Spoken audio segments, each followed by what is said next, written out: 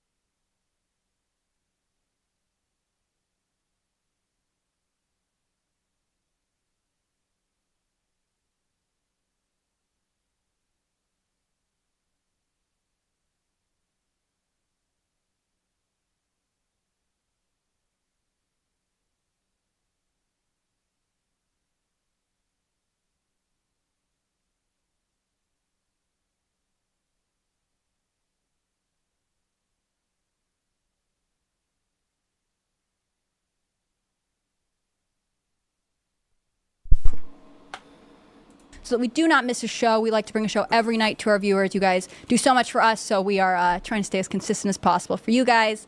So thanks. And if you are sad that I'm here, well, I'll be gone some other day.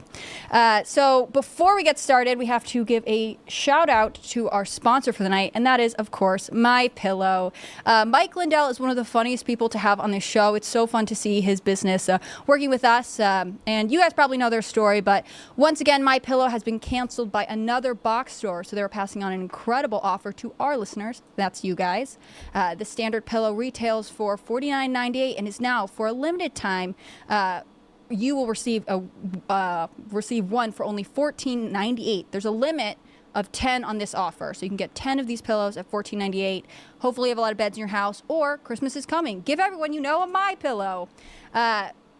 Do not miss out on this amazing deal while supplies last. Order now using promo code TIM. Maybe one day there'll be a Brimcast promo code. Who knows? Somebody call Mike. MyPillow is made with a patented adjustable fill. It adjusts to your exact individual needs, regardless of your sleep position.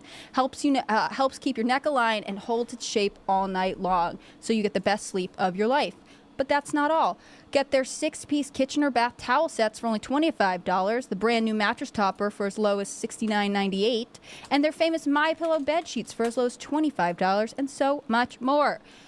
So go to mypillow.com, or you can go to mypillow.com, use promo code TIM to get a huge discount on all MyPillow products, including the standard size MyPillow for only $14.98. That's the lowest price ever, so order today. And remember, if you don't order it, then you don't give pillows out for Christmas, and everyone thinks you're the Grinch. Okay, let's get started.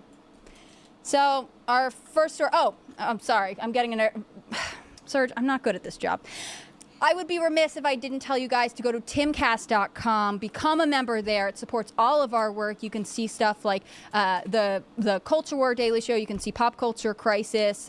You can, of course, check out our Trash House Records and all of their music. I think this is the last day their last day of their charting. We can get an update on that.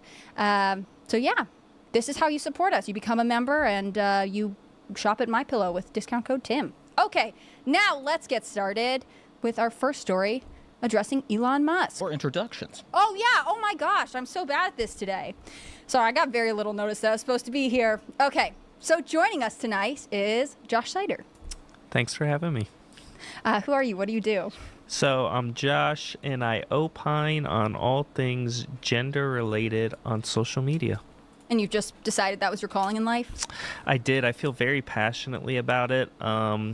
It's just something that I've always felt strongly about. So, that's kind of my full-time thing right now. I'm glad you could join us tonight. Maybe we'll get a little bit of gender news today. Absolutely. We also have the one, the only, the patron saint of the rambunctious lectern leader. Hey, thanks for having me on again. Appreciate it. Who are you? What do you do? Well, I'm America's most notorious furniture mover. I am a reformed terrorist. I learned a lot in prison.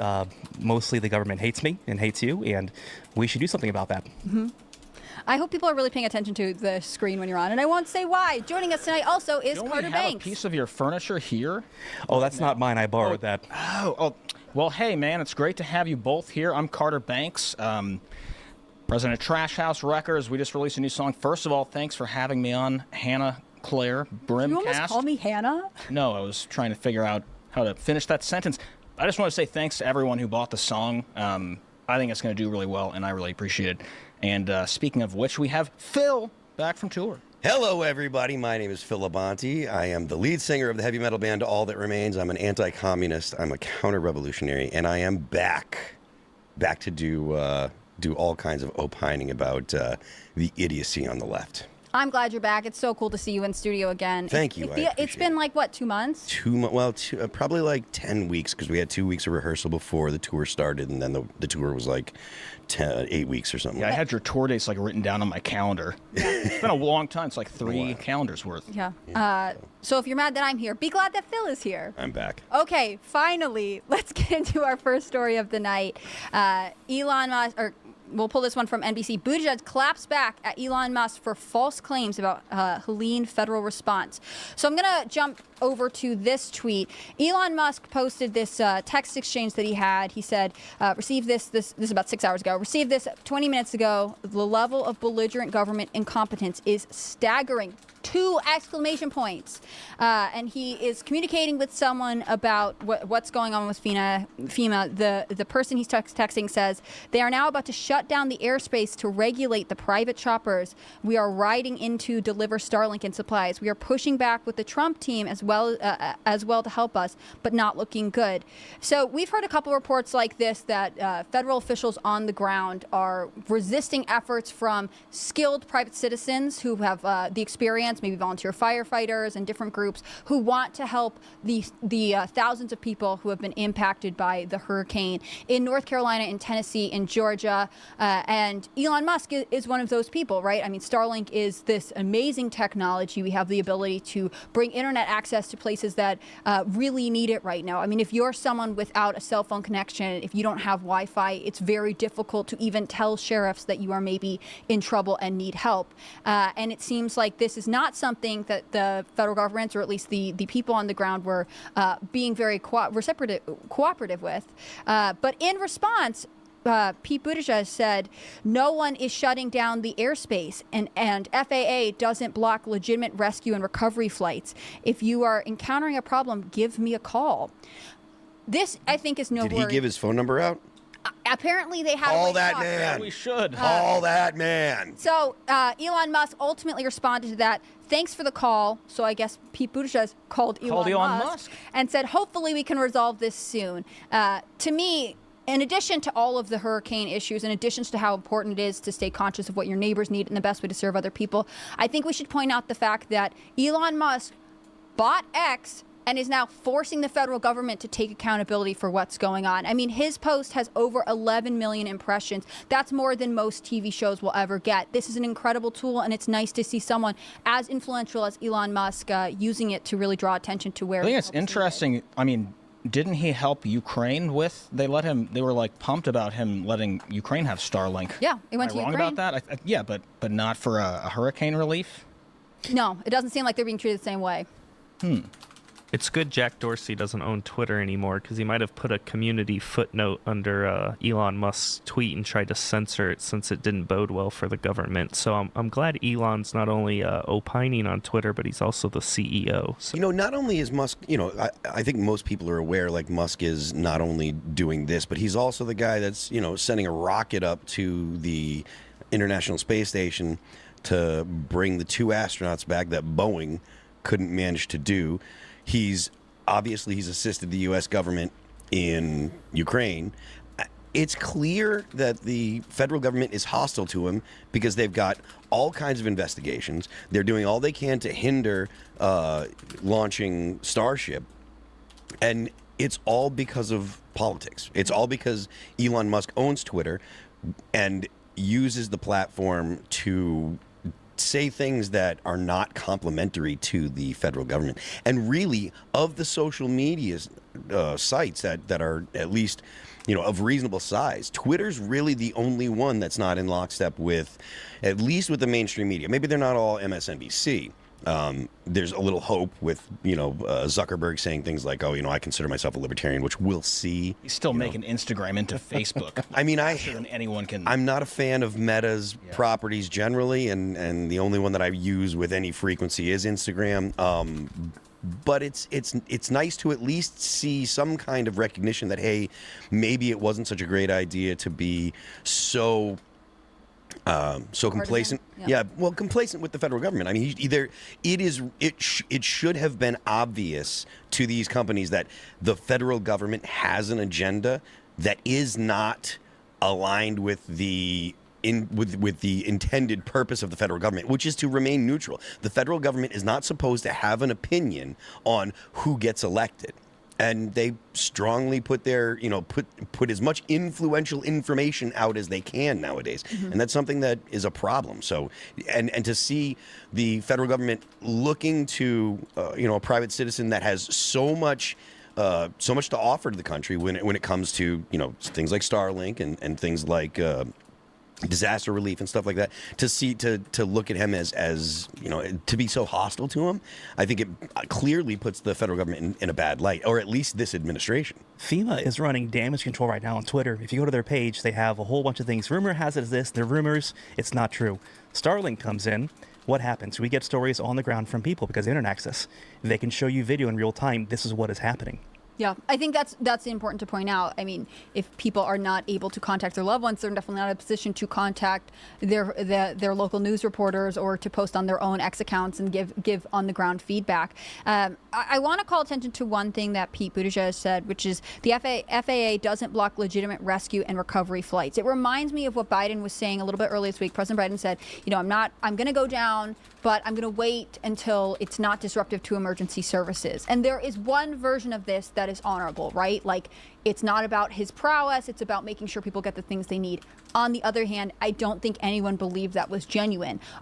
Is this sort of a legitimate concern for the government that it's search and rescue should take priority over things like Starlink, or is it actually just kind of a dodge because both things could be happening at the same time? Well, that method didn't work for the border, and there was emergency down there, right? Mm-hmm. Their presence, or their absence of their presence, didn't really fix that. And on top of this, these people need help. And I can't help but think there is that saying, if we don't pay taxes, who's going to fix the roads? I'm looking at Americans coming and saving Americans, and the government getting in the way of that. I think it's also a tale as old as time because private entities usually work much more efficaciously to get things done because there's not the bureaucracy that you have with government entities. And I think the government takes umbrage at that and gets angry when they see a private entity doing something better than they can. So not only is the government slow moving and not doing anything, they then lambast the private entity that's doing it better than them because it makes them look bad. And so I think we're seeing that play out with the border, as he mentioned, and now with Elon Musk. You're reminding me that there's this report out that Dolly Parton, who's famously from Tennessee, very devoted to the state, just gave, I think it's $1 million to start hurricane relief efforts because her response is basically like, these are my people, these are my neighbors. And I think that altruism from the private sector, the individual wealthy person doing something is important. And maybe our dependency on the federal government has sort of lulled us out of that mentality that it's our responsibility. Right, it's like a shining example of like the success of capitalism over government control, and they don't like that. Mm-mm. Do you think that Americans are going to pay attention to this for the next 6 weeks? Are we afraid this story is going to fade to the background? I don't think that I'm not sure about 6 weeks, but I don't think that there's the option of not paying attention for the next couple weeks because, these rescue efforts going to be going on for a while.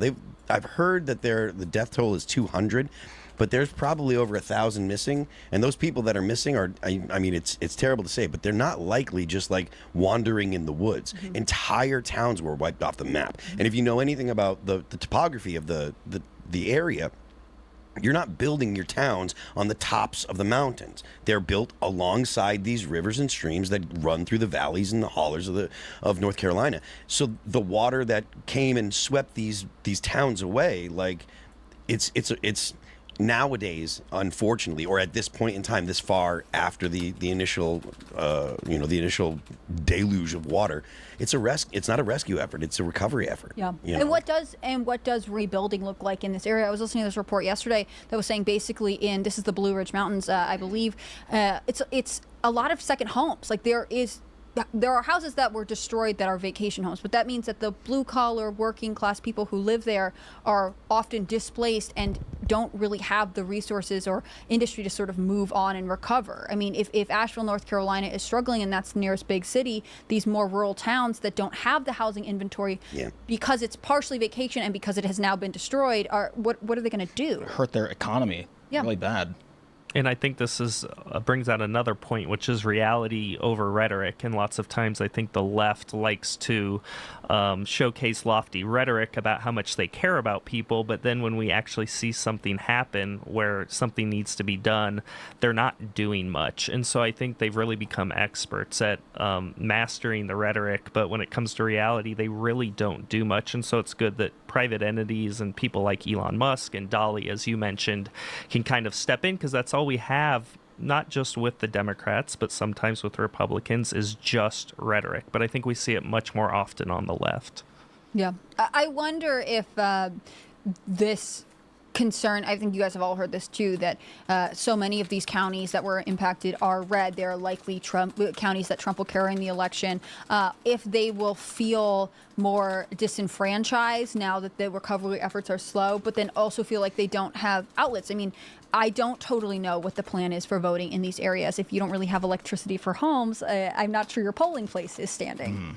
Yeah, I've heard some people, like left-leaning people, saying some pretty atrocious things that it's a positive for the for the Democrats and stuff. And I mean, whereas they may be correct, it may be hard to get votes, people from that area voting. The fact that it comes to mind is kind of just gross, And, By any means necessary. I mean, that is their mantra, right? Yeah.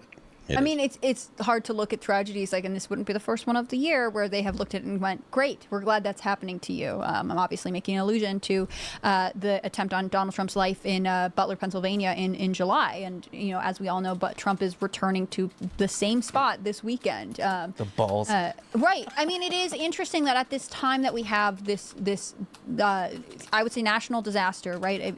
From what I know, this hurricane is comparable to Katrina in terms of loss of life. I mean, we are still waiting on numbers. Like Phil said, it's thousands/unknowns amount of people that are still missing. And this is Donald Trump kind of embodying resiliency. He's saying, I'm going to go back and I'm going to keep pushing and I'm going to keep fighting. And I think that's interesting when there are so many Americans who are probably right now thinking they're in very desperate times. The response to Katrina was also a lot more heartfelt for the entire country. Mm-hmm. We all came together during Katrina. Didn't musicians make songs and sing together? Yeah. And there were all these it was different times, right? So different. The last time I was here, we were talking about what fixes the country, because it's a generational issue. And I mentioned it has to be something like a 9/11 or a major disaster that pulls everyone together. And Tim's like, I don't think that'll even work anymore. Mm-hmm. And here we are. We see a disaster that's affected both sides of the fence. And where are the songs? I don't think that. Yeah, Phil, where are the songs? Well, there are songs. I'm just kidding. I don't think that a natural disaster would pull people together the way that an attack would. So hypothetically, if there was an attack that had thousands of people that passed away, that were victims, that might do it. What if one side just blames the other side for that's possible. continued infighting? That's I possible. think we'd need pattern. aliens, something totally different. Well, I saw this post on Project X Bluebeam. today. Yeah. Oh my gosh. Send it. I saw this post on X today that was comparing and contrasting the New York Times. And the New York Times, during Katrina basically had wall-to-wall coverage of what was going on, the recovery efforts and the responses and all of this stuff. And as far as I know, the New York Times covered the hurricane and moved on to talking about January 6th again. I don't know if you're paying them to do that. I know you want to keep it alive, but it's sort of ridiculous. For us, it's good for us. We have this moment to be like, look, this is the thing that needs attention. J.D. Vance made this comment during the debate. They're talking about the gun violence epidemic, and he was like, yes, we should talk about this, especially in inner cities, which does not get the coverage. I mean, news media coverage for some of these serious issues can make or break. It can really change the lives of people impacted by it. Why the New York Times would be turning its eyes away for something that happened several years ago seems like a disservice to the country. Yeah, they always say there's lying and then there's lying just by omission. And the media, like you said, really shapes the narrative. And by just omitting things or refusing to talk about things, they're lying. And so I live in Chicago, where there's obviously a lot of gun violence, but the people perpetrating this, shocker, are not a bunch of mega Republicans that are going around shooting little kids and shooting each other. They happen to be people that the media does not want to portray in any negative light, and so it just doesn't get talked about. And when they do that, they effectively erase it as if it's not happening. Yeah. But I live there, and it is happening. Yeah. I think that's a good point. And on the notes of the media being willing to show certain people in negative lights, I'm going to jump to this story from the New York Post.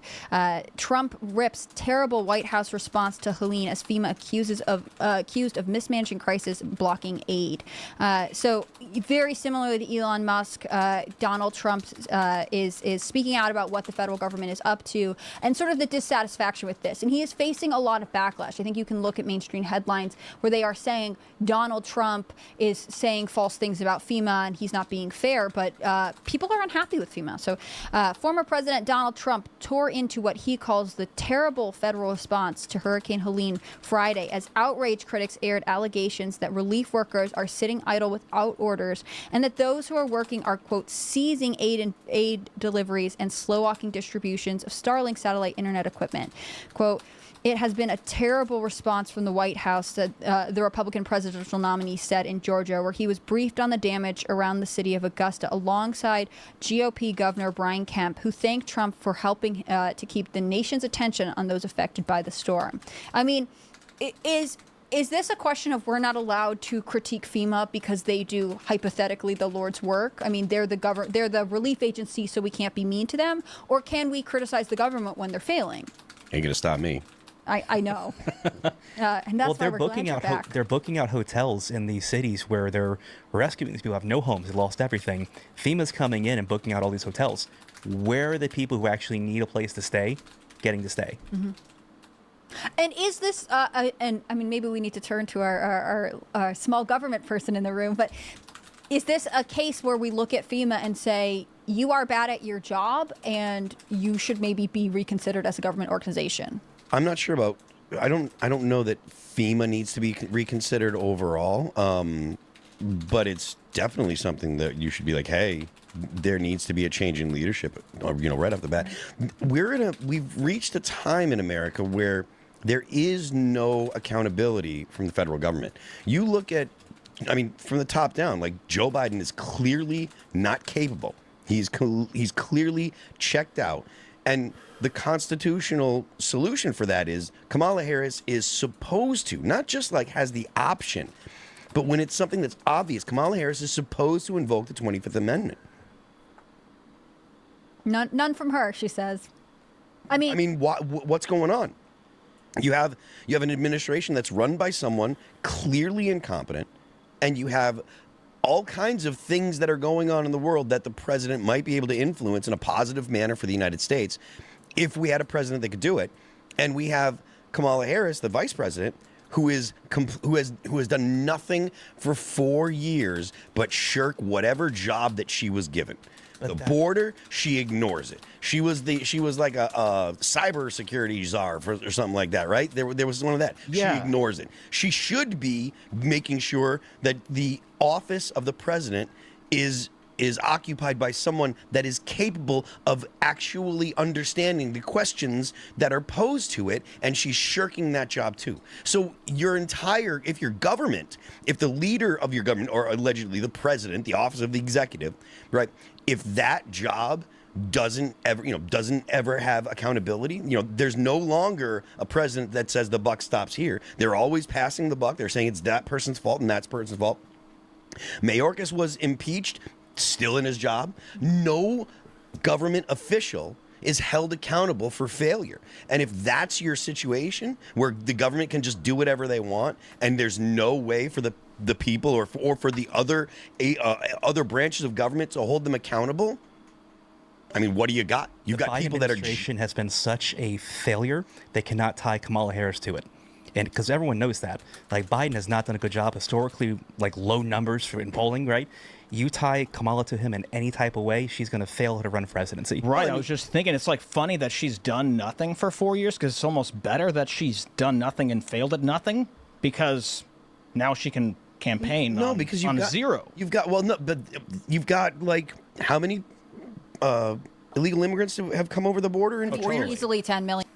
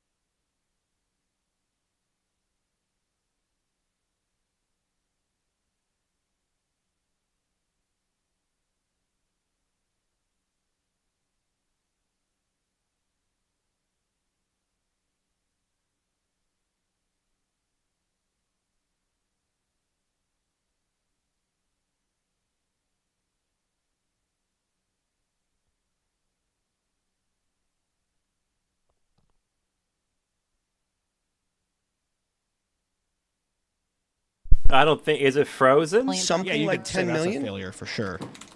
And I don't care how many times people say, oh, you're a bad person for saying it. These people are being moved throughout the country by the federal government. They're being moved to states like Ohio and states like Florida, where if they go there and they vote Democrat, they could shift the balance. They could change the makeup of what the population would normally vote for. They're going to purple states, or they're going to places that are strongly red, and they're hoping to make them purple. That's not deniable. There's nobody that's going to say, oh, they're not bringing people into the country. That's happening. What happens is if you say this is why, you get called names. And so this is something that the federal government has been completely and totally, it's worse than not doing your job. It's actively trying to use government policy to help one party over another in the face or against the wishes of the population of the United States. Yeah. You look at, I think it was like 70% of people, they said in the debate, they said like 70% of people want to actually start deportations. Like, I was astounded when I heard that number. It's pretty crazy to Like most of the time Americans are like, I don't know if I want to go ahead and like start knocking on doors and being like, are you an American? 70% of the population are like, get them out of here.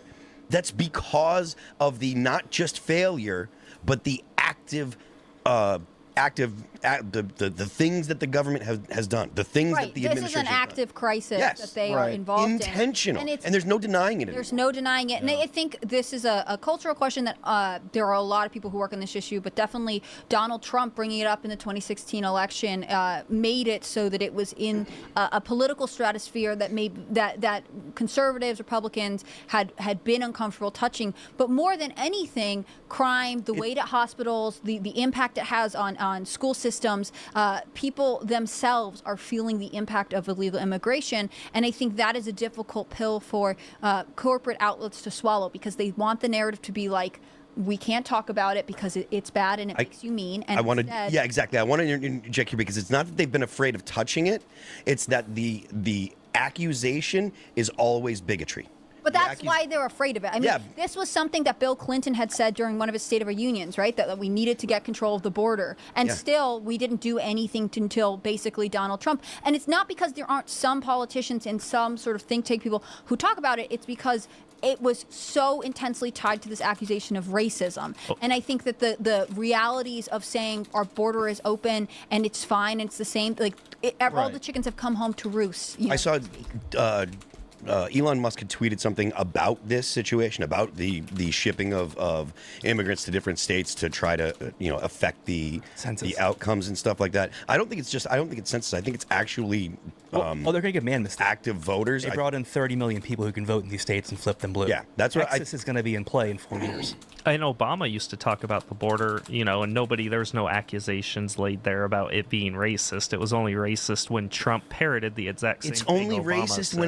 when it's a tool that the Democrats can use to chill conversations about it. The goal is to get people to not talk about it, because if they call you names, then you're afraid of them, and then you don't want to bring it up. And I think that the American, and this is bad for multiple reasons. It's bad because these are actual legitimate conversations that need to be had, but it's also bad because you've got a generation of kids that are teens and early 20s that don't care if you call them racist, and they're just gonna be like, I don't care, and it's like you're actually giving cover to legitimate racists. Well, you brought up a really good point earlier about accountability and how there's no accountability for government officials when they mess up really bad, and that's where the media comes in. The media is supposed to be the fourth estate. They're supposed to hold the government officials' feet to the fire and report on these things. And as we all know, investigative journalism is not funded anymore, so we don't really have the hard-hitting reports from the media anymore, and journalists aren't really journalists. They're democratic apparatchiks.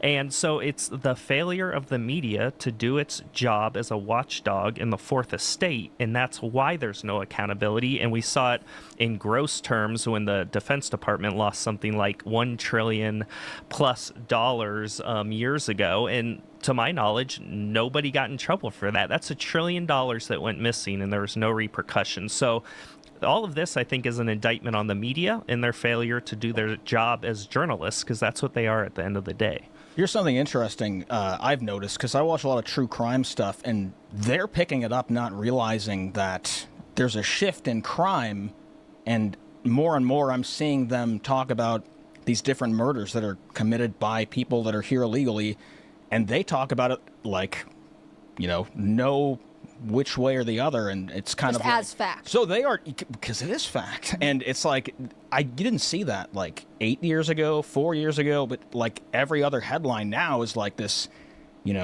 atrocious crimes committed by one or two people of a certain,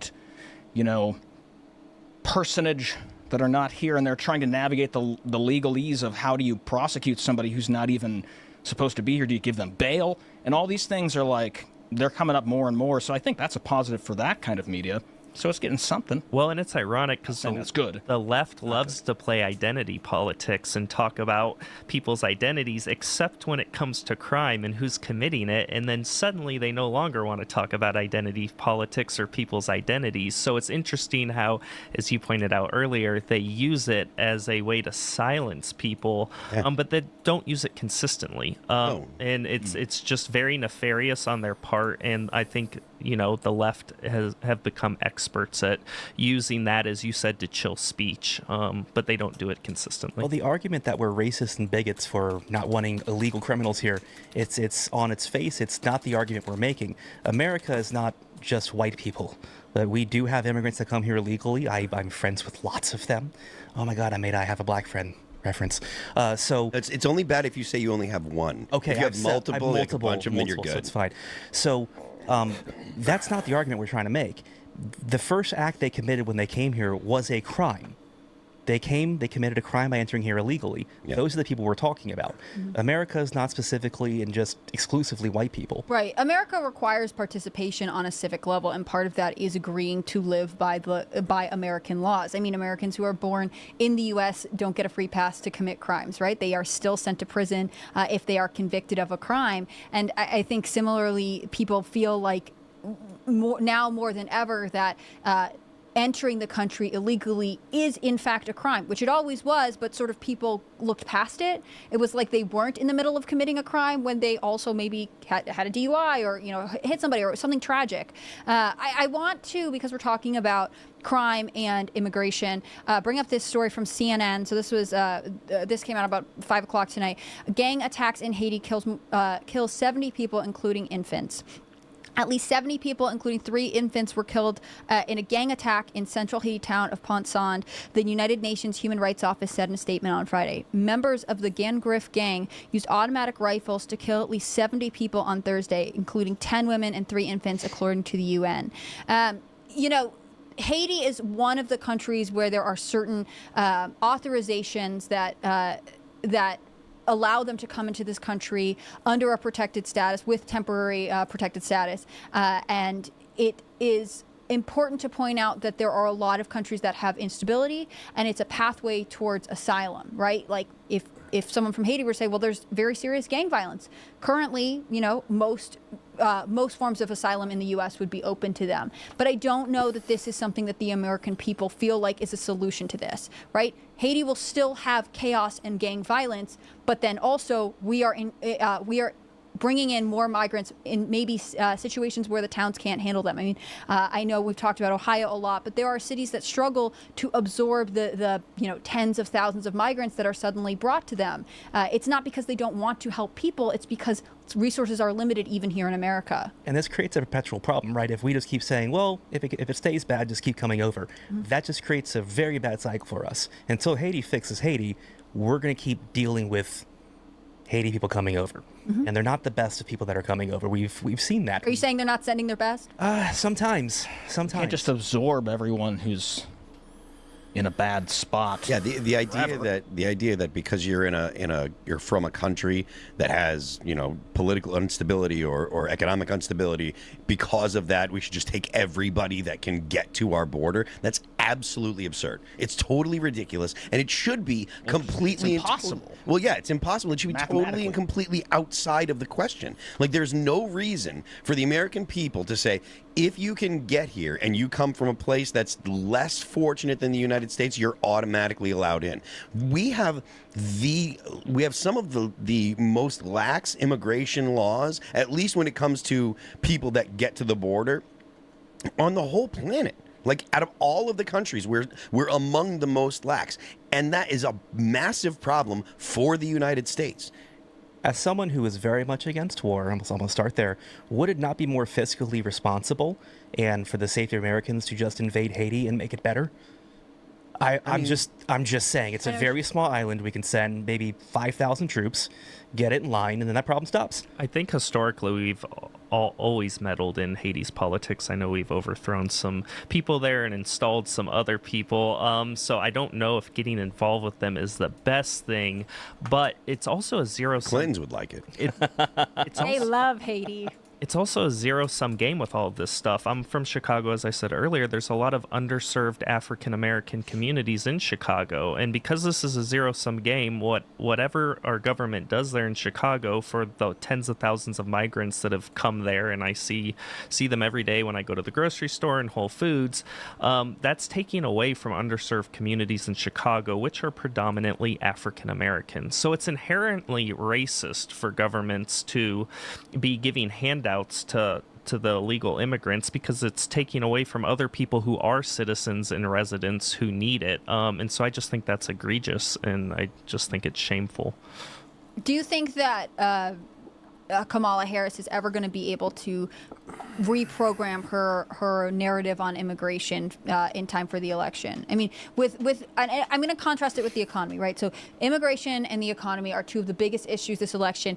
Even when Harris polls better on likability, on who would you rather hang out with at the mall or whatever the question is, Trump always comes out on top with who do you think is better suited to handle the economy and handle immigration. It's always Trump among voters. She has tried to gain ground on the economy by saying, instead of inflation, saying the cost of living crisis, right? She and her team have been able to repackage certain things. Is there a way for them to successfully message on immigration, or is it too far gone? I think it depends if the media does their job. So I think she can get away with doing what she's doing, which is using this kind of Orwellian doublespeak where she's using euphemisms for inflation and calling it, as you just said, this cost of living crisis. So it really depends if the media does their job. And oftentimes we see them lobbying assists to the Democrats. And if they keep doing it, yes, she can continue doing what she's doing with impunity and her feet won't be held to the fire. But if the media actually did her job, I think that she would find it very tough to turn it around before the election. But she's just not put under much scrutiny. And so, yes, I think she can get away with it because we don't have legitimate journalists out there. People get their information from one or two places, right, depending on what side of the fence you lean on, or unless you're a rational person, like some of us in the room, who listen to lots of different sources. I don't see the left covering gang violence, Venezuelan gangs in Colorado. I don't see them doing these things, so they don't even know it's an issue. They don't. They don't. They may kind of see, like, there's kind of an uptick in our town in this direction, but they don't really see it. So I don't think you're going to sway any of those voters from not voting for Kamala because they don't even know it's an issue. That's interesting, because she is about to do a 60 Minutes interview. Hypothetically, I'll see it. I'll believe it when I see it. But there would be opportunities for a serious journalist, to your point, to ask her more directly, hey, this is an actual problem, and address it, if they're allowed to ask her such questions. Do you guys think Kamala is going to be able to grapple with the immigration question in the next couple weeks? I don't know that it matters, and the reason is because I think that, like, the voters that are able to be swayed, it is such a vanishingly small group of people. I don't know that they are. I don't know. I don't know. But I think that the amount of people that are, that you could actually sway nowadays is such a small amount. I'm not sure what you could, what is the most important thing to them. But if the polls are right and it's the economy and immigration. I don't think that Kamala Harris is in all that good of a position, but that doesn't. When you hear the actual polls of people and stuff, it's like 48-48 or whatever. Which is, I mean, I can't believe that that's true, but that's what you keep hearing when you talk to people that are polling. You know, and I'm glad you're talking about polling, because it's making me think of this report that I heard earlier today, which is pointing out the fact that in addition to not being able to use Starlink or any cell phone service or whatever for getting help that they need, people impacted by hurricanes are definitely not responding to pollsters. And so the numbers that we're getting out of several major swing states right now, if there are any, are probably inaccurate, because there's no way to actually sample a broad enough array of voters. And so it is a good question of what do we know about these people. And I think, to your point, the undecided voter right now, if we could figure out what they want to hear, I'm sure they would have told us. who even are Right. they? Yes. I mean, to answer your original question, I don't think there's any way that Kamala Harris can somehow come out with a winning argument on any kind of immigration policy at this point. But like Phil said, whether that matters or not, there is such a slim, sliver of people. Like, we don't even know if they were going to throw their hat in the ring, they probably would have done it by now. So what is going to make them just decide to go and vote one way or the other? Who knows? Which it's really interesting, because she really is in an untenable position, because what she's forced to do is say, I am going forward, if you elect me, I'm going to fix all of these myriad problems that we have that were created under me and Joe Biden. Yeah. And so it's just so, and again, the only reason she can get away with this is because the media doesn't hold her feet to the fire and say, wait, a lot of these issues are created under you and Biden, and you want us to think you're the one that's going to fix the issues that only exist because of you? Intentionally created. Some of them, but for argument's sake, you don't even need to go that far. It's just they were created under you, and you think we're going to entrust you to fix them? So I just think she's in a very hard position. I think she is too. I think her dynamic with Biden is also one of the things playing into this. Apparently he did not take well to when during her debate with Trump, she said, well, I am clearly not Joe Biden. Apparently this really, from some sources, have said it's really gotten under his skin. And, we've seen kind of odd behavior from Joe Biden over the last couple weeks. Yeah, didn't he put a Trump hat on? Put on a Trump hat. The past couple of weeks. Look, but odder is Totally fine before then. I'm amazed that we haven't seen him walking around in just a diaper. But that's the thing. He went on vacation. He was in California for a while. He went to Delaware. He came back, Trump hat. It seems to be not talking to Kamala Harris at all. I mean, I think there is a rift within the Biden-Harris administration. It does not excuse her from the accountability. She put her name on this administration. She should answer for its failures. But I want to talk about one more thing, which is for the first time in his presidency, Joe Biden made a spontaneous appearance in the White House press briefing room today. The actual one? Yes, the actual one. We're not sure if he wandered in there on purpose or by mistake, but there's this report from Politico that he was there for about 15 minutes and journalists audibly gasped when he entered, which is not a great sign. But I'm going to pull this from NPR. He talked about a couple different things. I think it's pretty notable that he said he's worried about, Biden says he's worried about violence around the presidential election. President Joe Biden told reporters on Friday he is confident that the election will be free and fair, but he said he was concerned about potential for violence if former President Donald Trump refuses to accept the will of the voters. Quote, I am confident it will be free and fair. I don't know whether it will be peaceful, Biden said during a surprise appearance at the White House daily briefing. The things that Trump has said and the things that he had said last time out when he didn't like the outcomes of the election were dangerous. This is one of the narratives that I think Democrats go back to a lot. And this story has two components, right?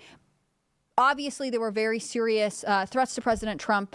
And I'll go back to something former First Lady Melania Trump said, which is that everyone who contributes to political violence by saying things like we need to, do horrible things to keep this man out of office, he's a threat to democracy, contribute to this. And so in some ways, Joe Biden is now back in the DNC camp by saying these things.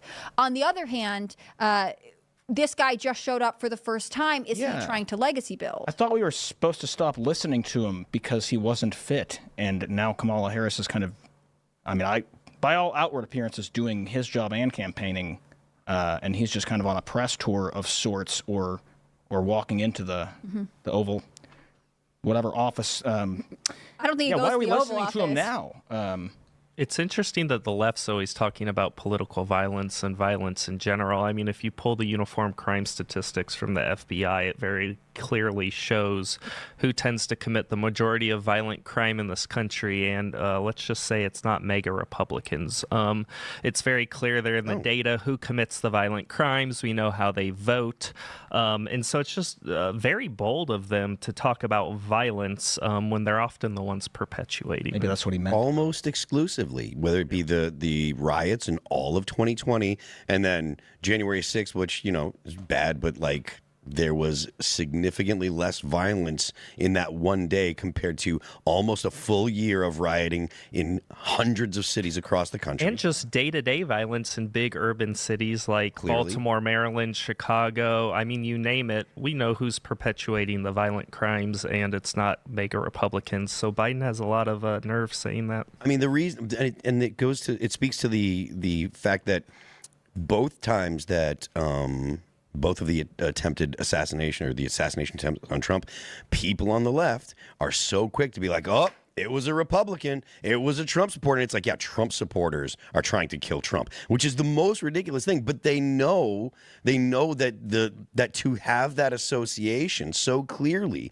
on top of all the riots, on top of all the violence that comes from the low grade violence that comes from the Democrats, they have to continue to point the finger because the American people kind of know generally that it actually is Democrats that are consistently stoking the violence. They were calling Donald Trump all sorts of names, and whether or not, I mean, there are people that are going to argue and say, stochastic terrorism isn't a thing, and if you what people say doesn't actually impact actions that people take, and I'm sympathetic to that because at the end of the day, you have to put the onus on the person that actually acts.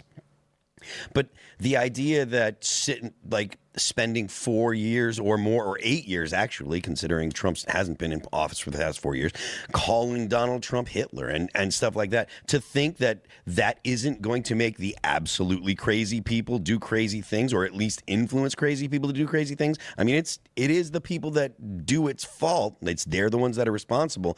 But the whole reason that people say Donald Trump is Hitler is because they want you to think that Donald Trump would do something as atrocious as Hitler did. It's not like they're saying it's an implication of exactly. like, this guy's really bad. It's like, it's not just like, he's kind of bad. It's they're associating with one of the worst, one of the worst people in history. What was the poll they did? It was at CNN and MSNBC. They said they asked people, would it have been a better thing if Trump's assassination was successful?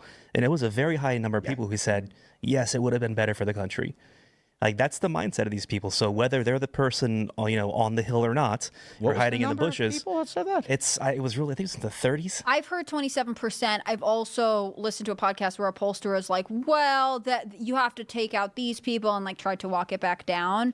Because I think it is even shocking to mainstream researchers and journalists. Like, even though they themselves do not like Trump, I think the idea that people are open to I don't see the left who's committing it, and then suddenly they no longer want to talk about identity politics or people's identities. So it's interesting how, as you pointed out earlier, they use it as a way to silence people, but they don't use it consistently. And it's just very nefarious on their part, and I think the left have become experts at using that, as you said, to chill speech, but they don't do it consistently. Well, the argument that we're racist and bigots for not wanting illegal criminals here, it's on its face. It's not the argument we're making. America is not just white people.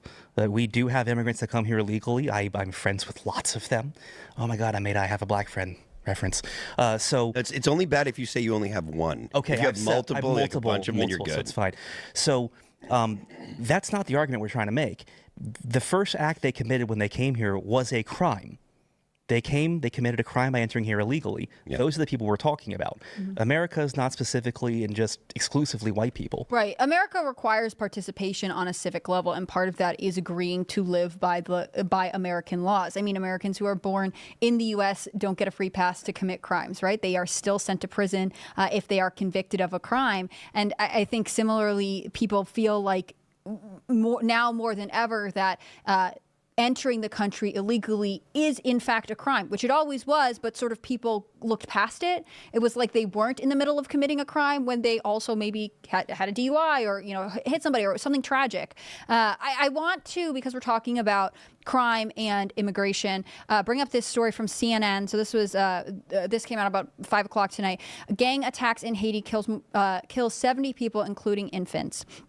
At least 70 people, including 3 infants, were killed in a gang attack in central Haiti town of Pont-Saint, the United Nations Human Rights Office said in a statement on Friday. Members of the Gangriff gang used automatic rifles to kill at least 70 people on Thursday, including 10 women and 3 infants, according to the UN.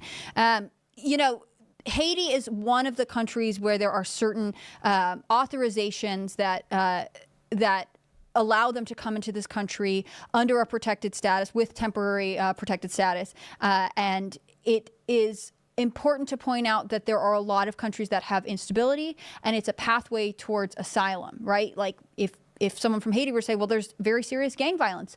Currently, most forms of asylum in the U.S. would be open to them. But I don't know that this is something that the American people feel like is a solution to this, right? Haiti will still have chaos and gang violence, but then also we are bringing in more migrants in maybe situations where the towns can't handle them. I mean, I know we've talked about Ohio a lot, but there are cities that struggle to absorb the tens of thousands of migrants that are suddenly brought to them. It's not because they don't want to help people. It's because resources are limited even here in America. And this creates a perpetual problem, right? If we just keep saying, well, if it stays bad, just keep coming over. That just creates a very bad cycle for us. Until Haiti fixes Haiti, we're going to keep dealing with Haiti people coming over. And they're not the best of people that are coming over. We've seen that. Are you saying they're not sending their best?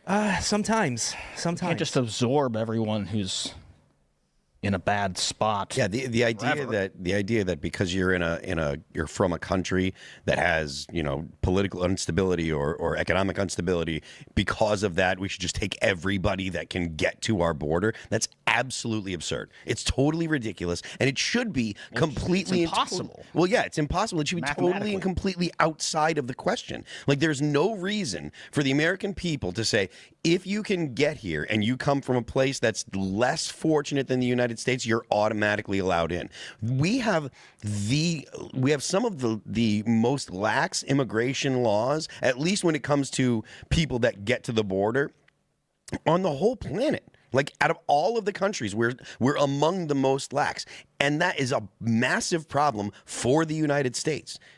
As someone who is very much against war, I'm going to start there, would it not be more fiscally responsible and for the safety of Americans to just invade Haiti and make it better? I'm just saying, it's a very small island. We can send maybe 5,000 troops, get it in line, and then that problem stops. I think historically we've always meddled in Haiti's politics. I know we've overthrown some people there and installed some other people. So I don't know if getting involved with them is the best thing, but it's also a zero-sum. Clintons would like it. They love Haiti. It's also a zero-sum game with all of this stuff. I'm from Chicago, as I said earlier. There's a lot of underserved African-American communities in Chicago. And because this is a zero-sum game, whatever our government does there in Chicago for the tens of thousands of migrants that have come there, and I see them every day when I go to the grocery store and Whole Foods, that's taking away from underserved communities in Chicago, which are predominantly African-American. So it's inherently racist for governments to be giving handouts to the illegal immigrants, because it's taking away from other people who are citizens and residents who need it. And so I just think that's egregious, and I just think it's shameful. Do you think that Kamala Harris is ever going to be able to reprogram her narrative on immigration in time for the election. I mean, and I'm going to contrast it with the economy, right? So immigration and the economy are two of the biggest issues this election. Even when Harris polls better on likability, on who would you rather hang out with at the mall or whatever the question is, Trump always comes out on top with who do you think is better suited to handle the economy and handle immigration. It's always Trump among voters. She has tried to gain ground on the economy by saying, instead of inflation, saying the cost of living crisis, right? She and her team have been able to repackage certain things. Is there a way for them to successfully message on immigration, or is it too far gone? I think it depends if the media does their job. So I think she can get away with doing what she's doing, which is using this kind of Orwellian doublespeak where she's using euphemisms for inflation and calling it, as you just said, this cost of living crisis. So it really depends if the media does their job. And oftentimes we see them lobbying assists to the Democrats. And if they keep doing it, yes, she can continue doing what she's doing with impunity and her feet won't be held to the fire. But if the media actually did her job, I think that she would find it very tough to turn it around before the election. But she's just not put under much scrutiny. And so, yes, I think she can get away with it because we don't have legitimate journalists out there. People get their information from one or two places, right, depending on what side of the fence you lean on, or unless you're a rational person, like some of us in the room, who listen to lots of different sources. I don't see the left covering gang violence, Venezuelan gangs in Colorado. I don't see them doing these things. So they don't even know it's an issue. They don't. Mm-hmm. They don't. They may kind of see, like, there's kind of an uptick in our town in this direction, but they don't really see it. So I don't think you're going to sway any of those voters from not voting for Kamala because they don't even know it's an issue. That's interesting, because she is about to do a 60 Minutes interview. Hypothetically, I'll see it. I'll believe it when I see it. But there would be opportunities for a serious journalist, to your point, to ask her more directly, "Hey, this is an actual problem," and address it. If they're allowed to ask her such questions, do you guys think Kamala is going to be able to grapple with the immigration question in the next couple weeks? I don't know that it matters, and the reason is because I think that, like, the voters that are able to be swayed, it is such a vanishingly small group of people. I don't know that they are. I don't know. I don't know. But I think that the amount of people that are, that you could actually sway nowadays is such a small amount. I'm not sure what you could, what is the most important thing to them. But if the polls are right and it's the economy and immigration, I don't think that Kamala Harris is in all that good of a position. But that doesn't, when you hear the actual polls of people and stuff, it's like 48-48 or whatever, which is, I mean, I can't believe that that's true, but that's what you keep hearing when you talk to people that are polling. And I'm glad you're talking about polling, because it's making me think of this report that I heard earlier today, which is pointing out the fact that in addition to not being able to use Starlink or any cell phone service or whatever for getting help that they need, people impacted by hurricanes are definitely not responding to pollsters. And so the numbers that we're getting out of several major swing states right now, if there are any, are probably inaccurate, because there's no way to actually sample a broad enough array of voters. And so it is a good question of what do we know about these people. And I think, to your point, the undecided voter right now, if we could figure out what they want to hear, I'm sure they would have told us. Who even are right? they? Yes. I mean, to answer your original question, I don't think there's any way that Kamala Harris can somehow come out with a winning argument on any kind of immigration policy at this point. But like Phil said, whether that matters or not, there is such a slim, sliver of people. Like, we don't even know if they were going to throw their hat in the ring, they probably would have done it by now.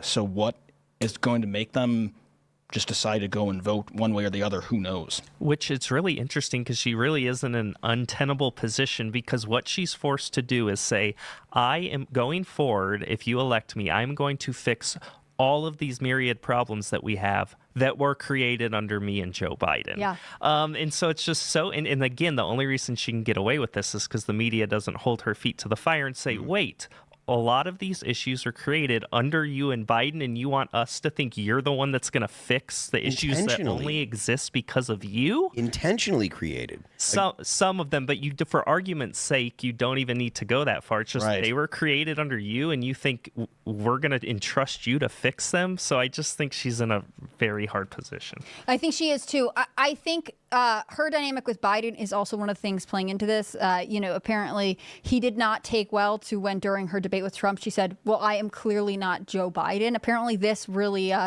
from some sources, have said it's really gotten under his skin. And, we've seen kind of odd behavior from Joe Biden over the last couple weeks. Yeah, didn't he put a Trump hat on? He put on a Trump hat. The past couple of weeks. Look, but it odder than Totally fine usual. before then. I'm amazed that we haven't seen him walking around in just a diaper. But that's the thing. He went on vacation. He was in California for a while. He went to Delaware. He came back, Trump hat. It seems to be not talking to Kamala Harris at all. I mean, I think there is a rift within the Biden-Harris administration. It does not excuse her from the accountability. She put her name on this administration. She should answer for its failures. But I want to talk about one more thing, which is for the first time in his presidency, Joe Biden made a spontaneous appearance in the White House press briefing room today. The actual one? Yes, the actual one. We're not sure if he wandered in there on purpose or by mistake, but there's this report from Politico that he was there for about 15 minutes and journalists audibly gasped when he entered, which is not a great sign. But I'm going to pull this from NPR. He talked about a couple different things. I think it's pretty notable that he said he's worried about, Biden says he's worried about violence around the presidential election. President Joe Biden told reporters on Friday he is confident that the election will be free and fair, but he said he was concerned about potential for violence if former President Donald Trump refuses to accept the will of the voters. Quote, I am confident it will be free and fair. I don't know whether it will be peaceful. Biden said during a surprise appearance at the White House daily briefing, the things that Trump has said and the things that he had said last time out when he didn't like the outcomes of the election were dangerous. This is one of the narratives that I think Democrats go back to a lot. And this story has two components, right? Obviously, there were very serious threats to President Trump. And I'll go back to something former First Lady Melania Trump said, which is that everyone who contributes to political violence by saying things like we need to, do horrible things to keep this man out of office, he's a threat to democracy, contribute to this. And so in some ways, Joe Biden is now back in the DNC camp by saying these things. On the other hand, this guy just showed up for the first time. Is he trying to legacy build? I thought we were supposed to stop listening to him because he wasn't fit. And now Kamala Harris is kind of, by all outward appearances, doing his job and campaigning. And he's just kind of on a press tour of sorts or walking into the Oval, whatever office. I don't think he goes why are we to the listening Oval to him office. now? It's interesting that the left's always talking about political violence and violence in general. I mean, if you pull the uniform crime statistics from the FBI, it very clearly shows who tends to commit the majority of violent crime in this country. And let's just say it's not MAGA Republicans. It's very clear there in the data who commits the violent crimes. We know how they vote. And so it's just very bold of them to talk about violence when they're often the ones perpetuating. Maybe that's what he meant. Almost exclusively, whether it be the riots in all of 2020 and then January 6th, which, is bad, but there was significantly less violence in that one day compared to almost a full year of rioting in hundreds of cities across the country. And just day-to-day violence in big urban cities like Baltimore, Maryland, Chicago. I mean, you name it. We know who's perpetuating the violent crimes, and it's not MAGA Republicans. So Biden has a lot of nerve saying that. I mean, the reason, and it speaks to the fact that both times that both of the attempted assassination or the assassination attempt on Trump, people on the left are so quick to be like, oh, it was a Republican, it was a Trump supporter. And it's like, yeah, Trump supporters are trying to kill Trump, which is the most ridiculous thing. But they know that to have that association so clearly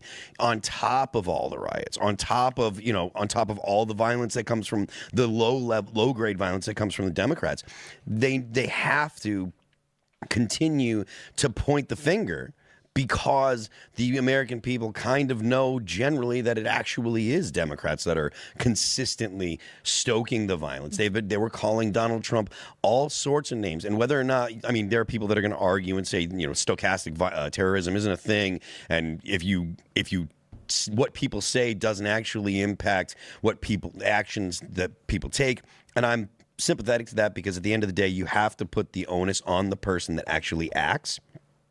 But the idea that spending 4 years or more, or 8 years actually, considering Trump hasn't been in office for the past 4 years, calling Donald Trump Hitler and stuff like that, to think that that isn't going to make the absolutely crazy people do crazy things, or at least influence crazy people to do crazy things. I mean, it is the people that do its fault. They're the ones that are responsible. But the whole reason that people say Donald Trump is Hitler, is because they want you to think that Donald Trump would do something as atrocious as Hitler did. It's not like they're saying it's an implication of exactly. Like, this guy's really bad. It's like, it's not just like, he's kind of bad. It's they're associating with one of the worst, one of the worst people in history. What was the poll they did? It was at CNN and MSNBC. They said they asked people, would it have been a better thing if Trump's assassination was successful? And it was a very high number of people who said, yes, it would have been better for the country.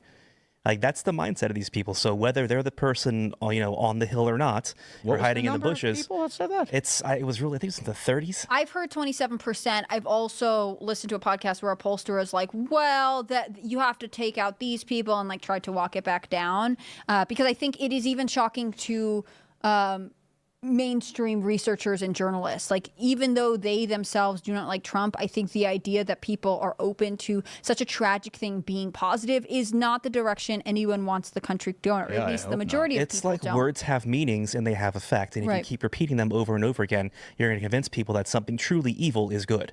It is also interesting to me that Biden is specifically bringing up this narrative of, Trump denying the results of the last election or whatever, and this being an imminent threat to this year's election. This was something that came up a lot after J.D. Vance just really annihilated the debate earlier this week, in part because it was one of the only moments where he was in a tough position. They asked him about Trump's comments and things like that, and I thought, did a totally okay job, but had to sort of say, like, we're going to move on peacefully, kind of move past this point. And it was something that corporate media definitely latched onto and was like, he couldn't answer. He didn't disavow what Trump said. This is happening all again. Where is Mike Pence when we need him?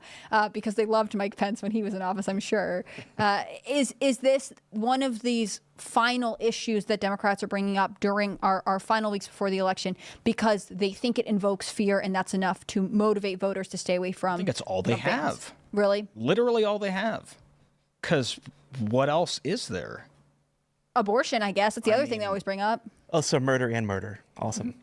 It would be nice if the moderators asked Kamala Harris or Waltz, especially Waltz, being in Minnesota and Minneapolis, about violence, since it was Democrats that were torching cities and torching small businesses and being extremely violent across the country, but not a word about violence, despite all of that and despite Waltz being there as the governor of Minnesota.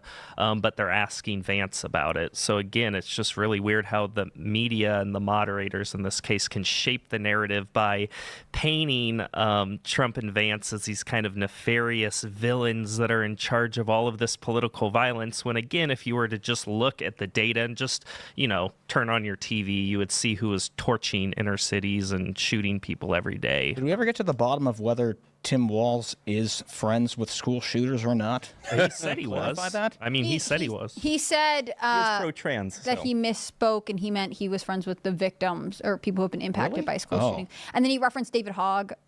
So I don't know. It was a weird answer. JD Walz is a weird character.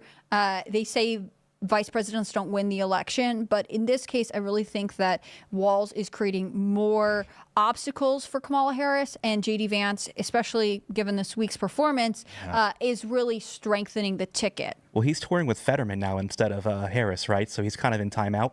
Oh, no. Is he really touring with Fetterman? Oh, Is he still vertical, Fetterman? John he Fetterman? made a recovery. He's kind of hilarious. He actually made a recovery. I think the stroke actually put things back in order. Oh. Do you guys expect to see Biden return to the campaign trail at all? Is there going to be ice cream and small children? What would his part be? Disavow. He did do. Disavow. Look, I want to keep my job and I want to keep this show on the air.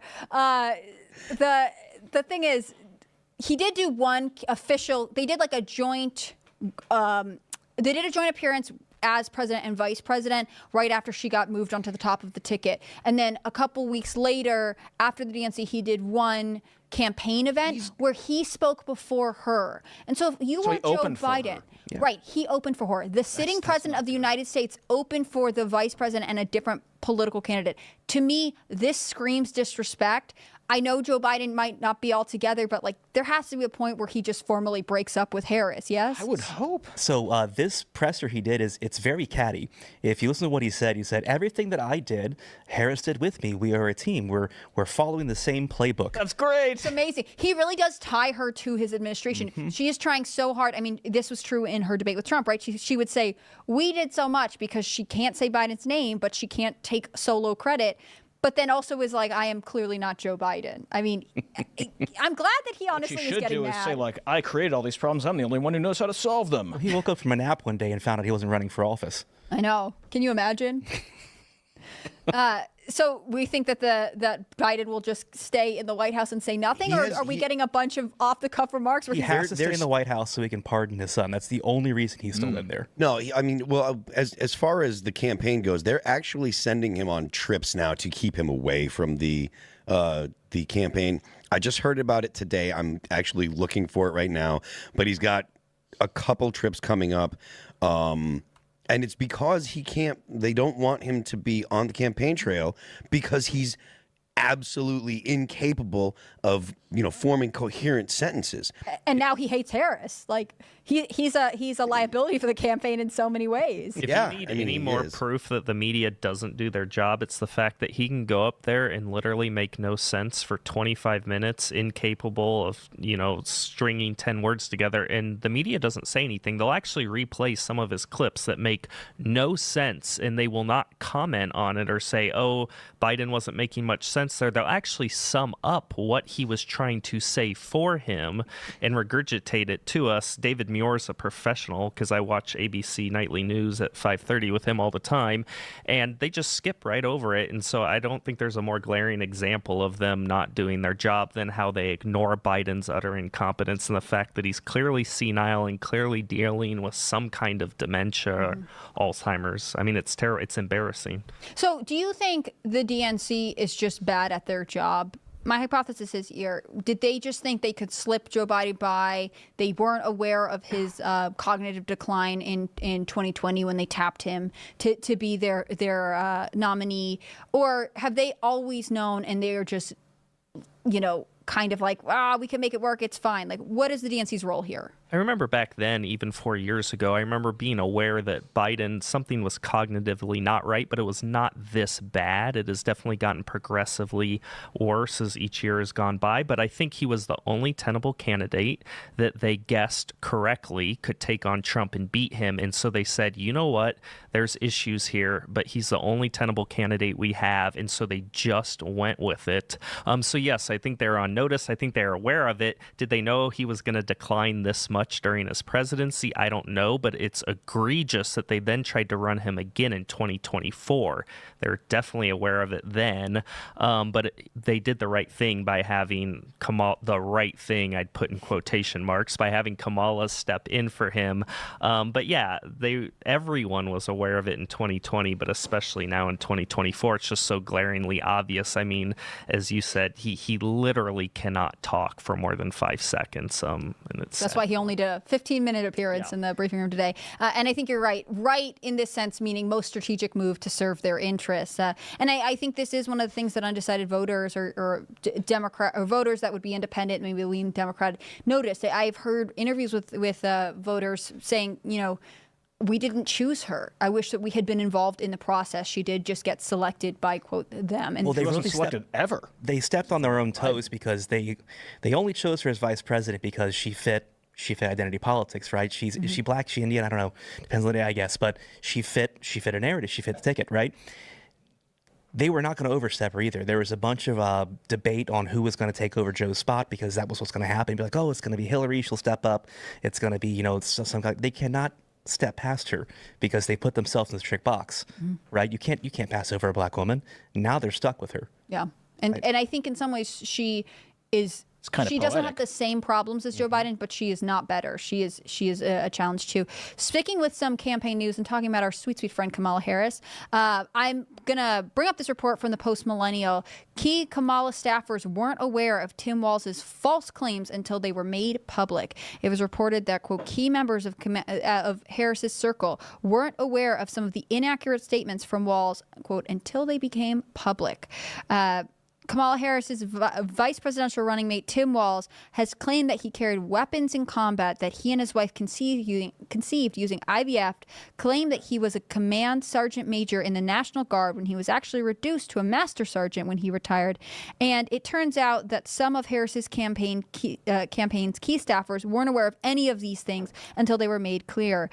Walz's false statements have ranged from his background in the National Guard to other facets of career, such as when he claimed to be teaching students in Hong Kong while the Tiananmen Square massacre took place.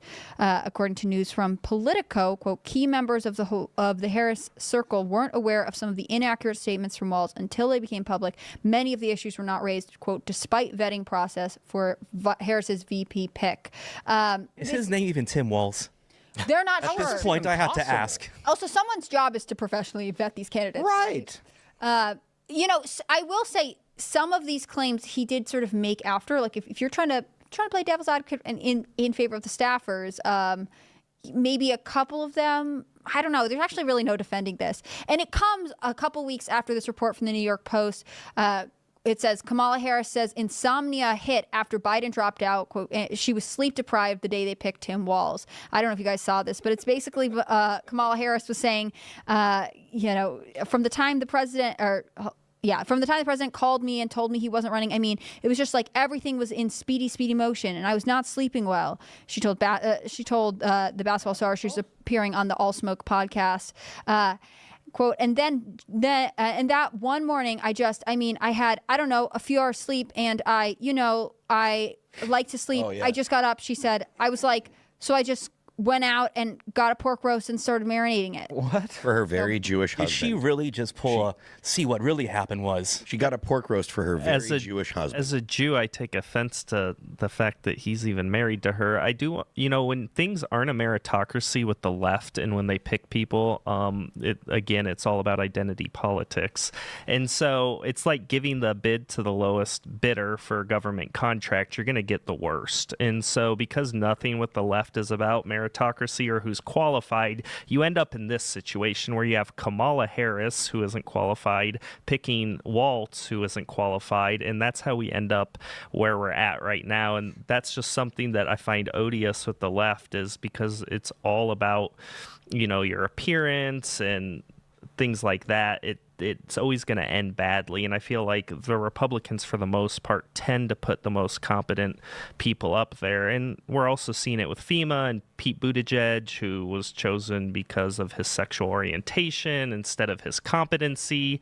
And so things start playing out like this, where it's just disaster after disaster, and I think it's totally predictable. Did you always feel this way, that identity politics was leading Democratic staffing choices, or is this something you feel more recently? I remember it with staffing choices. I would say I've only been cognizant of it, in the last 4 or 5 years. But I think we're definitely going down a road where it keeps getting more and more absurd. I mean, you look at the NASA gentleman, or maybe it was non-binary, who was stealing people's luggage, and that turned into a huge fiasco for the Biden administration. That was Very hilarious. embarrassing. I can't help but feel like he has my luggage, because I lost a bag that year and it was at that airport. It probably was him. You have to stalk his Instagram, see He if was he posted photos in your clothes. charged of nuclear or something, A lot right? of Zara in there. But even if you look at the TikTok influencers that the Biden administration hires, what they have going on, it's just pretty embarrassing. So yes, I would say it's definitely gotten worse, and I think it's only going to continue to get worse. And it's one of the things that I loathe the most about the left is that, it's not based on character. It's not based on things that as a country we've always valued. It's now just based on what's your orientation, what's your skin color, and it's just so insulting. And it leads to results like this, where you have Tim Walz claiming he was at Tiananmen Square. It's just really bizarre. I don't know how more people aren't upset about it and offended by it. The worst part about this with Kamala saying I only had a few hours of sleep, does she know the job she's running for? Because sometimes you have to make quick decisions, and they have to be good decisions. That's the job she's running for. She's telling us, well, I didn't really know what I was doing. I kind of just, picked him, I guess. I think it's pretty clear that, the current administration is more it's more a committee-run situation, and I think that's not going to change should Kamala Harris actually, win and get into office. There again, this speaks to the fact that there is no one held accountable. If you have a situation where there are multiple people that are doing the job as opposed to one person, it's much easier to go ahead and just pass the buck, and it's much easier for other people around them to say, well, we don't really know who we can hold accountable. When it's just one person and it's clearly the decision is made by the executive, then it's very easy to be like, well, you're the one who made the call. And yet you've got Kamala Harris saying that she was the last, I forget what for the Afghanistan, she was the last one in the room. And what happened? Nothing has changed. There has been no one held accountable for a totally botched withdrawal. Completely and totally botched. And the reason it was botched is because they just didn't want to do what Donald Trump did. Like, they came into office and they just wanted to change everything that the Trump administration had, whether it was good policy or bad policy. It was just like, if it's Donald Trump's policy, change it because we're not Donald Trump. And we have seen significant negative repercussions because of that. It was very spiteful. I mean, it Yeah. was really, we are the not Donald Trump and we're going to do all these things, especially when quietly there were either some things they left in place or they reversed. Like, famously, Trump called out you're saying my tariffs are bad, but the tariffs are still in place. I think the policy on the cost of insulin. Trump changed it. Trump had a policy in place that was working. They changed it and then changed it back. The whole talking about the border, they let the border go for 3 years before they even mentioned it. There's no problem at the border. No problem at the border. No problem at the border. 10 million people came into the United States unaccounted for.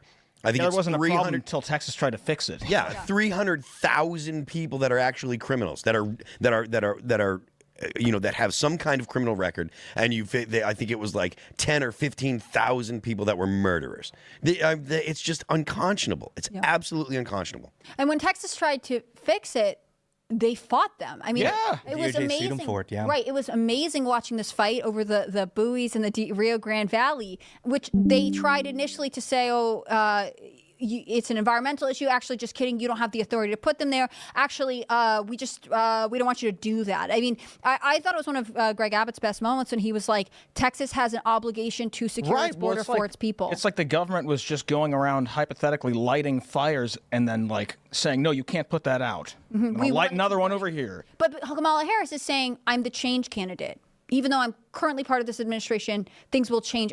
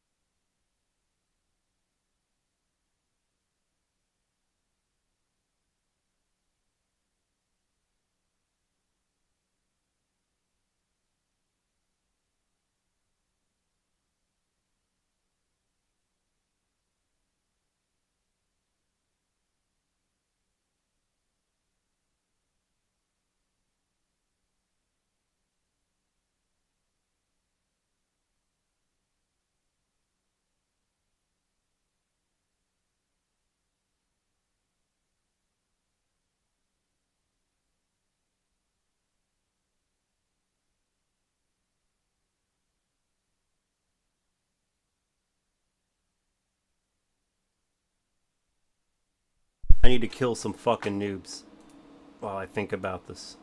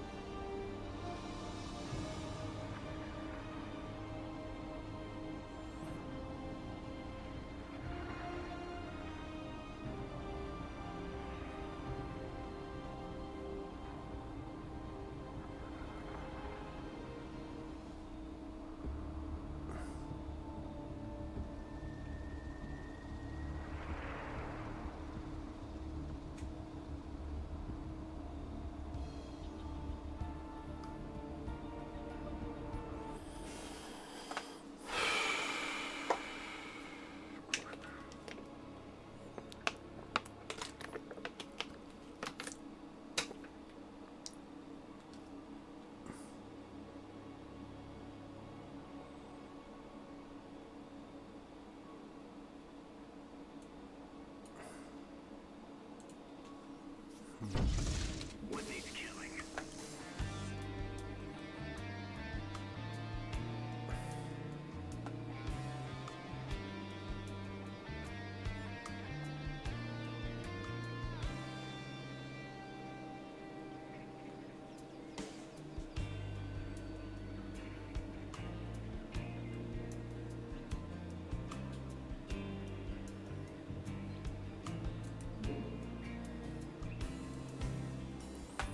What's on your mind? Let's go boom!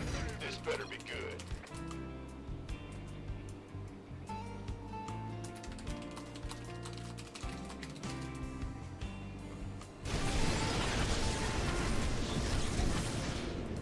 My pleasure. What's the plan?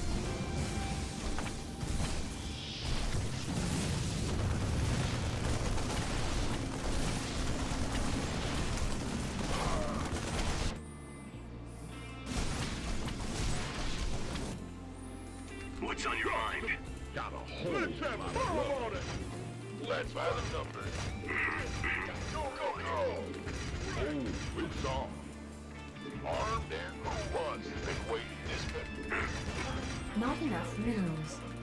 Not enough minerals. Not enough minerals. You want a piece of Not enough minerals. Not enough minerals. Not enough minerals. Go, go, go. Not enough minerals. Gangway. Coming through. What's on your mind? Research complete. Research complete.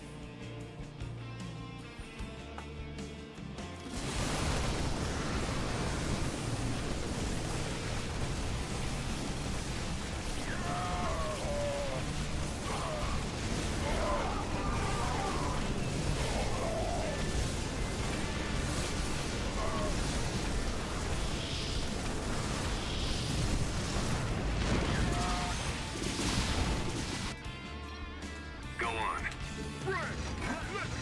enough minerals. Go on. Time to waste certain wood. Don't leave me hanging. Sucks to be you. Shoot. I'm waiting. Not enough minerals. Not enough minerals. This better be good. Not enough minerals. What's on your mind?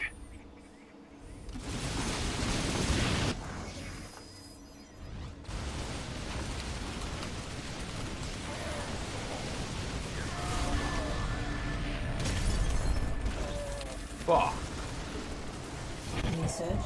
Not enough minerals.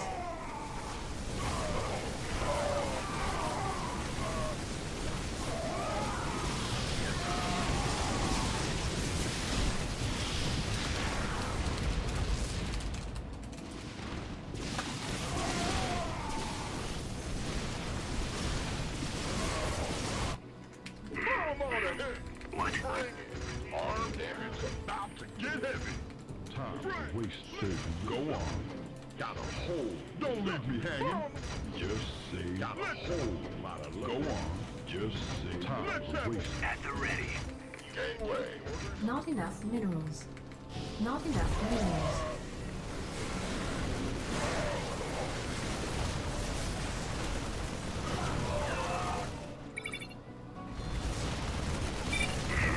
Upgrade complete.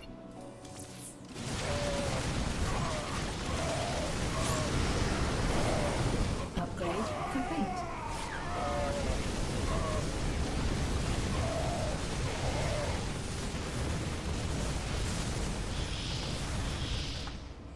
At the ready. Time's a wasting. First round's on me. This better be good. I can't build here. Fine now. Don't leave me hanging. Go on. Got a whole lot of love. Been waiting on you. I can't build here. I can't build here. Go, go, go. Oh, it, I can't build here. Kaboom, baby. Bring it. Gateway. Got a whole lot of love. I'm waiting. This better be good. At the ready. What's the plan?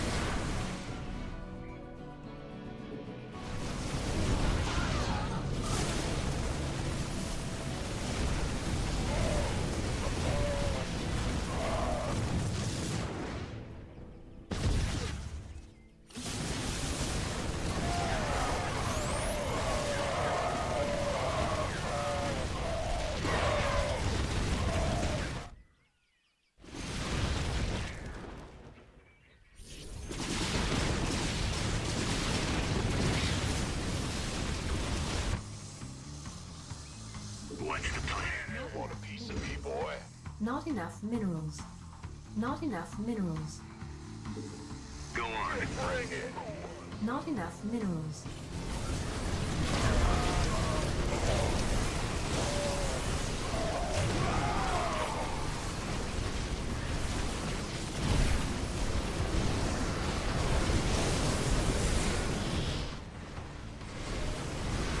Upgrade complete. Upgrade complete.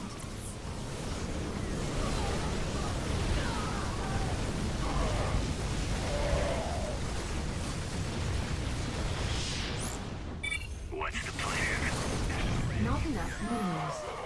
Not enough minerals.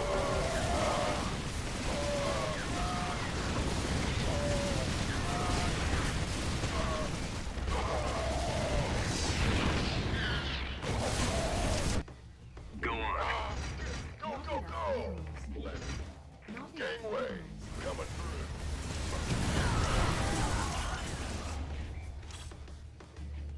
What's the plan? Go, go, go. Not enough minerals. Armed and ready.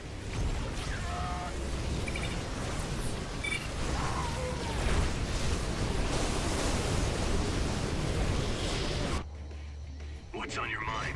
Not enough Armed minerals. and ready.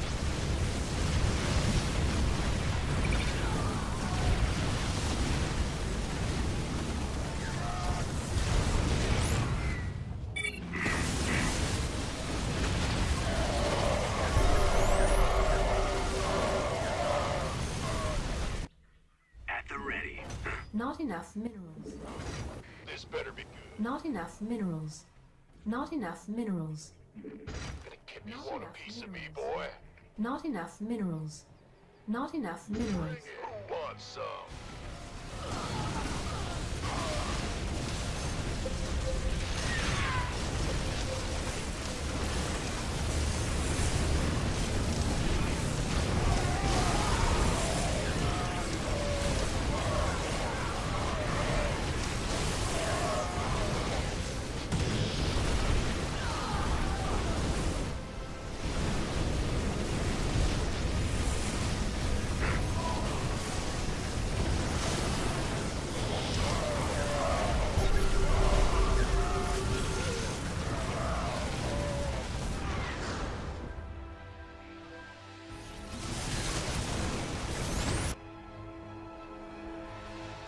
At the ready. Engine screaming. Not enough minerals. On. Not enough minerals. Not enough minerals. Engine screaming.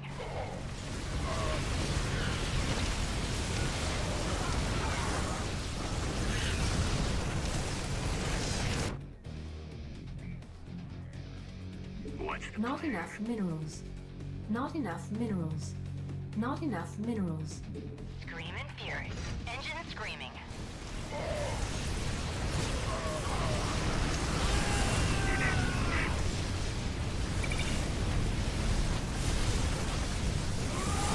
Research complete.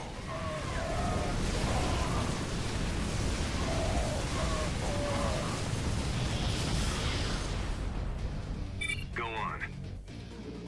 Not enough minerals.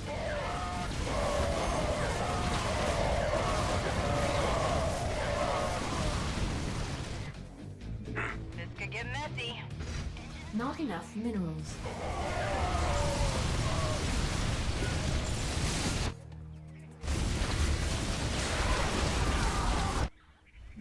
Not enough minerals. Not enough minerals. Not enough minerals. Engine screaming. Research complete.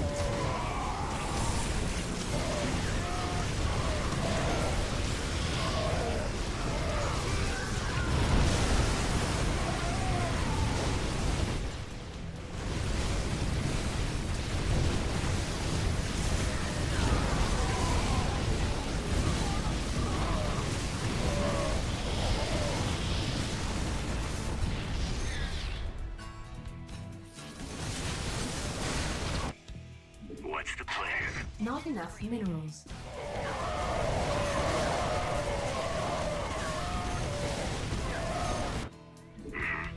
Not enough minerals.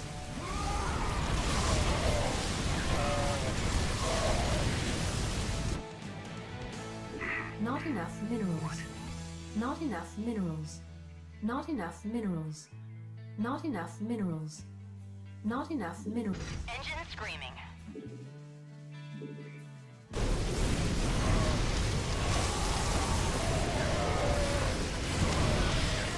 Upgrade complete.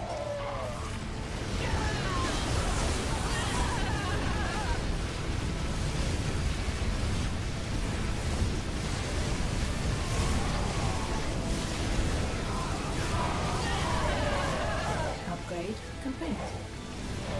Not enough minerals.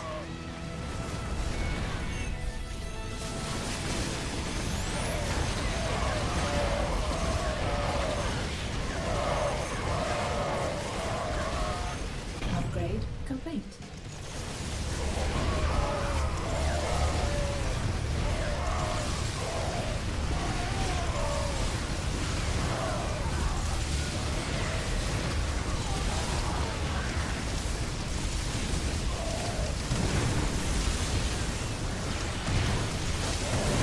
Upgrade complete.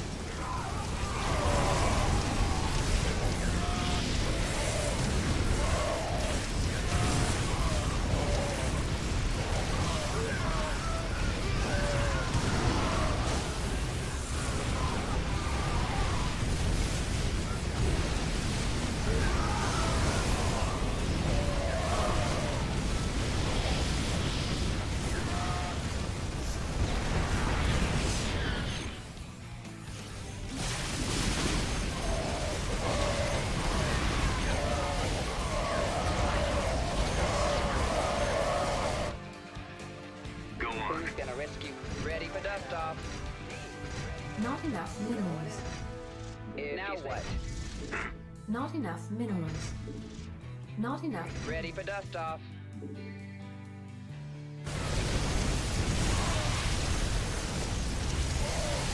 Research complete. Research complete.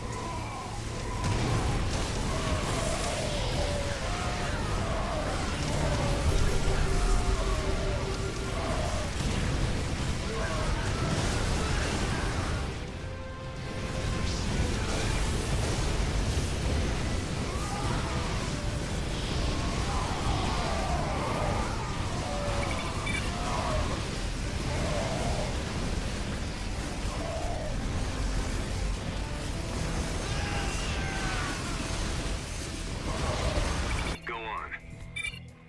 Going. Ready for dust off. Not enough minerals. Not enough minerals. Me? Ready for dust off. Not enough minerals. Not enough minerals. Not enough minerals. Ready for dust off.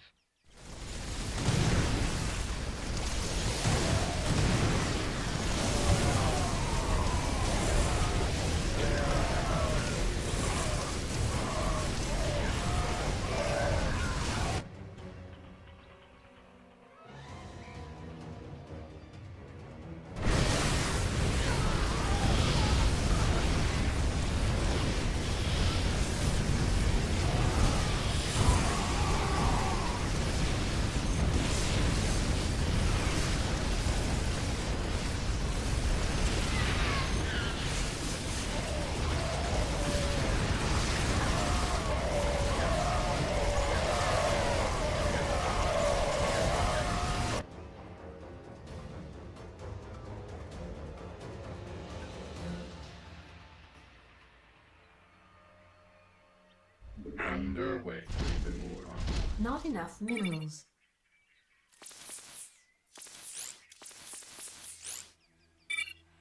What's on? Scanning battlefield conditions. At the ready. Not enough minerals. Not enough minerals. Ravens online. Order underway.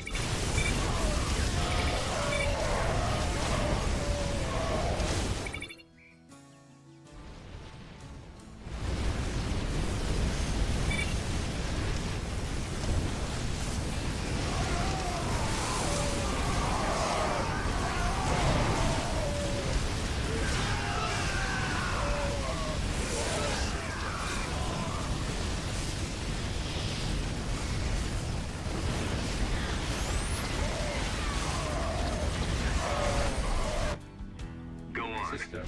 Not enough minerals. Not enough minerals. Not enough minerals. Not enough minerals. Not enough minerals. Right away. Ravens online.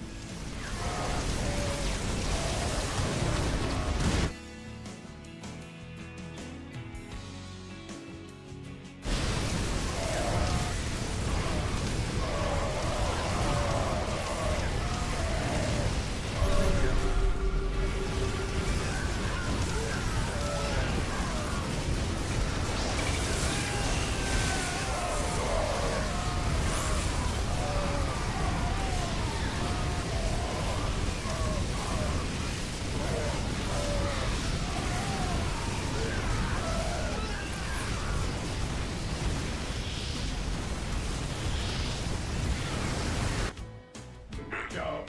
Not enough minerals. Not enough minerals. Ravens online.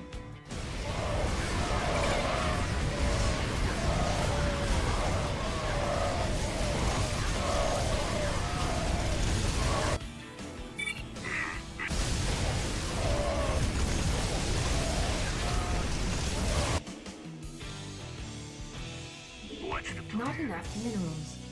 Not enough minerals. Ravens online. Command authority. Job confirmed.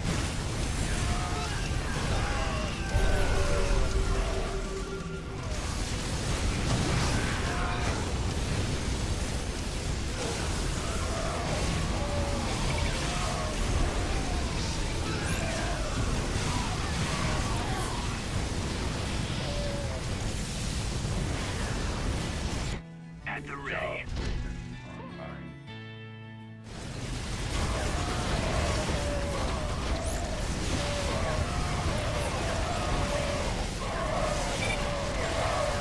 Research complete.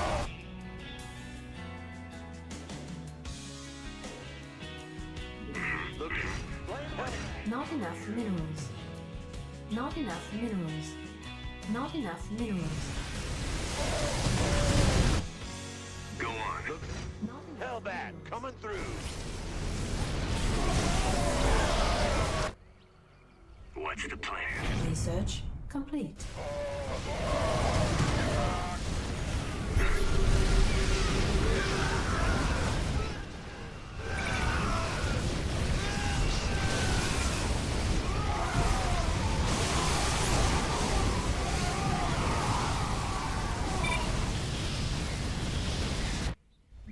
Burn. Tote. Not enough minerals.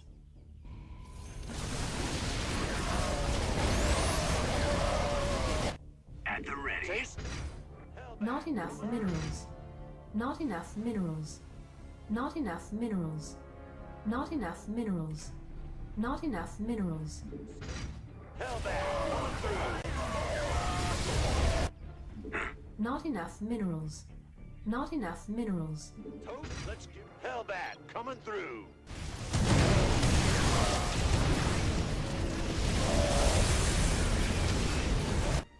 What's the plan? Not enough minerals. Armed and ready. Go on.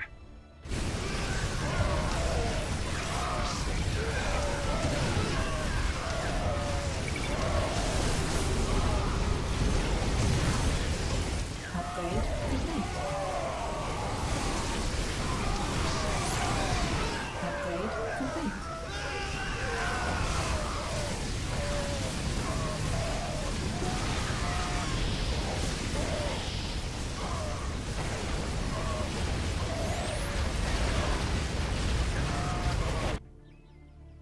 What's the plan? Let's go, go, go. Not enough minerals. Not enough minerals. Gangway. Not enough minerals. Bring it. Not enough minerals. Not enough minerals. Not enough minerals. Not enough You minerals. want a piece of me, boy?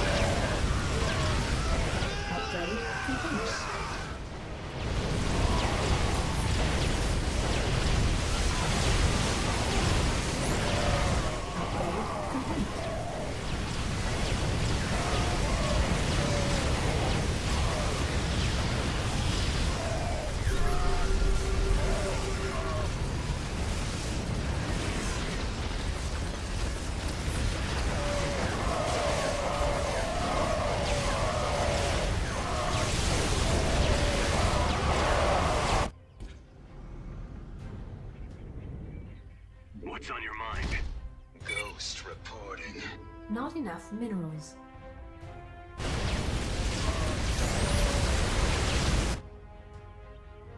At the ready. Not enough minerals. Not enough minerals. Not enough minerals. At the ready. Not enough minerals. Ghost reporting.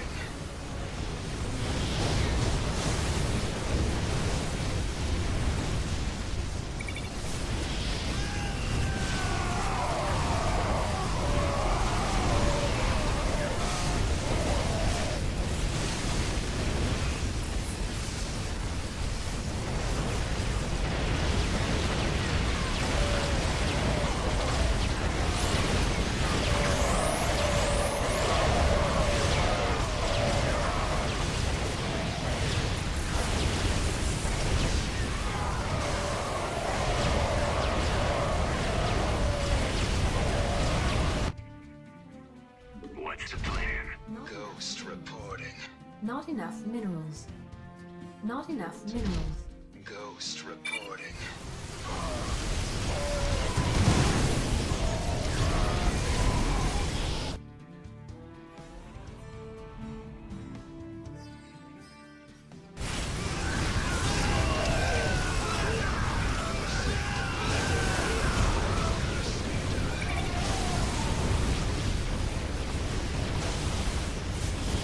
Upgrade complete.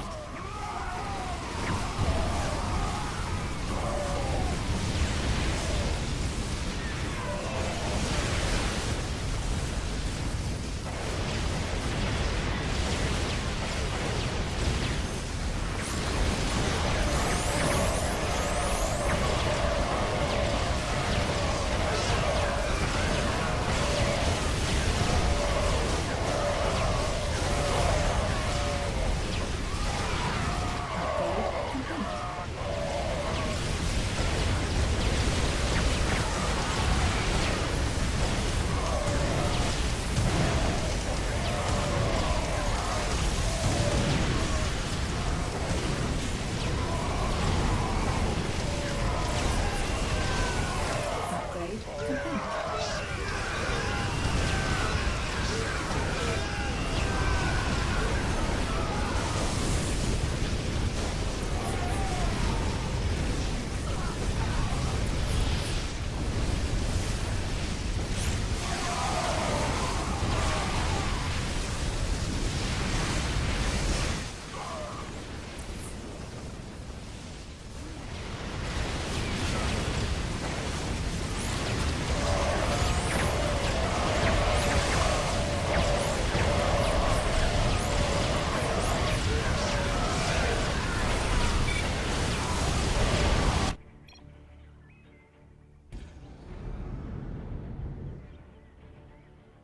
What's the plan? Not enough minerals. Not enough minerals. Not enough minerals. Not enough minerals. Not enough minerals. What's on your mind? Not enough minerals. Not enough minerals. Not enough minerals. Ghost reporting.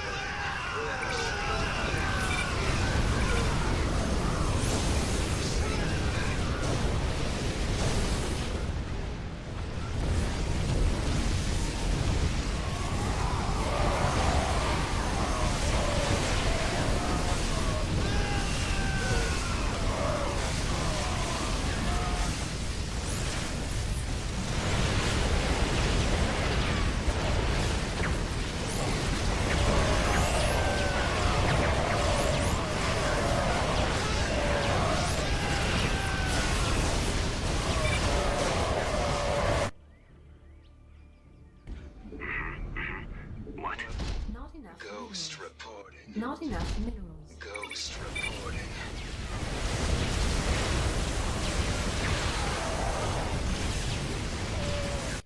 I'm waiting.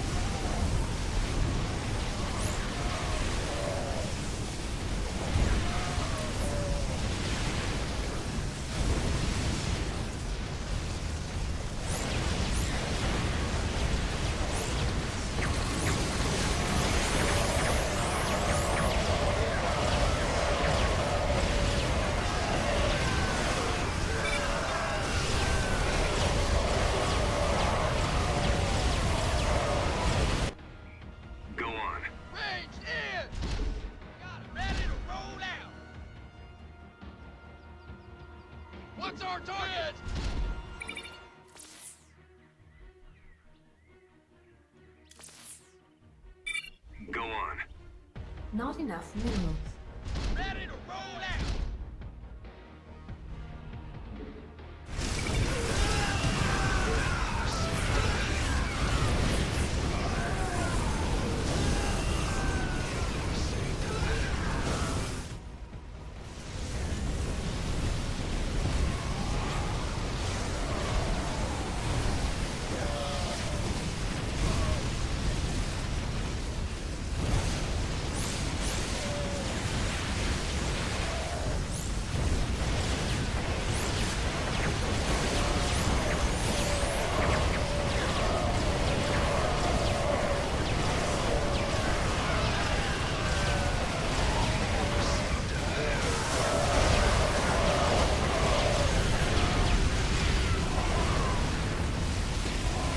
Upgrade complete.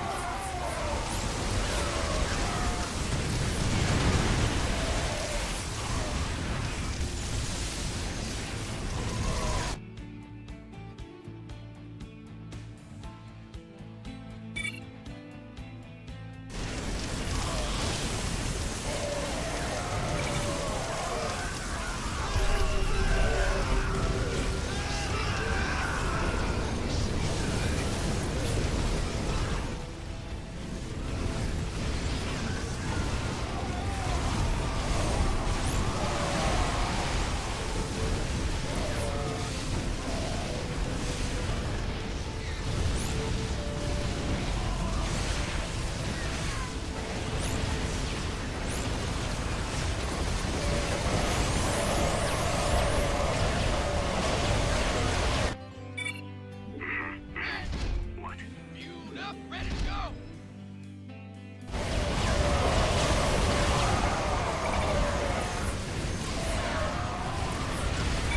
I'm waiting.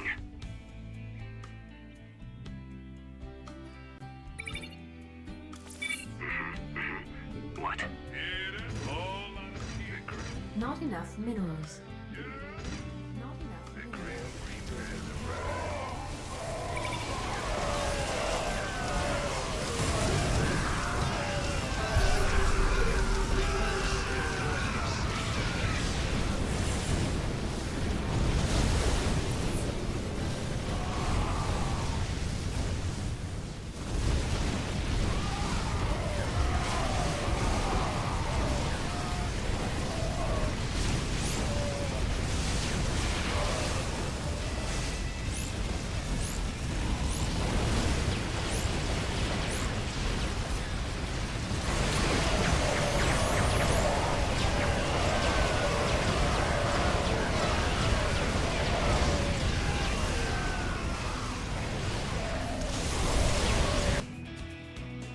What's on your mind?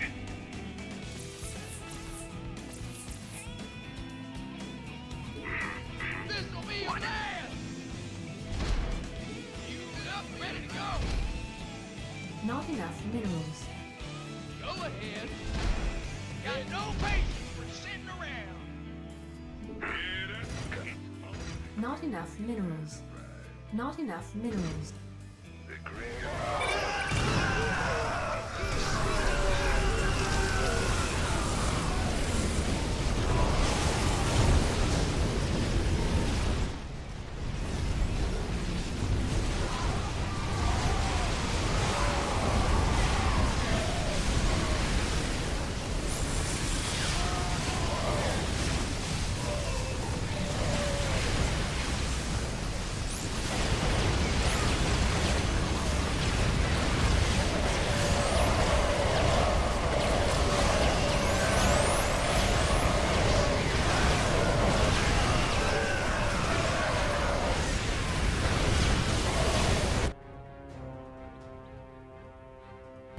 What's the plan? Not enough minerals. Not enough minerals. Not enough minerals. Fueled up, ready to go.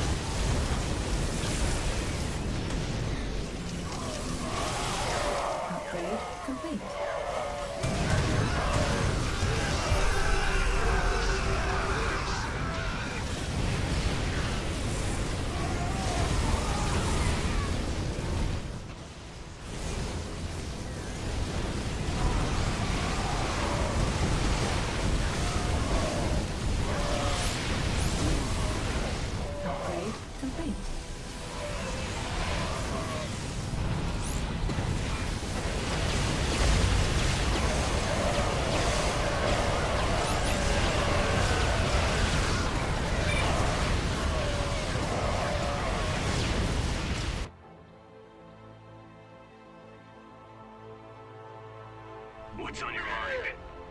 Good. I can't build here. Bring it. You get it. I'm listening. Get it. Worth. I'm waiting.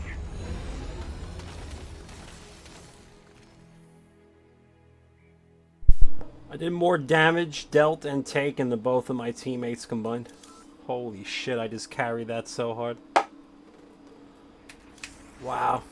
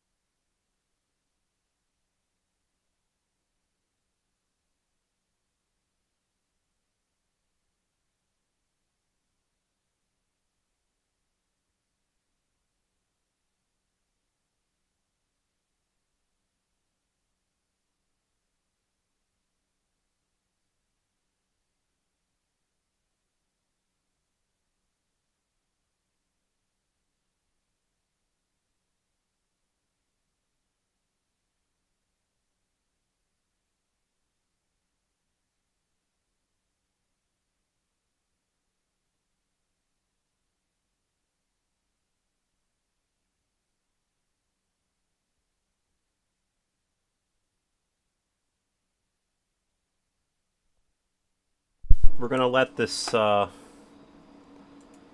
gonna let this go for now. I made this an doesn't executive seem to decision. be a winning Disavowed mantra. her pick for vice president. Is she going to pick somebody else now? Like, now Well, where do we go? and when you saw in the lead up to the debate, there were a couple stories came out. You know, even though he said he was a really great debater, that's what Minnesotans have said they had known him as. That Walz was having panic attacks, that he was really nervous. I mean, there's obviously a relationship between the DNC and the media, but there were clearly attempts with Harris and Walz before both debates to lower the bar, and I find that interesting. So not only can we hold you to a high standard, we can't even hold you to your word, and also we can't even hold you to your promises because you won't tell us what your policies are.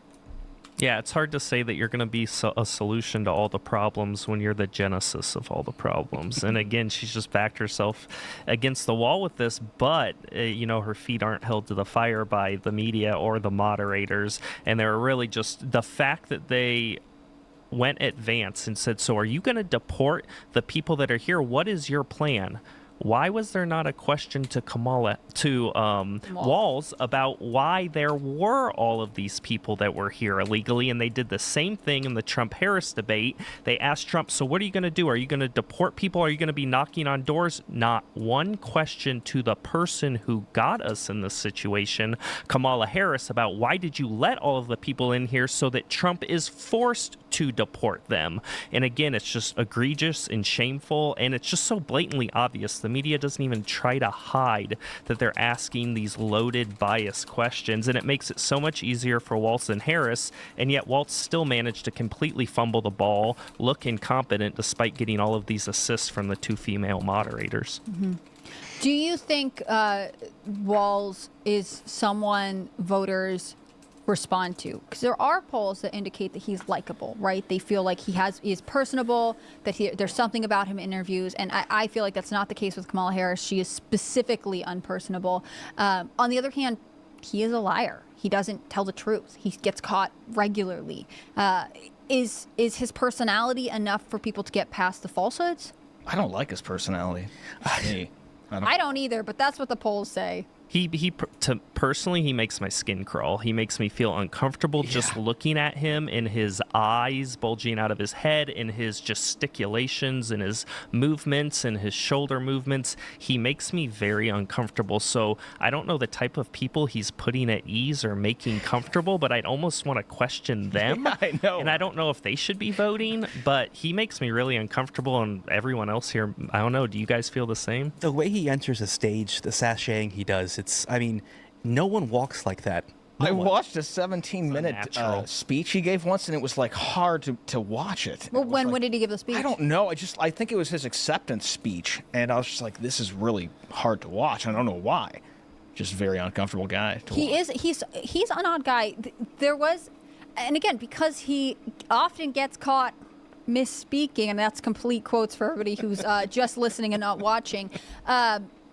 He gets caught, and sort of everyone lets it go. Some people will start to acknowledge it, not really.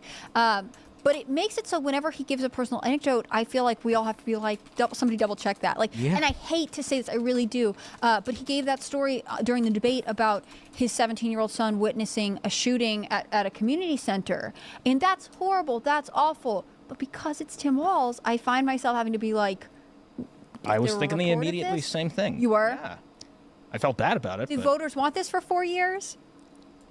It doesn't matter because Mike Pence kind of faded to the background. Kamala Harris faded to the background. Like, will Tim Walz just fade to the background if Harris is elected? I don't think it matters because I don't think people vote for the vice president. Mm-hmm. Historically, people don't vote for the vice president. They vote for the top of the ticket. And I think that, regardless of how poorly or well Walz does at a debate, I think that people are going to look at Kamala Harris's record as the vice president, even though the vice president is largely a powerless, situation, position. They can look at her voting history in the Senate. They can look at how she behaved as the AG in California, the policies that she's endorsed, and you can see that everything that she has ever believed has changed because those policies are significantly unpopular in the United States with the people as it is. So I don't think that Walls matters much. Walls is the opening band for the ticket concert of the person you actually want to see perform. Like the VP, people don't really know. They don't really care about. They don't. People who are deeply entrenched in politics can want to watch the VP debates, but I guarantee it was already 10% of the viewership of Trump and Kamala. They're looking to see if that person has a future. Well, and historically, the VP position has been just a figurehead, as you pointed out earlier. It's just a figurehead position. There's not much substance to it, but occasionally, as history has shown, the VP has to step in, like with LBJ, and now we saw it with Kamala Harris. So I would argue that the VP position actually is very important because if something happens to the president, obviously they're next in line. So I think we do need to vet these people and look with a lot of scrutiny at who they are. And just watching kind of Waltz's track record in Minnesota, I don't think it's very good, and he's not the type of person that I would want as a leader. I think he says and does a lot of things because it's virtue signaling, and I think like most people on the left, he lives to virtue signal, and I just inherently don't trust people that go around virtue signaling all the time, and he's the best of them. It's also kind of weird because I feel like if Kamala were to win and have Tim Walz, we would just have like a team of VPs. Two VP. Yeah, it is. It's co-VP-ship. I mean, and does that speak to the fact that neither one of them convey leadership? Like you referenced Tim Walz's opening or his acceptance speech earlier.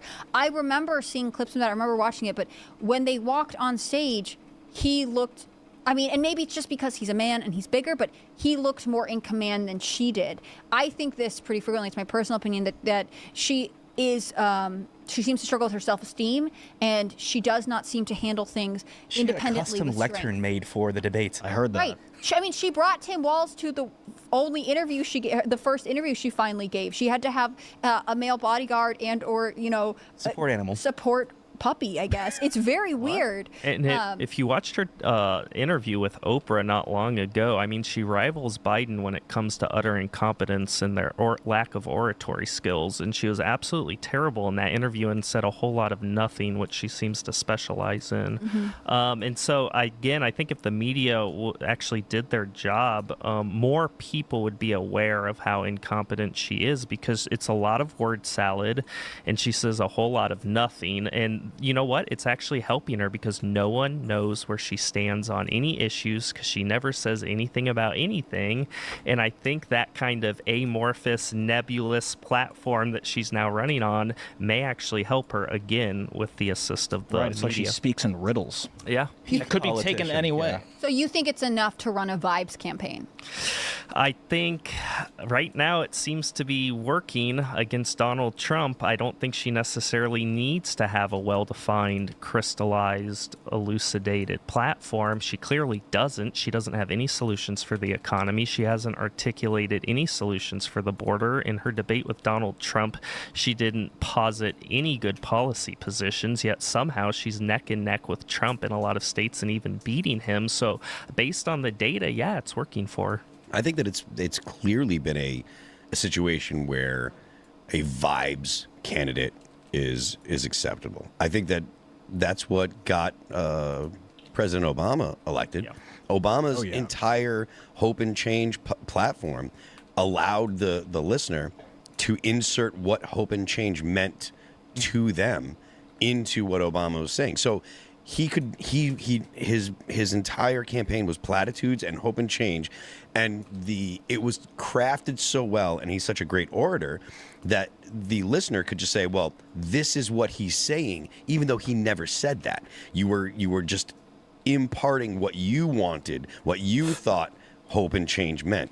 So it's been this way for, I mean, and arguably even George Bush, like when he won in 2000, you talk to people and people were like, well, he's the guy I want to have a beer with. And I think that people, even people that think that they are like, I'm mostly reasonable and rational, I think that, most people actually vote with their gut and vote based on vibes more than they do but based on policy. There are some people, like people that are into politics, sure, but it's like 2 or 3% of the population. And you've got everybody in the United States that's over 18 can vote.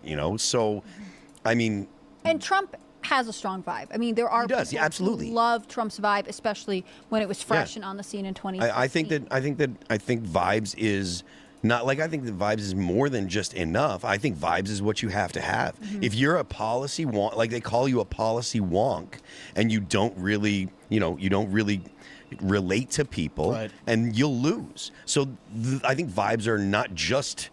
I think vibes are not just enough. I think that it's more important to be able to have an ability to communicate with people in a way that they feel like you're going to provide them with what they're looking for, whatever that was the may be. DeSantis campaign. That's what I was going to say. Yeah. It reminds me of this feedback that he That man is wasn't a able to talk. Policy genius. Yeah. Right. He's got great policies, but he's maybe more introverted or not able to just have the charisma. Because that's what you're saying. It's not that Obama exclusively ran a vibes campaign, but he had the charisma to sell the vibe. Arguments against universal enfranchisement. I mean, I don't know of a better, solution, but the idea that democracy is the be-all, end-all. I mean, look, man, if people are like, well, I'm going to vote for that guy because I'd like to have a beer with him. It's like, really? And he's, speaking of having beers with people, we in Chicago, we can never have a beer with Obama because he fled and went to California, and now he's living in an $11 million mansion, which is really odd. So anyways, yeah, it just seems like he's a little hypocritical, and Obama, I feel like, is the king of preaching how it's rules for thee but not for me, and it's just so interesting how after his presidency he's now living in California. Would anybody want to have a beer with Tim Walz or Kamala Harris I wouldn't. at this table? That would be weird. Yeah, totally would not. I mean, there is bias at this table, though, because... Yeah, I know, but it's just so weird for me because, like, watching that speech was like I was getting my gut feeling was like, this is not a good... I don't want to hang out with him. Yeah, exactly. Yeah, he gave me the creeps. It's like in any other profession, do you think you'd have a positive interaction? If Kamala Harris was your realtor, do you think it would be a positive experience? If Tim Walz was your kid's assistant football coach, do you think it would be a positive experience? I don't know. I don't know if they have the charisma to sell me on that. I mean, I'm not buying a car from Trump.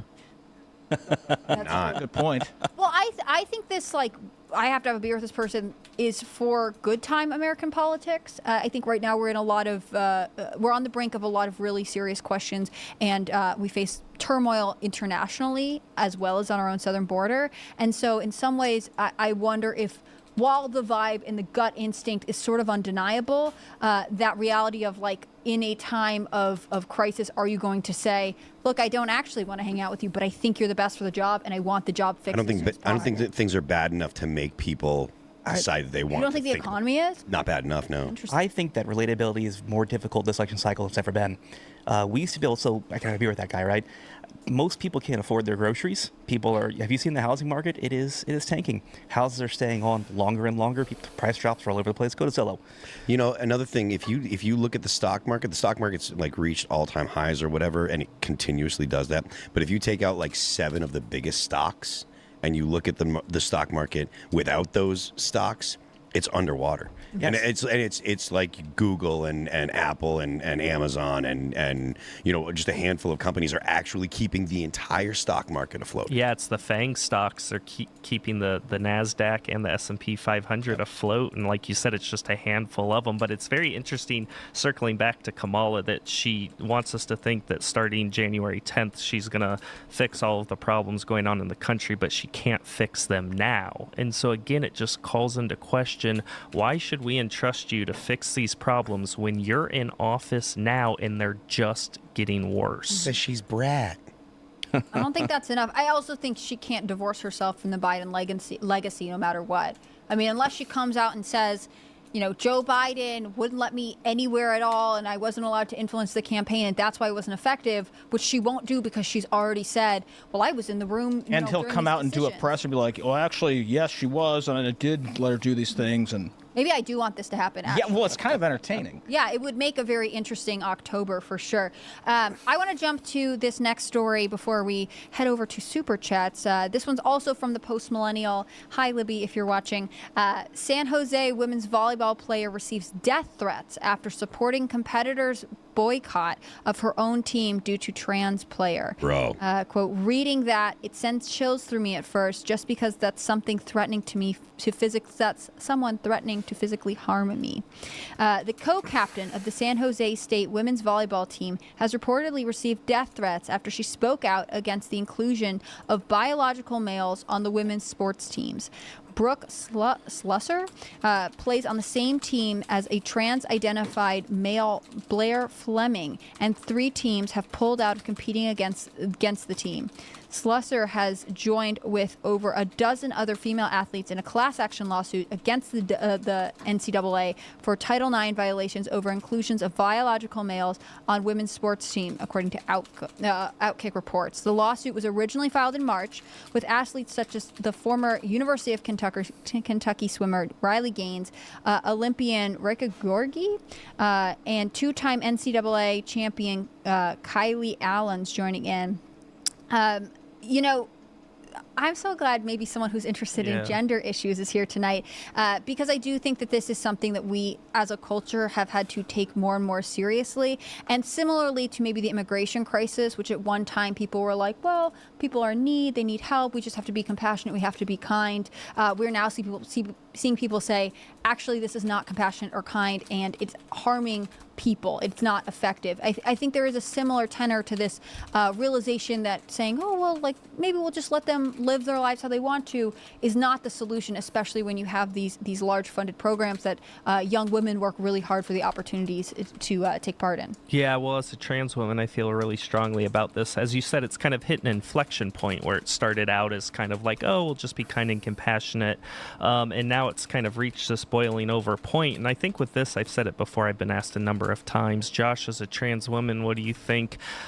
Should you be playing in a men's league or a women's league? And I've always said we need our own independent league, because our biology was unfortunately assigned male at birth, and our muscular structure and our anatomy obviously is male.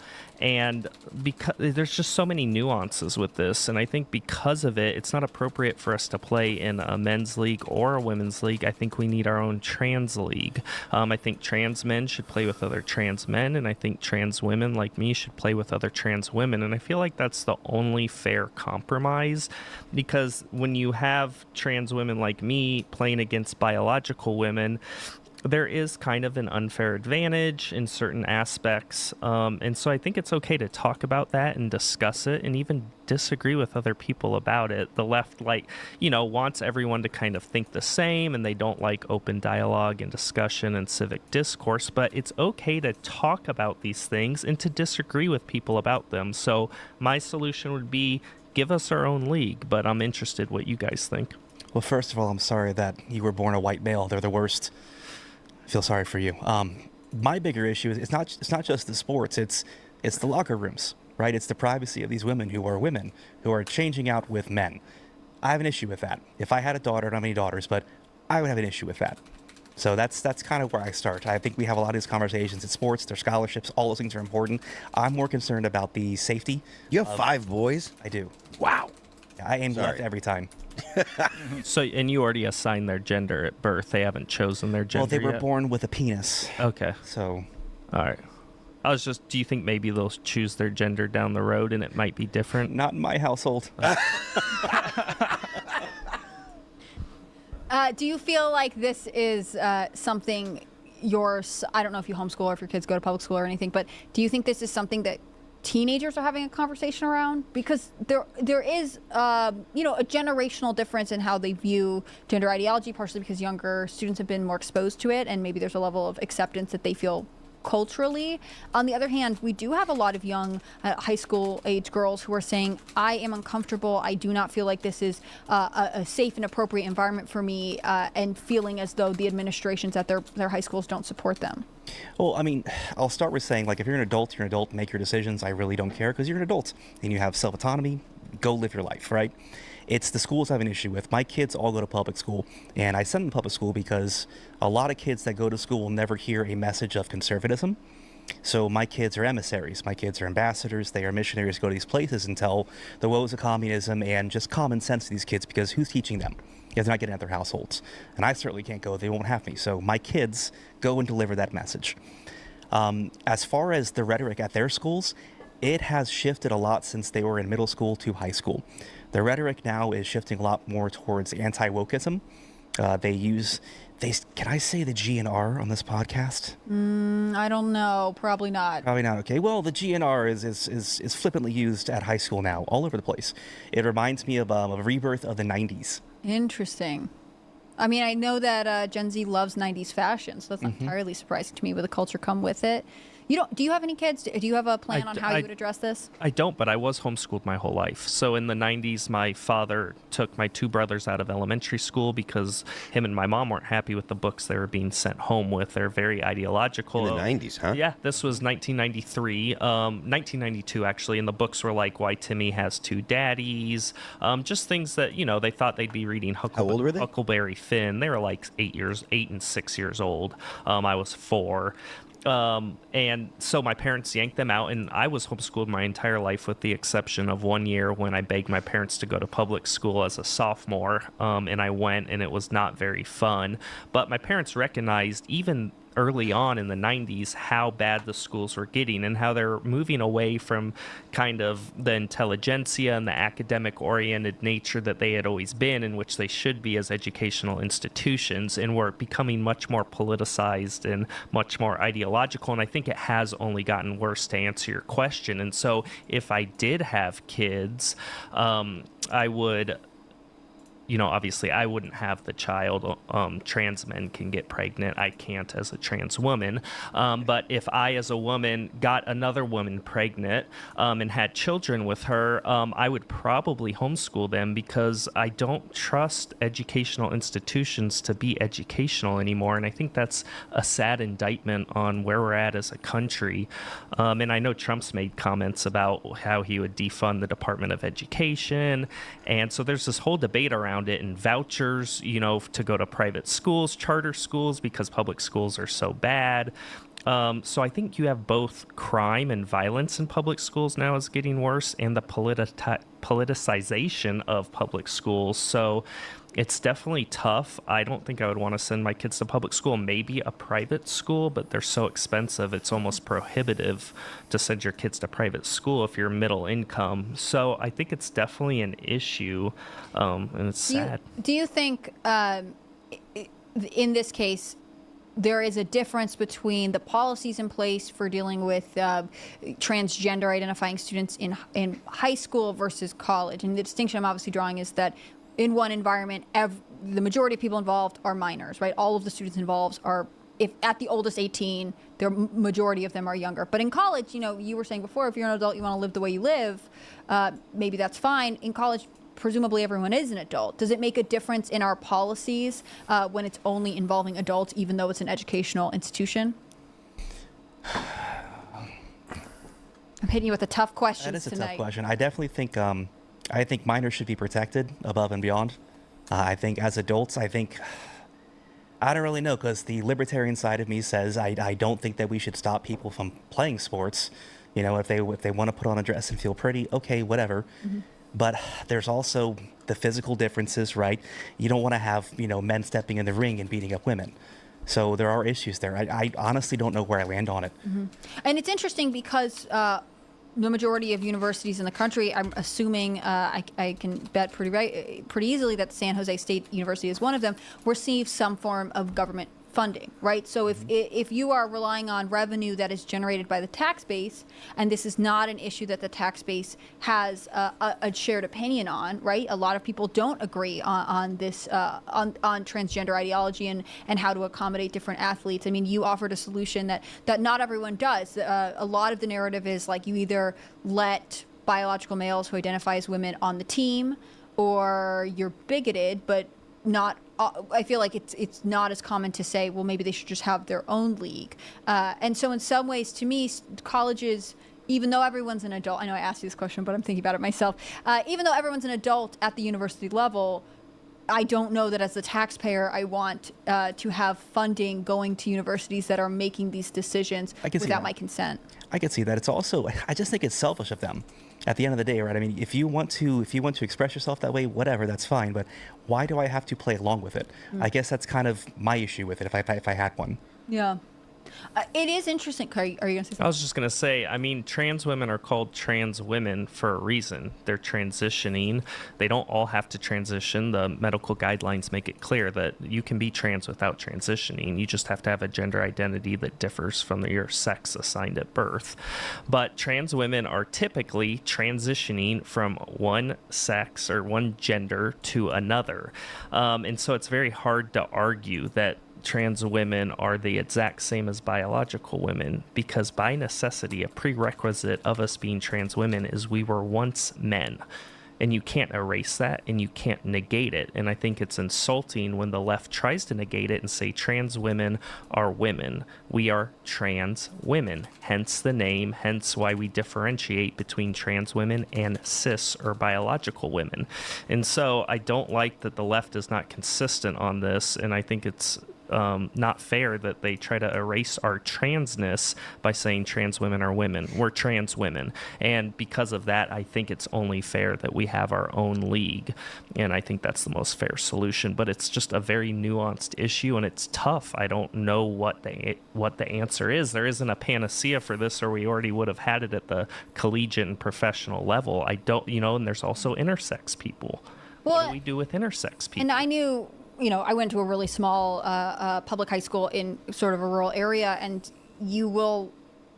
not all programs exist if not enough people are participating, right? So, like, if you don't have enough kids sign up for certain classes, you don't have them. If you don't have enough people signing up for a team, the team goes away. And so in some ways, I think the counter argument to they should have their own league or team is to say, well, then they wouldn't have enough players to field, a competitive But at the same volleyball time, team. there wasn't enough lacrosse players at my high school, so we had like a club lacrosse team that had all 4 of our high schools combined into one team. So That's what they did with you football could in do my high that. school. They also draw analogies to separate but equal. Oh, if trans people have their own league, it's like separate but equal in the 1950s and Plessy v. Ferguson and Brown v. Board of Education, and this is going to be bad, and we're just going back to, 7 decades ago. But I don't think it's a separate but equal situation. I think it absolutely has to be separate. When it came to black and white people, it didn't need to be separate by necessity, by nature.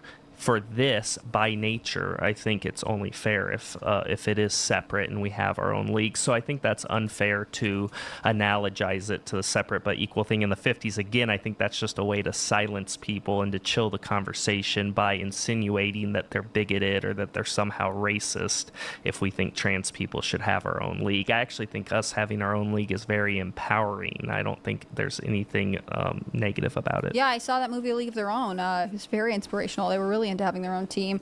I'm curious to get your perspective on this. What is the relationship between transgender women and feminism? Yeah, it depends who you ask, right? Because we're not a monolith and we don't all think the same. I'm a libertarian inclined trans woman. I have a libertarian ethic. But a lot are ideologues on the left and they subscribe to woke ideology. I don't. So I think everybody's opinion is different. Sorry, what was the original question? I was asking, what's the relationship between transgender women and feminism? Right. So a lot would argue that trans women are women, and so they're just part of the feminist movement and the feminist ethic. It's called liberal feminism, or I think new wave feminism, and it differs from the feminism of the 1960s, where it was women just trying to get equal rights with men and to be considered equal. And so again, it's a very nuanced, difficult situation where we have women who are claiming that they're being erased by biological men and being mansplained to by biological men identifying as women, and they feel like our rights are in direct opposition to their rights, and that trans women are actually erasing cis or biological women. And so it depends who you talk to. I think biological women make some very valid points that they're being silenced and erased by the postmodern trans movement. I don't want to opine on that. I just feel like trans women are trans women, and biological women are biological women. And I do understand that they feel like they're being pushed out of spaces that were traditionally reserved for women only. Do you think that it's fair for people to believe that the push for transgender ideology, this belief in the flexibility of genders, is ultimately to erase gender from society overall? I think people could back that up. I think that you could make that argument and show that that's happening. I'm just a trans woman trying to live my life, so I try not to get too involved in the political side of it. But again, I understand why biological women take umbrage at their spaces being encroached upon by people who sadly were assigned male at birth, but we identify as women. And so I understand their complaints and I hear them, but we're in a tough position because we feel this way. And I understand that some of us might have gender dysphoria, which is, categorized as a mental illness under the DSM-5. Is it in the 5 now, It's too? the 5 now, and I get that, and so they'll make claims, oh, you guys are just mentally ill, and you need help, and you need therapy. That's the argument for gender reassignment surgery. Is gender dysphoria. They have gender dysphoria. The surgery relieves them of the stress that they get from seeing, the quote unquote wrong genitalia. So without gender dysphoria, there's no reason. Well, actually, you're wrong on that. So the medical literature, whether you look at WHO, NIH, NHS, WPATH, transequality.org, or any of the medical guidelines, all say that you don't have to have gender dysphoria to be trans. You don't have to transition to be trans. I'm saying that's the argument for the surgeries. For the surgeries? Yeah, the argument for the surgery is typically if gender dysphoria. you have gender dysphoria, Yeah. and you get the surgery to alleviate the symptoms of gender dysphoria. Yes, correct. The data tends to suggest that surgeries don't always solve the problem, and there's still very high rates of self-harm for people that have undergone the surgeries.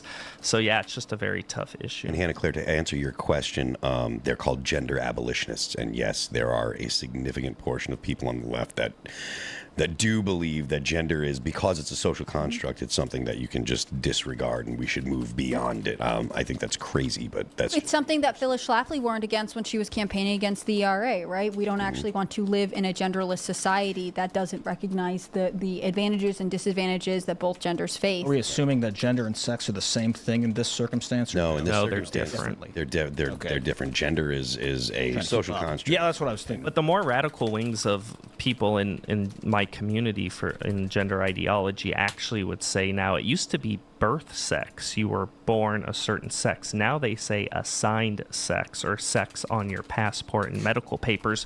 So the radical wings of my party of my community are actually getting rid of sex altogether and making it look like it's an arbitrary, capricious, and subjective construct like gender. And that was not the case just a few years ago. Nobody in my community was saying that sex was an arbitrary and subjective concept. But now they've become more radical, and they're saying not only is gender a social construct, so is sex.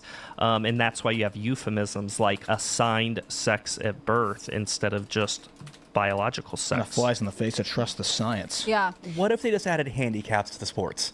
Like if you're playing with a dude on your team, like for female volleyball, the other team starts with 5 points or something. I think personally, I think that would kind of ruin What about contact what people sports, have though? worked for, though, right? Like all of the female athletes who have worked for something, who want to compete against other women to be at the top of their game or whatever, are losing that ability if you suddenly add on handicaps. I mean, it gets think it could work for golf. It gets very dystopian. Gold tees, and white tees. And Oh, good. Well, I love talking about the dark and weird world that people are trying to push us into. But I do think that we need to jump to super chats because we have such a supportive fan base. I'm going to pull up one from Scooby Dragon, who said, "Howdy, people. It's amazing how punctual Scooby Dragon has become with this first super chat of the night." C Cowboy says military assets are still not being used to help North Carolina. FEMA has only used the military to ferry around the governor and the media. Chances are they will not be used for rescue, recovery, or even logistics. The media is lying. I think this is such an interesting sentiment going into the election. Like everyone is saying, no, FEMA's doing, or at least corporate media is saying, FEMA's doing a great job, and everyone else is like, no, they're not. We need more help. And they're like, trust FEMA. FEMA's great. I don't know how you guys feel about this. It's almost like the government hates you and it's fine with you dying. I don't know. It's not a positive message. It'd be the first time in history. Let's see. Never Summer 160, who has an American flag hat next to their name, says Caitlin Collins is HCB's evil twin. That's hilarious. I don't really remember what Caitlin Collins looks like, but that would be hilarious.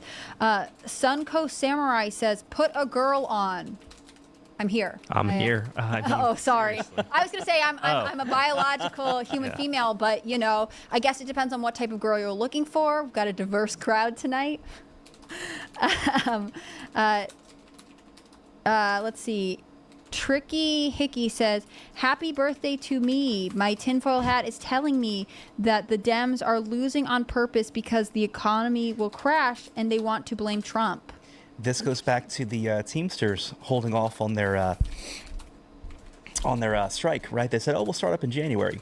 Maybe Trump gets in and they stop the supply chain. And there's a report, I think, from the Washington Post that says that Biden was on some of the late night phone calls kind of trying to make that happen.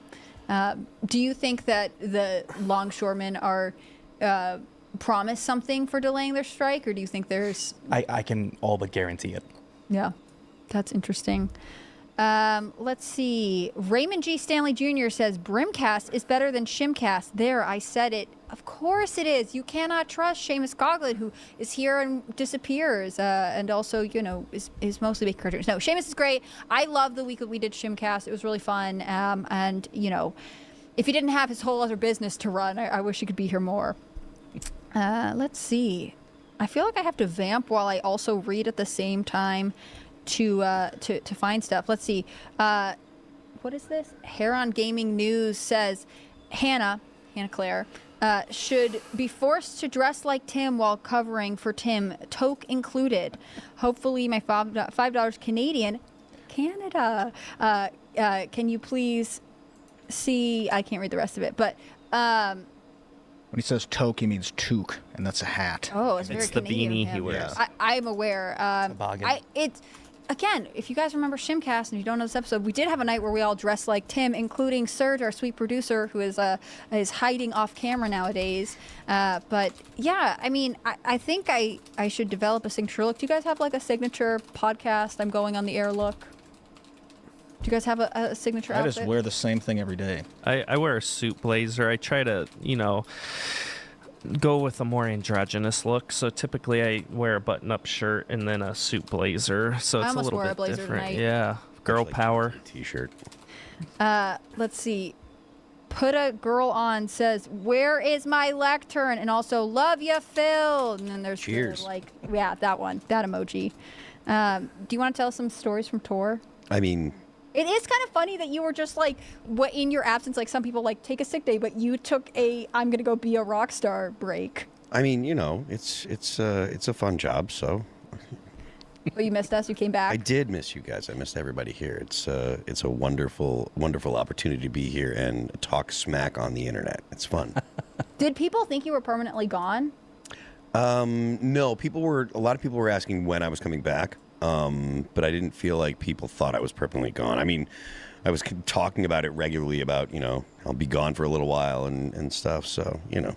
That you prepared them. I did. I tried to prepare them. And people were frequently asking, when are you coming back? When are you coming back? And, you know, I was like, I'll be back first week of October, you know. Did anyone come up to you during your shows and ask about it? There was a couple people that came to the meet and greets and stuff. There was a couple that came with a sign that said the left lane is for crime. Oh, nice. There was a couple people that came with shirts and stuff like that. So anti-communist, counter-revolutionary merch. The no step on snack shirts were seen a couple times and stuff. So there was a significant representation of the Timcast audience. And it was nice to see. People were frequently saying, when are you going back, you know? What city moshed the hardest?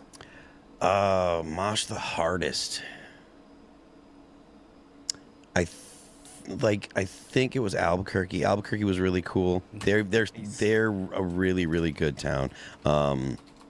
We did a show in Tampa that was pretty insane. We get down. Yeah, it was fun. It was a lot of fun. So it's hard to pick who had the best, the most energy, and I'm certainly not going to point out the ones that had the least, but there were a few out there that were just like, all right, this is not, it's a Monday or whatever. So It's making me laugh because I'm going reading through the super chats, and like there's a bunch that are like this one. Joey's Razor says, Phil is back. Hell yeah.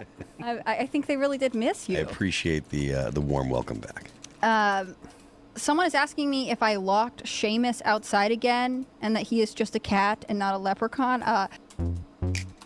The $5 meal deal at McDonald's means you get to pick between a McDouble or a McChicken. Then get a small fry, a small drink, and a 4-piece McNuggets. That's a lot of McDonald's for not a lot of money. Get the $5 meal deal today. Prices and participation may vary for a limited time only. I have done nothing to Seamus the cat. I don't even know if that's his name anymore. I've heard a rumor it's changing. Yeah, I thought Tim changed it. I thought he did too, but that's a question for Tim. As far as I know, that cat is totally safe, and if something's going on, it had nothing to do with me. It's so nerve-wracking to be on the internet with accusations. Let's see.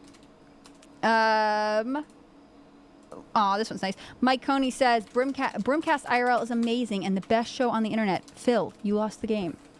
Oh, it's not just me. Everyone lost it now. Yes, we all lost together. How can you do that? If you don't know it, you should just stay out of it. You don't want to know. All right. Okay. Kane Abel says, Phil, the death toll is up to 1,000 or more from what I have read. I haven't read 1,000. I have read 200, but I've heard that the missing toll, which is the problem. Yeah, the thing, like I said, the people that are missing, it's not likely that it's going to be, be a situation where you're trying to save lives. It's more recovery now. It's horrible to say, but there's a lot of people in the mud. There's a lot of people that are probably going to remain missing indefinitely because they're, buried underneath a lot of mud, and it's just horrible. It is horrible, and I'm actually really glad that there are so many people, independent media especially, who are talking about this so much, because it is sort of my fear that in our microscopic attention span news cycle that this will be something that becomes a problem for someone else. I mean, we've had other extreme weather. This is obviously the worst in recent years. But, like there was flooding in Tennessee a couple of years, or I think a year and a half ago, 2 years ago. And it wasn't maybe as bad, but also like it didn't get the attention that maybe it needed. So it's good that people are keeping it front of mind and seeing if they can find ways to help. John Hansen says, Phil, glad you're back. I appreciate your perspective, sir. Crew, baby number 2 will be here on 10/18, assuming she decides to come early. Congratulations. That's like a laugh crying emoji. I think babies come whenever they decide to, but yeah. I've never known the details of that.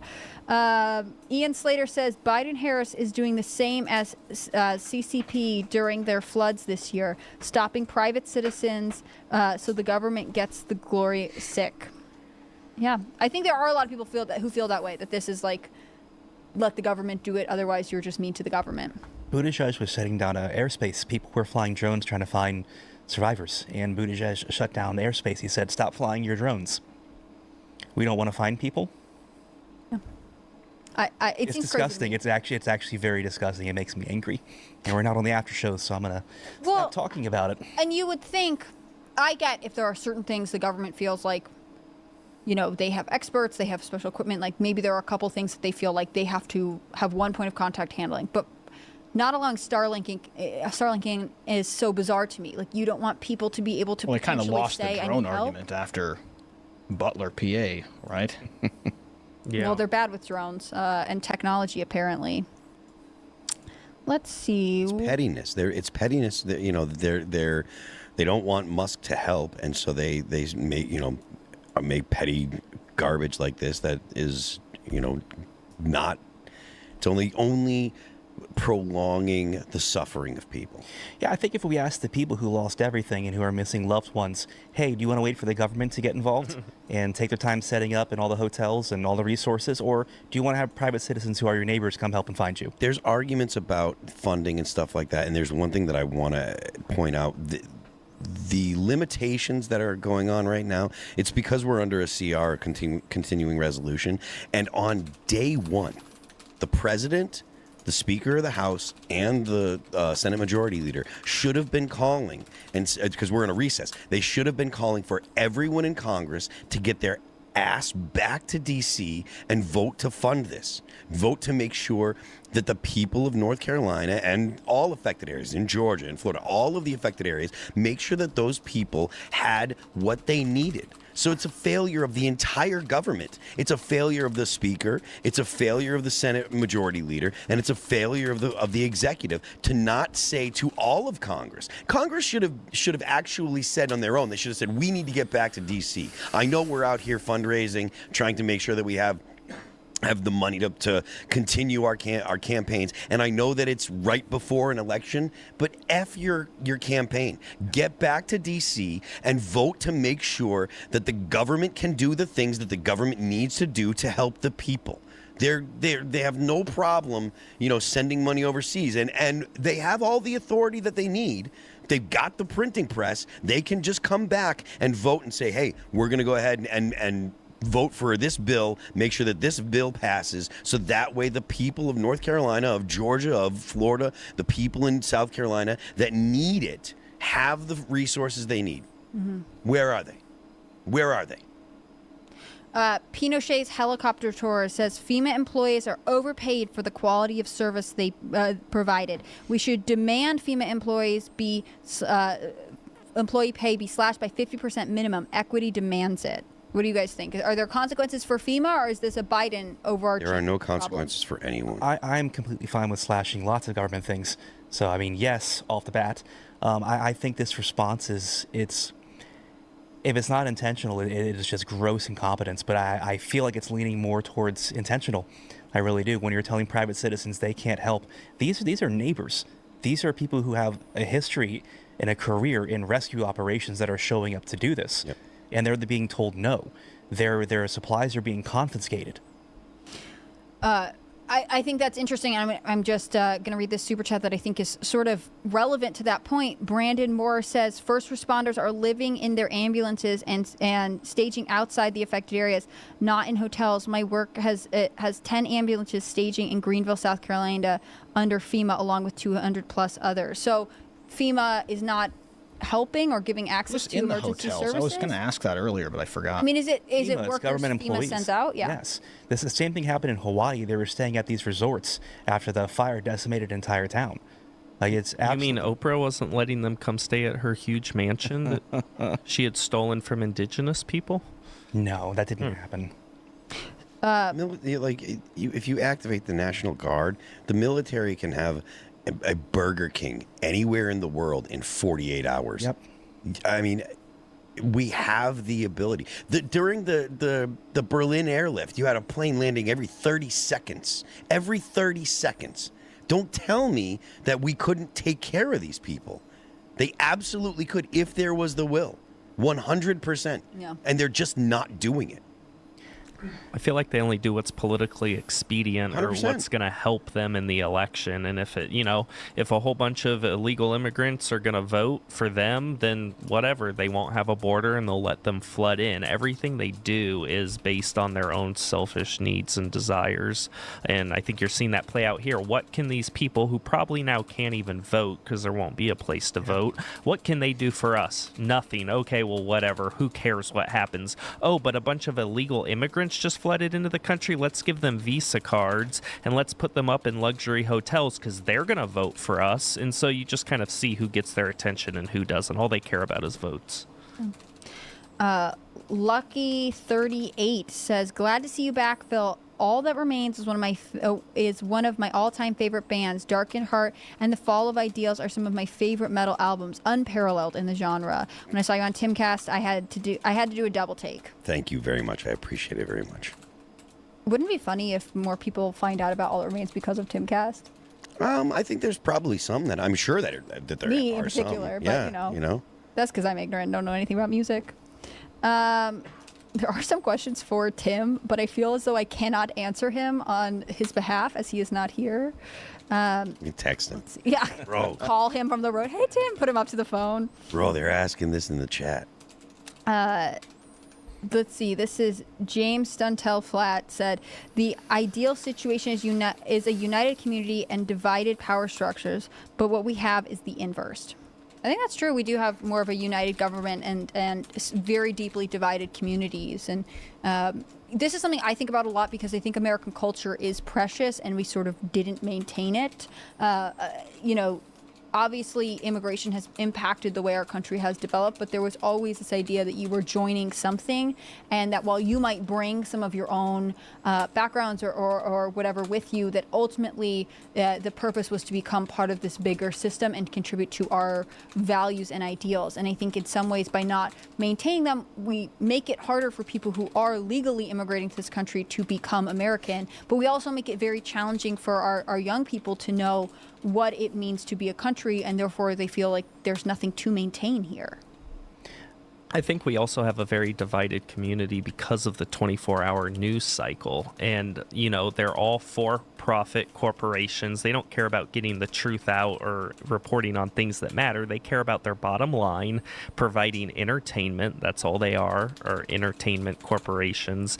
And as a result, there's been a lot more acrimony and a lot more division within the community because the media is always posting headlines that they think are going to get clicks because all they care about is profit and not the truth and not about us coming together. And so again, I think it's just a complete abdication of their job that the media is sowing seeds of acrimony among all of us in the community, and instead of coming together, we're hating each other. And I think that is a direct outgrowth of what the media does and what they choose to report on and how they choose to report on issues. They've really just divided us as a culture and as a community, and I think it's kind of shameful. Yeah. Ravens Gray says, has anyone done a facial recognition survey of the various Harris appearances, specifically the people attending these events? It would be interesting to see how many repeat faces are in the crowd when she speaks in, quote, public. Do you think that there's just an entourage that the Harris campaign is keeping with them at all times to fill up stadiums? I mean, the logistics behind busing in, I mean, how many people to the event? Probably not. Yeah. But they do bring out musicians who play. It's free concerts, right? What was her was it in Pennsylvania she went to? Megan Thee Stallion, was it, I think? That was very uplifting for women when Megan Thee Stallion sang. As a woman, I found it very empowering. As a woman, I definitely did not. But, you know, I'm not a Megan Thee Stallion fan, I will be honest. And I think it was the beginning of this. We need pop culture stars, specifically female pop culture stars, to win us this election. I think that's not a good strategy, and I also think it's a misunderstanding of what women and young voters want. Megan Thee Stallion's not going to help anyone make a down payment on their home, as far as I know. Let's see. Ma Nipples says January 6th is just a bad theater play. Is it a play now, or I heard it was a movie?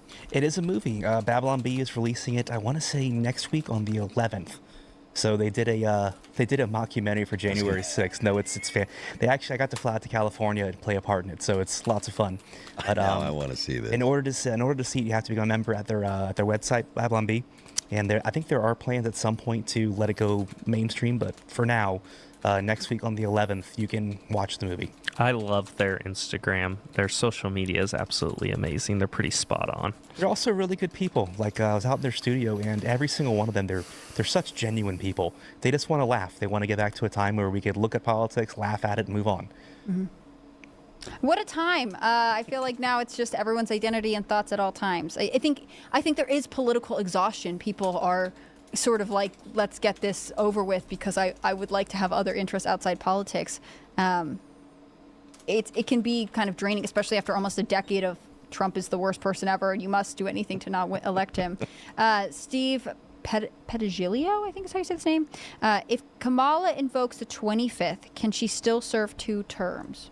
Yeah, because I'm pretty sure that because there's only a couple months left, like now is a month left or whatever, I'm pretty sure that it wouldn't It's not a count. month. I mean, it's through just January, right? It's like 3 months left. Well, yeah, okay, so I know we all feel like the election is when it's over, but he will hang out in the No, White that is- House like a nice ghost that for a is a- that while. is- Or just you start do- World War III and suspend elections. You know. it's, Yep. lots of plays. Lots of plays. But I do think that if she only has like a few months, I think that it's something like 2 years. There's a cutoff point. I think I could be wrong, but I don't think that having a few months would count against her being able to run for 2 terms.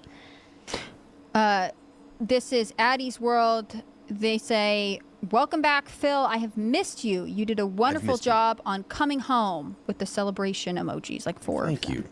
Yeah, how was coming home, guys? I feel like we just Really hit the end of good. the charting week. I mean, look, it's kind of hard to explain, but yesterday when we finished the week stronger than we started it, that doesn't happen every day. So thanks again to everyone who bought it, especially if you bought it on iTunes. There's a method to this madness. I know it's really difficult, but I appreciate it, and it will pay off.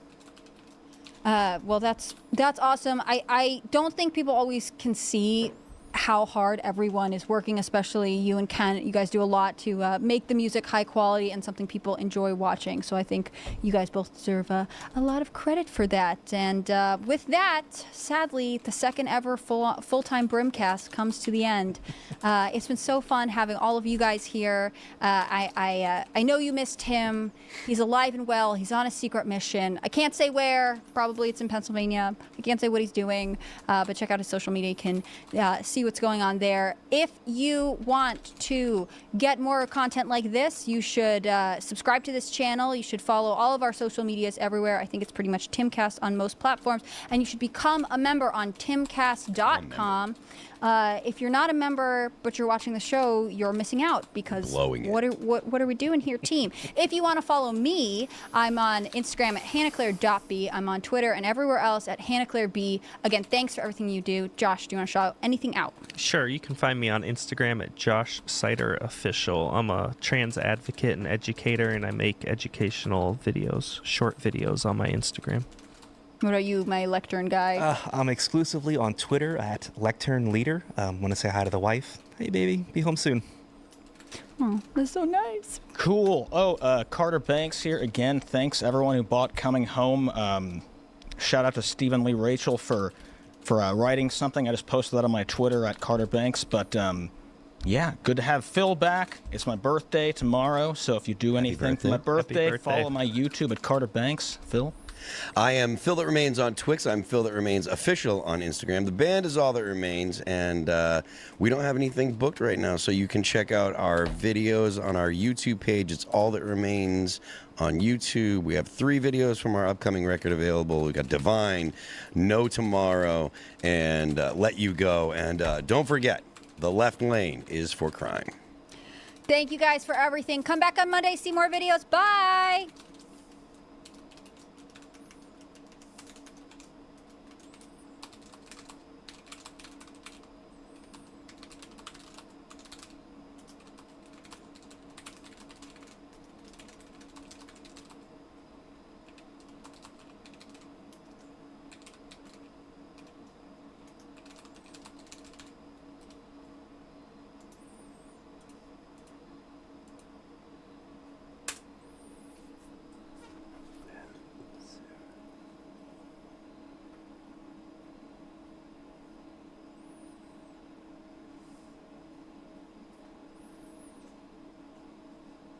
Hello. Our story begins inside the administrator's residence at Cloud City, on the gas giant of Bespin. Lando Balthazar Calrissian, the selfless leader, stood in his closet, looking at an array of beautiful capes strung up. He missed that one gorgeous white one that used to hang inside the Falcon. Seeing Han made him think of it. The recounter is what he used to call it. He used to have a patterned yellow shirt and a long red ascot or scarf that he'd sling around his neck, just to match. The Chronicles of Lando Calrissian were some of the finest stories ever put to hologram, and he used to wear it when reciting his stories. He laughed to himself, slinging a light blue cape with a golden interior over his shoulders. He lashed the cape on under his collar, and smiled in the mirror. He twisted his mustache just a tad, not too much, but enough to fit the look he was going for. He left himself with a wink. As Lando started out of the room, he found his eyes on a model on a stand near the front door. The lights were off in the apartment, but the sun was sitting in the window, lighting up the entire room. He smiled and plugged it in. It lit up. Fantastic. Nothing beats the glow of his Corellian Corvette model. Do you like building Legos? Do you also like shiny things to add to what you build?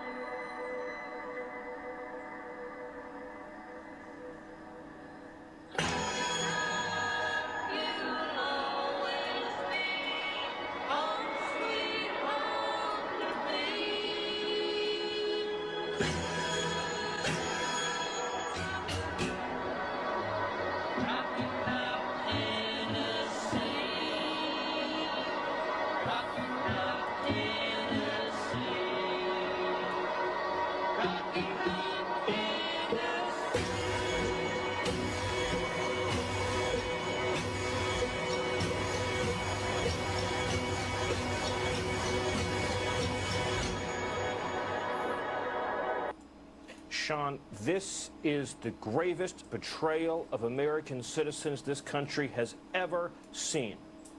The reason why those Americans in North Carolina, those mothers, those fathers, those precious little children, were left to die, were left on rooftops begging their government for help that never came, is because Kamala Harris turned FEMA into an illegal alien resettlement agency.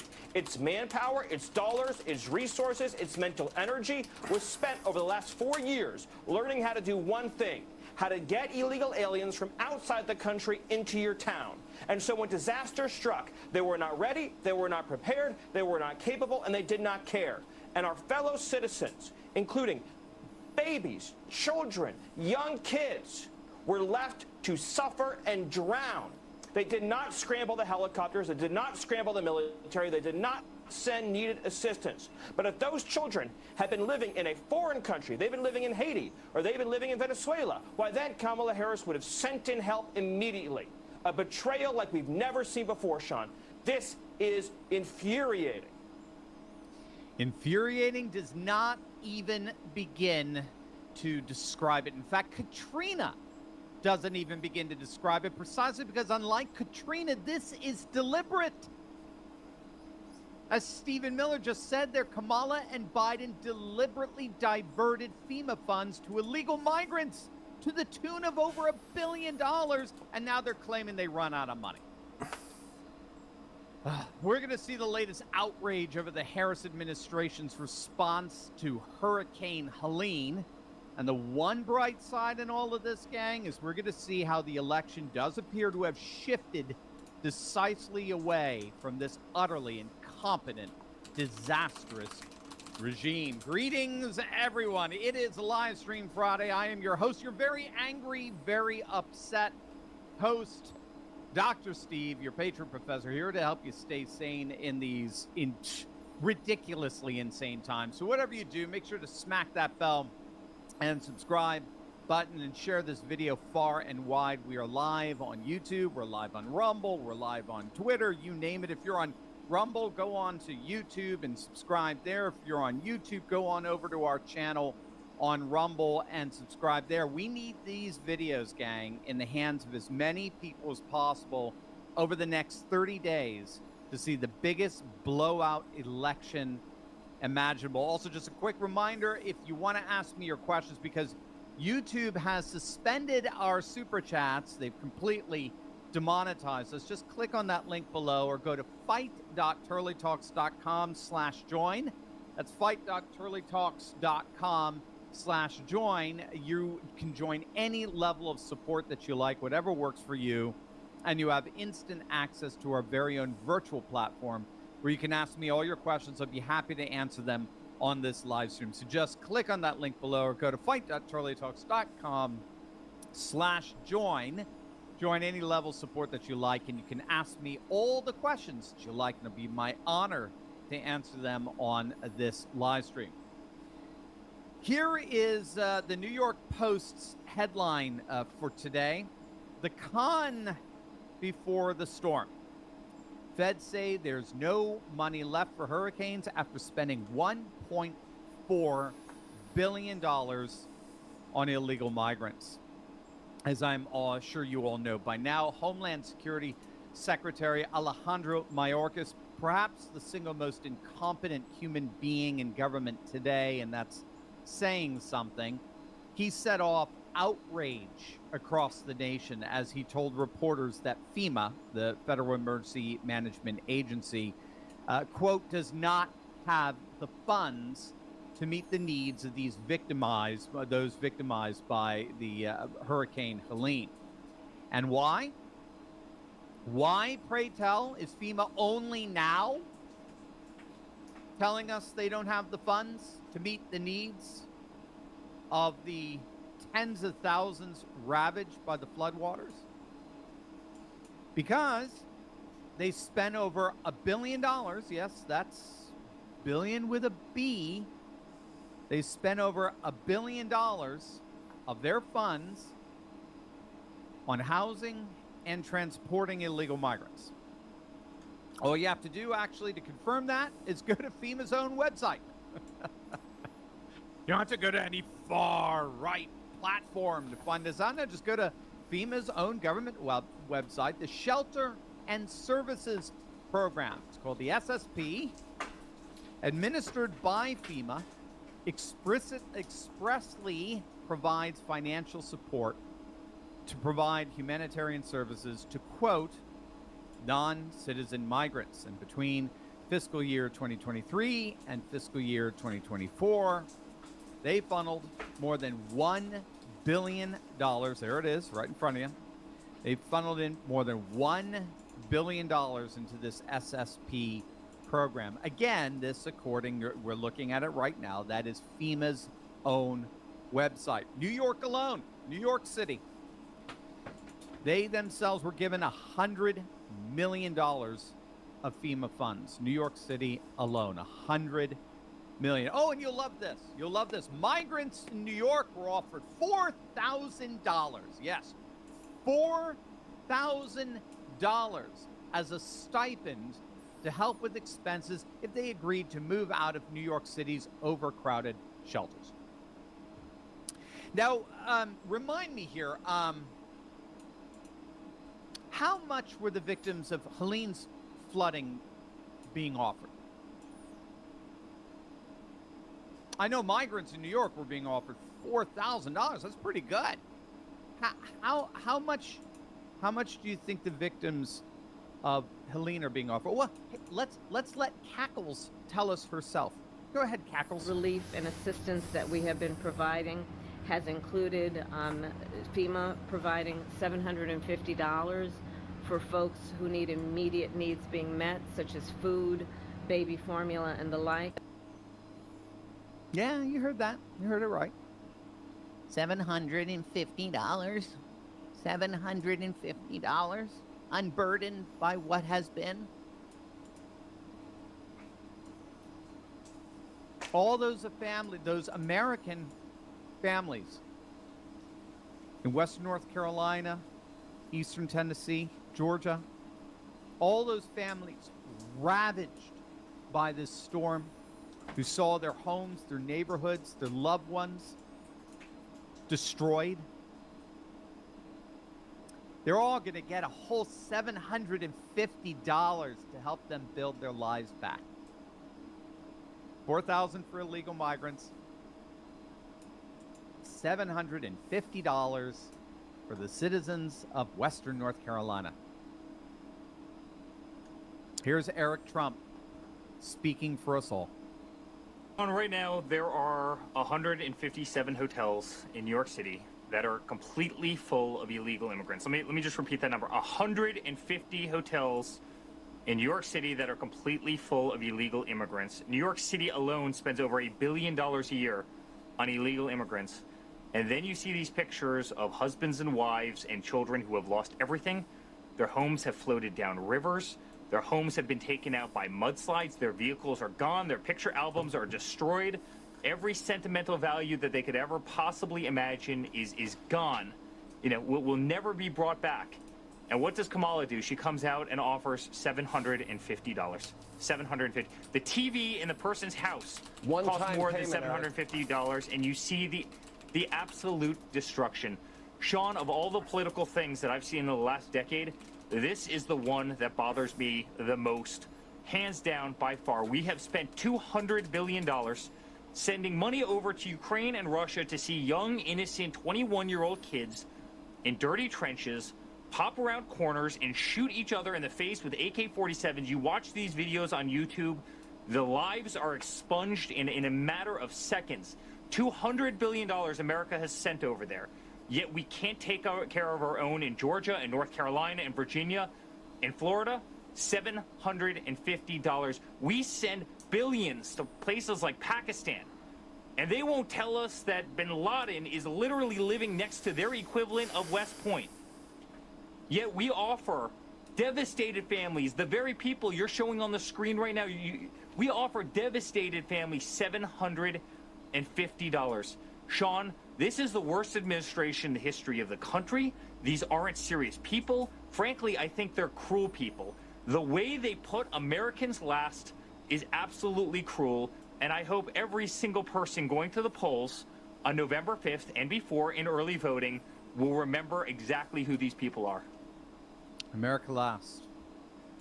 That's exactly who these people are. They are America lastists. America lasters. It's I mean, the word diabolical just keeps coming to me. This isn't just incompetence. This isn't just indifference. This is diabolical. Here's what one victim of the flooding had to say to Jesse Waters. It's too late. I mean, they took too long. It took them 5 days to get here. And I mean, it took 5 days for Biden to come here, and he didn't think we were worth coming down to see us himself. He had to fly over on his way to Raleigh. It's disgraceful. I mean, they keep saying we the people. No, there is no we the people. It's them versus us. So they're not for us. It's all about them. They tell us what we need instead of listening to us. That was absolutely brilliant. God bless that young man, what he just said there, because that was absolute. There was more brilliance coming out of that 30-second clip than anything we see coming out of D.C. right now in the last 3.5 years. That was absolutely brilliant. You heard him. There's no longer we the people. That's dead. There is no we the people. There is no we the people. It's now us versus them. And they are not for us. They're only in this for themselves. Alejandro Mayorkas is only in this for his own financial and political benefit. No reason what. He's not in this to serve these people. He despises these people. We have an oligarchy that rules for their own benefit, for their own political and financial gain, and then they turn around and then they dictate to us what we need rather than listen to us. Remember, gang, that's what we talk about all the time on this channel here. That's the heart of my new book, Fight, How Trump and the MAGA Movement Are Changing the World. There is a new political realignment that's happening all over the world where the old divide between the left versus right and the liberal versus conservative or Democrat versus Republican is being completely replaced by a new vertical divide between the people and the permanent political class, the ruled versus the rulers, the ordinary American versus the oligarch. And that young man expressed that powerfully and beautifully, that realignment that's happening. These politicians and bureaucrats are not here to serve. They are not our public servants. They only serve themselves. They're not representing your values, your interests, concerns. They are only out for themselves, for their own political and financial gain, and for the political and financial gain of their lackeys in the general population that vote for them and keep them in power. And gang, I got to tell you, this is precisely why now is the time, more than ever, for all of us to be absolutely intentional in considering where we are spending our money as patriots.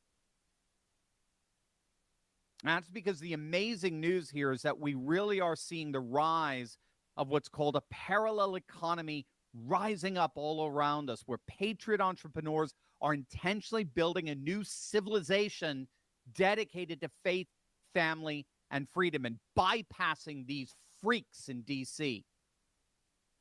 That's why you have all got to join me in attending the upcoming Public Square Parallel Economy Conference. It's in Orlando, Florida. It's on October 10th and 11th. They've got an absolutely amazing lineup. John Trump Jr. will be there.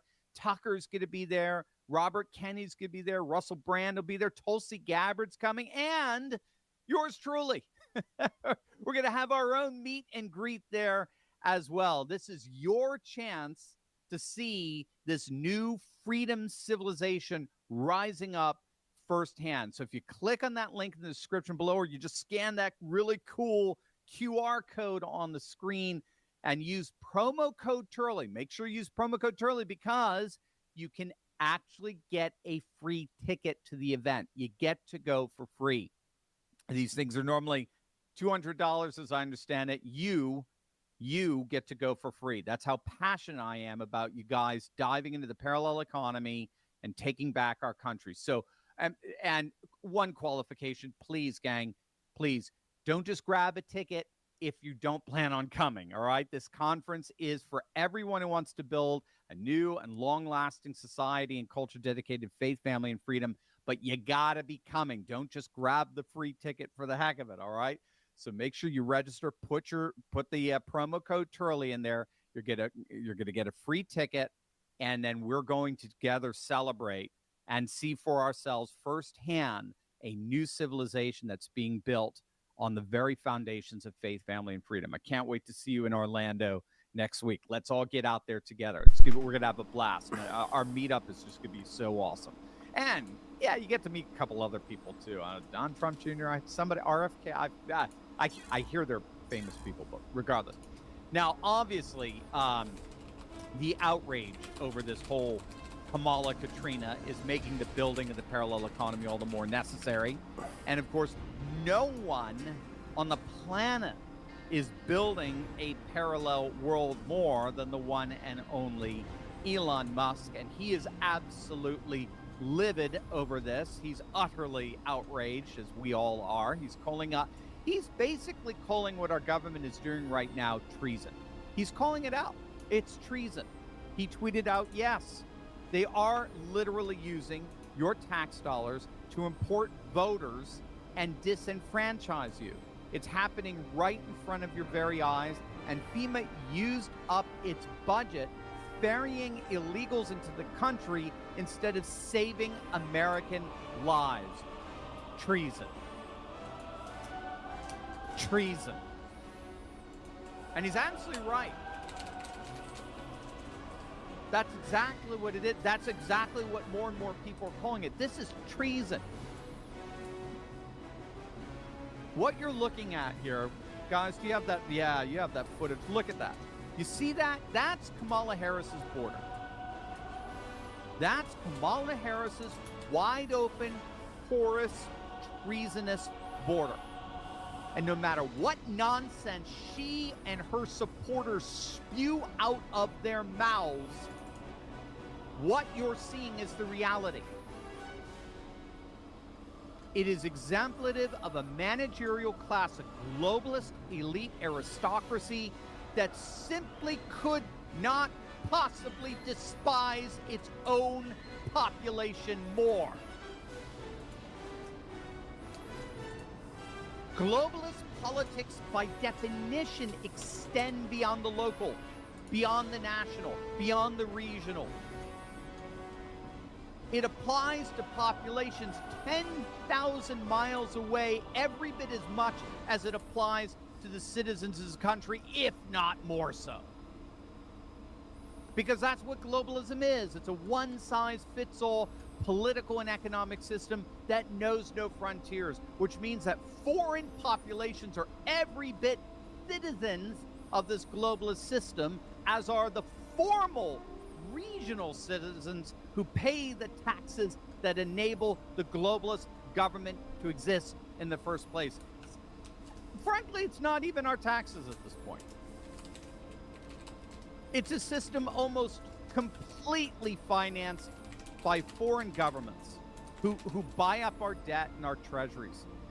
So that's the cash flow that our government ultimately relies on. They ultimately rely on foreign governments. They could care less about their own population and their paltry little tax-based little things that we throw at them. It's just another way of saying that a globalist government is by definition a treasonous government.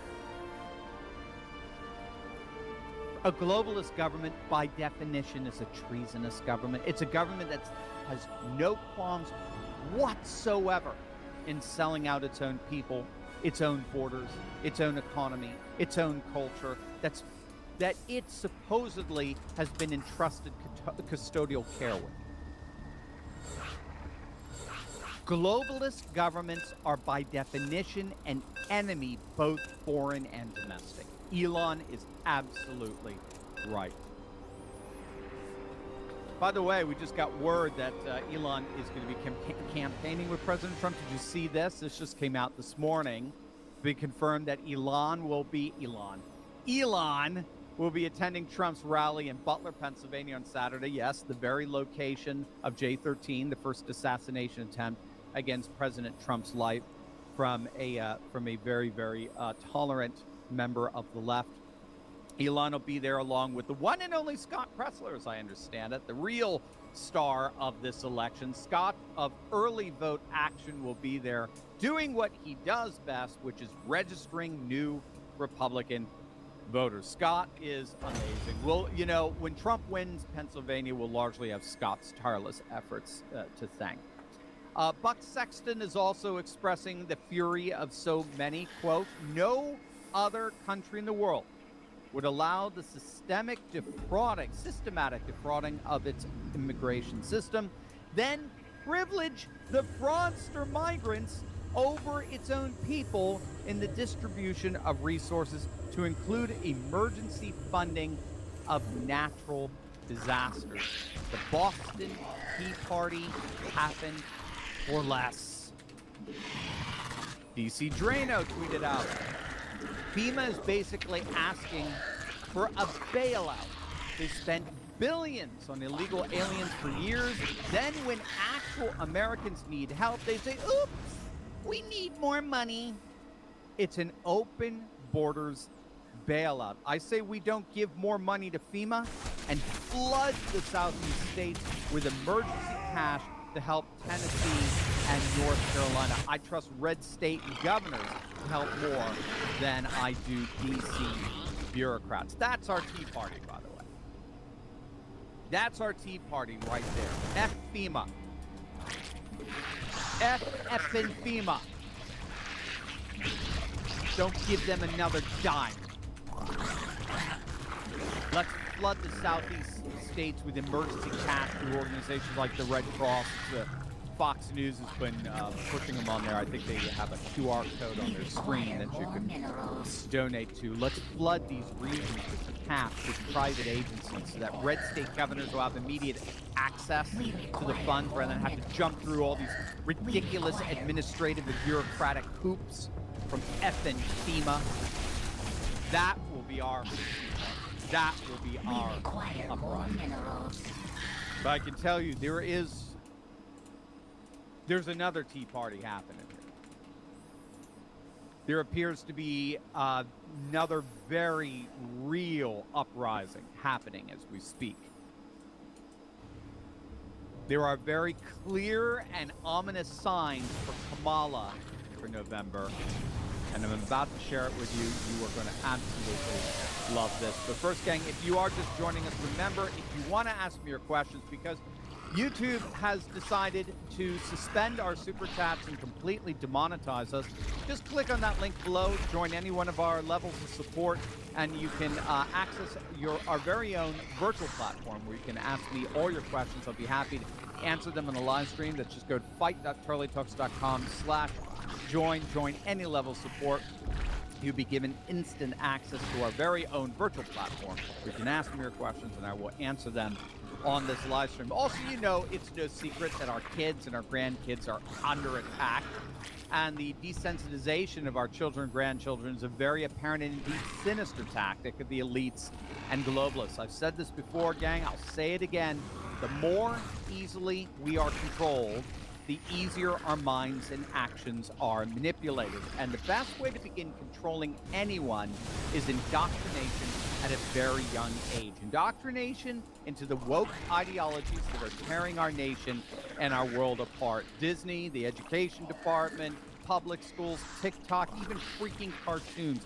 Nowhere is safe for our kids today from the traumatic experiences that are a full frontal spiritual attack on their innocence, joy, minds, and souls. So that's why I partnered with Remnant House Home Goods. Their mission is to make our children's lives holy and peaceful again. We need to do everything we possibly can to protect our children and grandchildren, cover them in the Word of God, the peace of safety, and the loving knowledge of grace. Remnant House has a great collection of children's items, from bed sheets with scriptures printed on them to teethers for babies. I mean, this is a company looking to make children's lives and bedtimes great again. So, gang, click that link in the description or scan the QR code on the screen and use promo code Turley. And at checkout, you'll be given a $10 coupon for the next time you buy. Buy these things for your kids, for your grandkids, for your neighbor's kids, heck, for strangers' kids. There is an attack on our children today, and we need to cover them literally in spiritual protection. So use promo code Turley at checkout and receive $10 off your next purchase. Click on that link below and protect the children in your life today. All right, gang, we may, in fact, be seeing the damage to Kamala's campaign as a result of this Katrina-like disaster. CNN, of all places, I kid you not, CNN's own poll of polls is giving Trump now a 70% chance of winning this election. CNN! Let that hit you. Remember, at no point in 2020, at no point did Trump even come close to winning, according to CNN's projections. At no point. And again, remember, he did in fact come within 40,000 votes to pulling that off. Even with all the confidence and cheerleading and fanfare from Biden, from the legacy media in 2020, even with all the mail-in shenanigans, 70% of the country voting by mail, even with all that, Trump still came within 40,000 votes of doing the unthinkable as far as the legacy media and CNN are concerned. And now we're getting word that panic has started to set in among Democrats in the key swing state of Wisconsin. Take a look at this, gang. Their own internal polling, which, remember, is the most accurate polling, it's spent tens of millions of dollars on it. Their own internal polling is showing that their incumbent senator, Tammy Baldwin, has fallen to within the margin of error with her Republican opponent. Quote, multiple Democrat sources hold Axios that there are alarm bells ringing in the state, arguing the race is much tighter than what public polling has shown. So the recent Trafalgar poll, which had Trump leading in Wisconsin, also has the incumbent Democrat, this Tammy Baldwin, up by only 2 points. That's fully within the margin of error. In other words, it's tied. Now, to understand what's really happening here, what the lying legacy media will never tell their dwindling audience. There is no Republican equivalent of this panic. You've got to let that hit you if you want to understand the state of this race right now. There is no Republican equivalent to this panic. Right now, as we speak, there is no incumbent Republican senatorial candidate who is in danger of losing his or her seat. Not even kind of. Not even close. Not one. It's so bad. It's so bad for Democrat candidates, Democrat incumbents, that the lying legacy media has been reduced to, again, doing what they do best, fabricate the notion of a competitive Senate race in all places, Texas and Florida. Ted Cruz and Rick Scott. You actually have the legacy media up there right now trying to convince their rapidly dwindling, dumbed-down audience, right? That's what MSNBC... That's what the MSNBC staff member said. Did you see that the other day? He blatantly called their audience dumb. This is the latest hidden camera hit from James O'Keefe Media.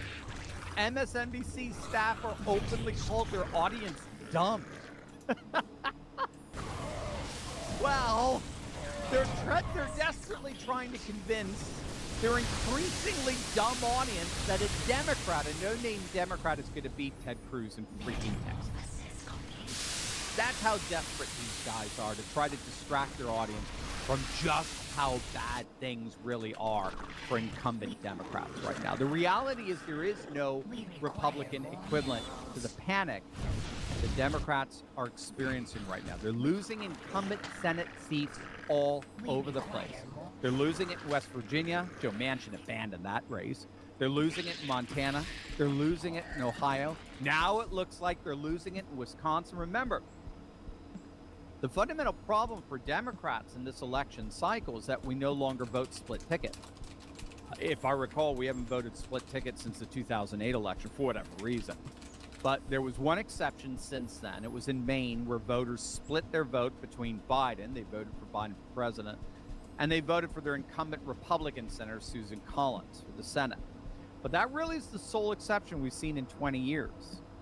So if you've got states like Ohio, Montana, Wisconsin, all with Democrat incumbent senators, same with Arizona, by the way, if they're all poised to go Trump, then all the Democrats down ticket are by definition in trouble.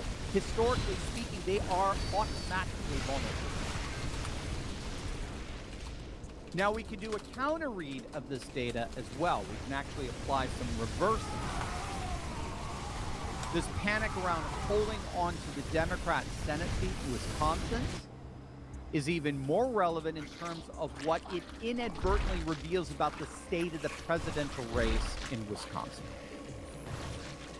Political analyst Seth Keshel pointed out that Baldwin won her first race in a landslide back in 2012. She ran just a little bit behind Obama. She won by 10 in her last election back in 2018.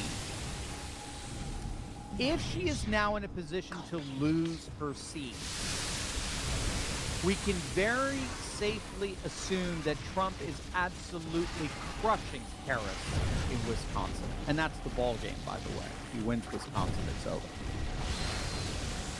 If their incumbent Democrat senator, who won 2 blowout elections back-to-back, is in the fight of her life, teetering on defeat, you can be assured that Kamala is right now going down in flames. Remember, the hard part here is that Wisconsin is a very hard state to poll. Rich Barris always talks about this. Perhaps the single hardest state to poll, largely because it has a very dense rural population who simply don't respond to the polls, but they come out to vote. And so the polling tends not to be very predictive of how the election turns out. Remember, one of the pollsters had Biden up by 17 the week before the 2020 election. 17. He ended up winning the state by 20,000 votes. It came down to literally 0.1%. And that's the key. That's the key here. The polling always oversamples Democrats in Wisconsin. That's what I think the Democrats and this incumbent senator are so freaked out about. They know that. The polling always oversamples voters in Wisconsin's urban areas to give them a skewed Democrat advantage. Ron Johnson, their current Republican senator, the very awesome MAGA senator, he always underpolls. And last time he was up for re-election, he was supposed to lose by like double, I think that was just 2022. He was supposed to lose by double digits. He ended up winning by 2. That's just the nature of Wisconsin polling. So if you have the Democrats in the Senate freaking out over their internal numbers that are far better than the Wisconsin polls at large, if they're freaking out over their incumbent senator losing, you can be sure Kamala is crashing in the Badger State. And as an implicit confirmation of that, it's I don't think it's a coincidence that Kamala's little rally that she held with Liz Cheney the other day in Wisconsin, probably the single most unpopular politician on the planet.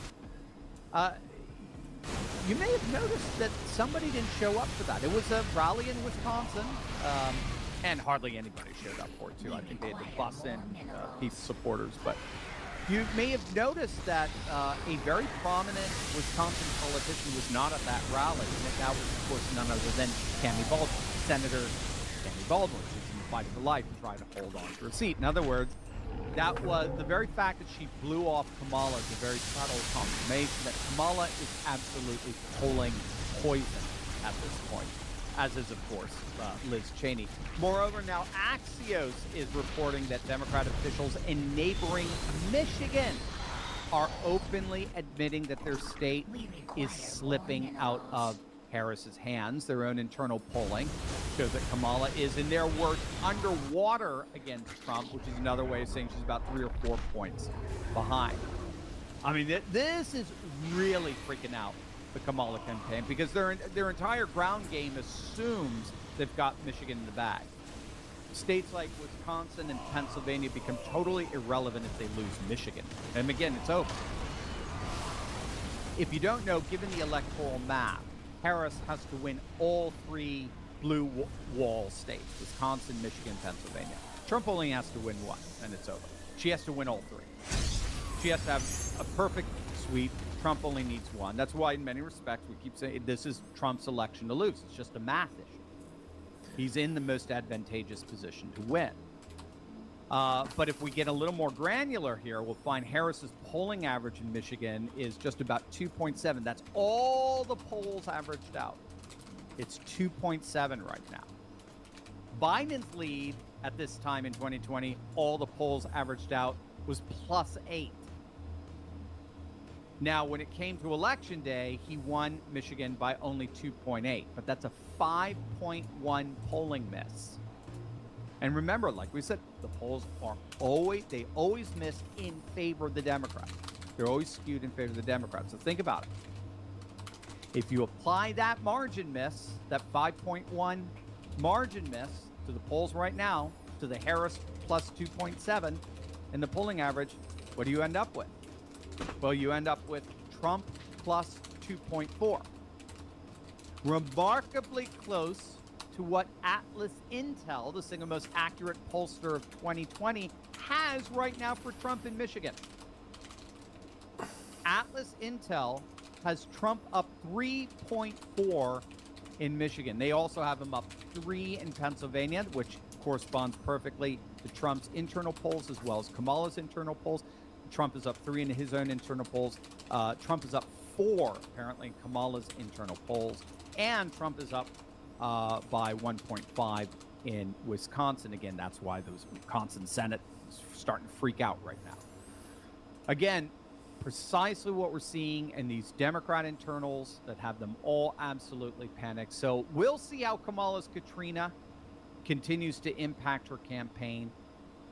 But as things stand, and as the outrage continues to rightly accumulate, we may be looking back at this week of such tragic devastation as the beginning of the end for an even more devastating administration. Over to you guys, over to you as Josh and Mike assemble your questions. Don't forget, you're just one click away from meeting Donald Trump Jr., Tucker Carlson, Russell Brand, Bobby Kennedy Jr., Tulsi Gabbard, all in one place. Oh, and me. That's right. They'll all be warming up the stage for yours truly, of course. Yes, we're all going to be in Orlando, Florida on October 10th and 11th for Public Square's Parallel Economy Conference. And it's your chance to meet up with me and enjoy an incredible event. We're all going to be taking our country back, and we're going to have a wonderful meetup together, and we're going to see firsthand this rise of a new parallel civilization dedicated to faith, family, and freedom. And here's the best part, gang. I've waived my own speaker's fee. I'm not getting paid for this at all. So I'm able to offer for you free tickets to the event. That's how much I want you to be there. So just click on the link in the description below or scan the QR code on the screen. Use promo code Turley, and you're going to get a $200 ticket absolutely, completely free. That means you can spend the money instead on travel and on lodging, whatever you like. So there's no admission fee at all for you. But please, gang, only serious inquiries, right? Only claim a ticket if you're serious about coming. This is going to be an event for dedicated patriots ready to make a difference in this nation and in the world. So click the link below, scan the QR code, use promo code Turley, grab your free ticket today. And I can't wait to see you in Orlando next week, where we're all going to have a front row seat at the rise of a new parallel civilization dedicated to faith, family, and freedom. All right, over to you. What kind of questions do we got? What do we got? Joshua, I think the strike was a setup of the Democrats to manufacture their own October surprise. Could this lose Trump the union vote? I think they'll let people starve for 2 weeks, and then Harris will make the port owners give them whatever they want. No, I don't know, Josh. I'm not seeing it. It's all over. It's done. It just ended. I don't know if you heard that. So the strike's over. They're not going to be doing anything until after the election. It just seemed in the end it was a big nothing burger. So I'm not seeing it there. Now, I'm sure we're going to get other questions on this.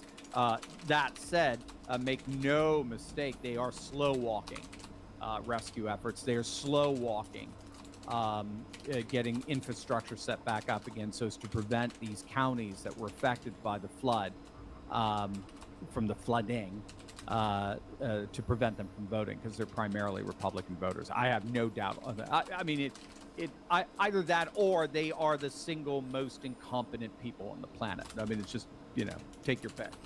They're stupid or they're evil. Which one? Well, probably a combination of the two.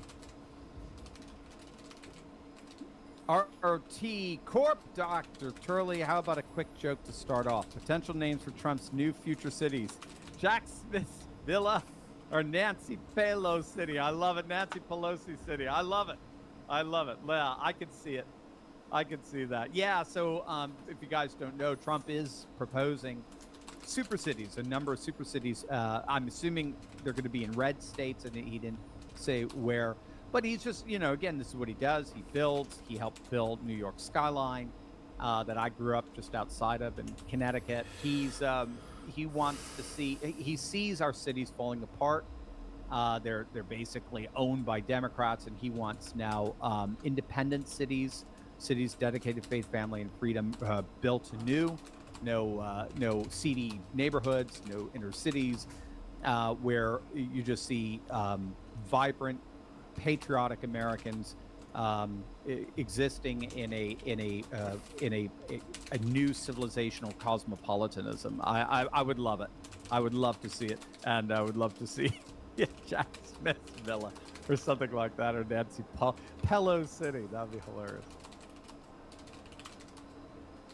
Chris, my husband is an 82nd Airborne vet, with Fort Bragg housing the 82nd.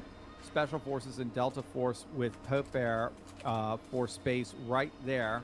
Why are they not doing food and water drops, let alone search and rescue?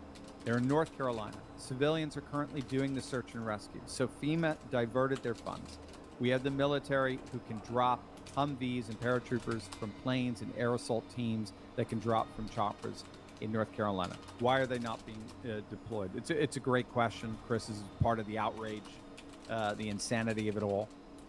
I have to think it's, and more people are saying it, and of course they're opening the door for this kind of conjecture. It's purposeful. They're slow walking the recovery effort, so as to make sure that, so as to minimize the amount of vote that comes out on election day. Again, I don't think it'll work. Nothing they do seems to work, but they are making their lives absolutely miserable, and people are suffering horrifically because of this very intentional incompetence. Wendy, have you heard about the truck stops in Tennessee, North Carolina? My brother's an owner-operator, and cost to each one of these truckers is massive. There are theories that this was happening because of the strike. Any thoughts of that? I don't know. I do not know of the truck stops in Tennessee and North Carolina and its relation to the strike. Again, the strike seems to be over, so hopefully that will end it. But again, I think there's far more nefarious forces in play here than just a dock strike. Rock Dog, Dr. Steve, since AWOLs went down faster than Willie Brown's boxers. If you're new to this channel, you're going to love Rock Dog. He's one of our favorites. The debate, do you think this is a big reason why the Ebola virus is hitting the campaign trail for chlamydia and tampon? Timmy. Well, we'll see. Yes, they'll do anything and everything to try to steal this election, obviously. They'll do anything and everything to try to divert our attention from their failings. I don't know. I cannot, again, all I can say is I don't trust anything from these guys. Like I said, the word diabolical keeps coming through my head. I don't trust anything from them. They are moral reprobates at this point. I mean, they're so despicable. They're so disgusting in literally every way, mentally, morally, personally, optically. I mean, I just, and in the end, they're doing all of this. They're slow walking all of this. And 45% of the country is voting for them in the end because they hate us. They hate us, and they hate us to the very marrow of their bone. They've been taught to hate us. They think we're brown shirts reincarnate.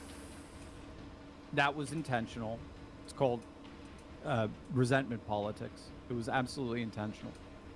Our politicians learned decades ago that if they divided the population, resentment would never ever end up being directed towards them. It'd always be deflected onto somebody else in the population. It's not the government.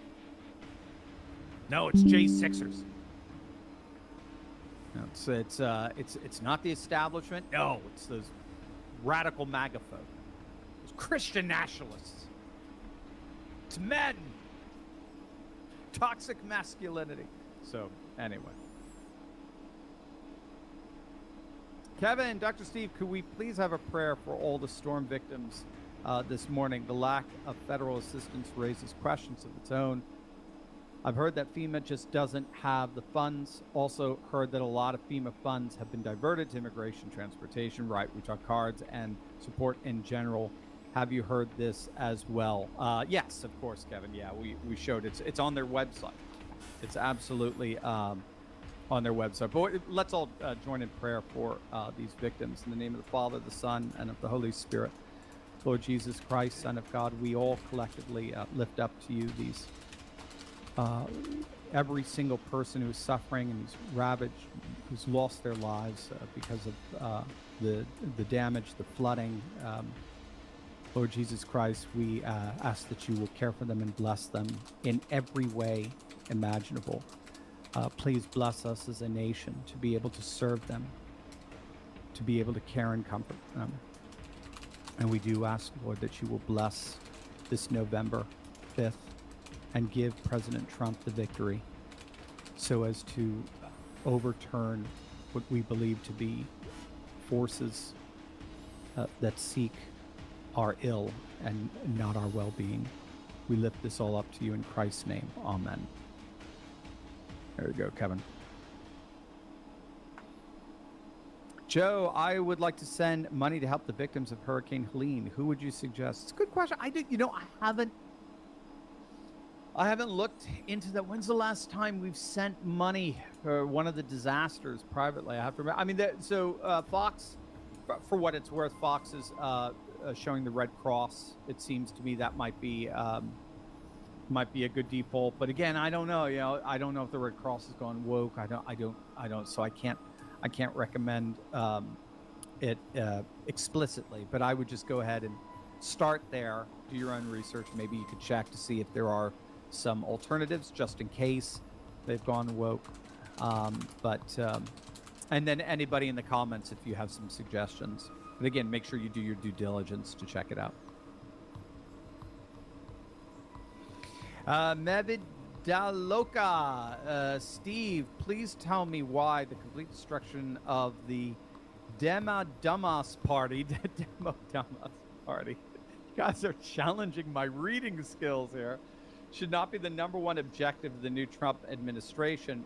What they're doing after the hurricane is as bad as Himmler's death camps. Yeah, wow. Yeah, I think we all feel your passion there, right? Isn't that what Tampon Tin says? I'm passionate. That's what Politico tried to sell us on, and his wide eyes. The wide eyes shows Tim Walz's passion. Yeah.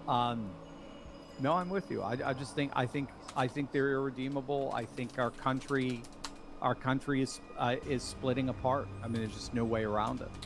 I mean, you have 40% of the country that sees that suffering and goes, who cares?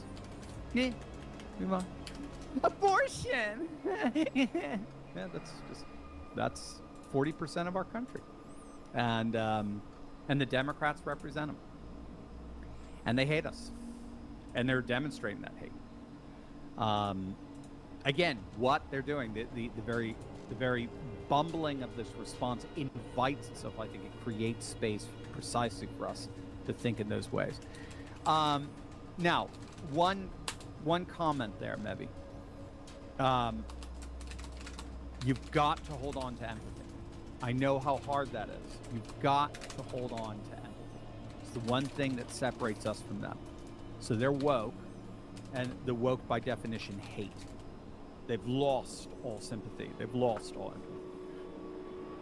But the one thing we have to always be able to exemplify is a prayerful inclination towards the image of God within them. And we always have to be better, as it were, for lack of a better way of putting it. How about this? We have to be more humble. We have to humble ourselves more in recognizing the propensity within us for the evil we see. And I think that's very important, because that prevents us from being torn apart by this. Because remember, forgiveness is for the forgiver. Forgiveness is for the forgiver. We forgive so that we find healing in the midst of our pain. So, so what we're seeing is pretty horrific, no question. And what they're doing is horrific. And looking at MSNBC and the way they're cheerleading what's happening is horrific. But we have to remember there is a beautiful soul inside them that God loves and wants to redeem. And we have to see that. We have to. Even Gollum in The Lord of the Rings, Frodo feels tremendous empathy and sympathy for Gollum, and as does Gandalf. And Gandalf prophesies that,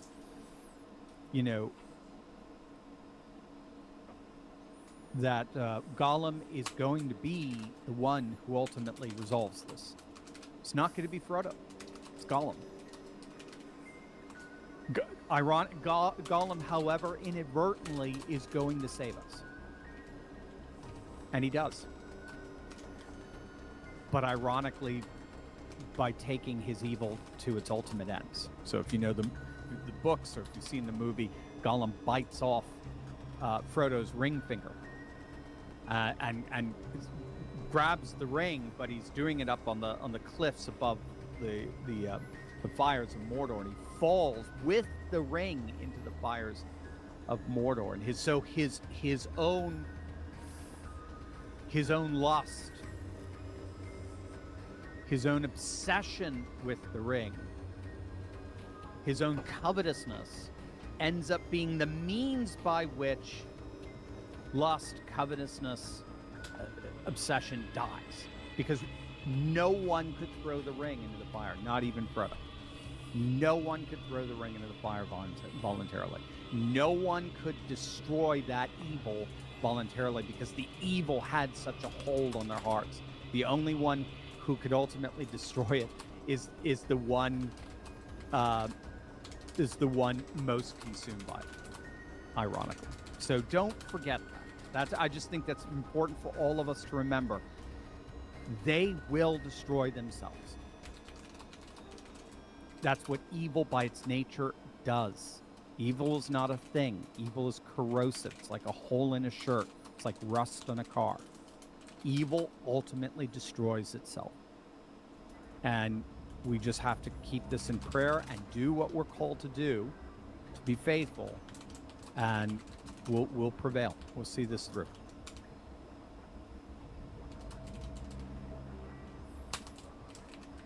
Ann, or AN, why aren't we primarying all the rhinos who vote no for the SAVE Act? Then the rest need to go too. Yep, good question. Ask the RNC, find out who they are, and primary them. Get rid of them. Get rid of every single one of them.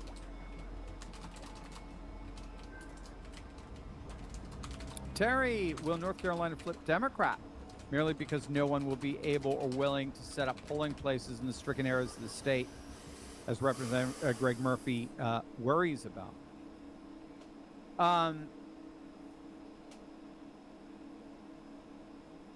If that were to happen, I think you'll have a civil war.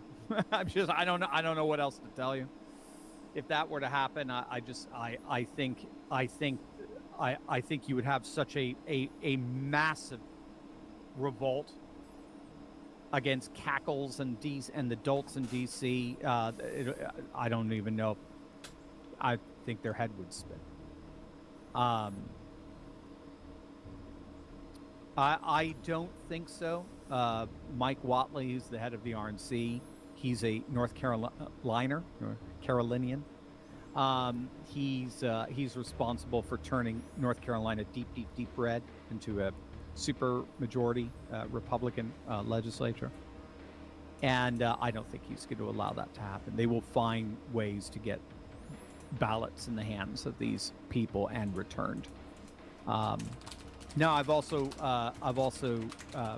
seen one site crunch the numbers and taking all the total of the regions affected and it would not ultimately affect the result. It would obviously, if none of them could vote, it would hurt Trump, but not hurt him fatally, not hurt him in such a way where he would lose North Carolina. So, but we'll keep up on that. That'll be one of the things we'll keep an eye on. Bill, $61.3 billion in military assistance has been sent to Ukraine since Russia entered Ukraine on February 24th, 2022. And we can't even send assistance to victims of Hurricane Helene. I did see an offering of $750 for victims, but how are people supposed to put their lives back together with $750? Signed, a pissed off patriot. Amen, Bill. Amen. No need for comment. My whole video was a comment on that. You're speaking. Your patriot professor, as you can see, is very upset this morning. I can't hide it. I try to be all bubbly. Nope, can't do it. Can't do it. No, because I'm too human. I can't pretend things are good today. They're not. It's sad. What's happening in our nation right now at all levels is sad. It's sad to see what's happening in Western North Carolina, and Eastern Tennessee, and Georgia, and South Carolina, and parts of Virginia. It's sad.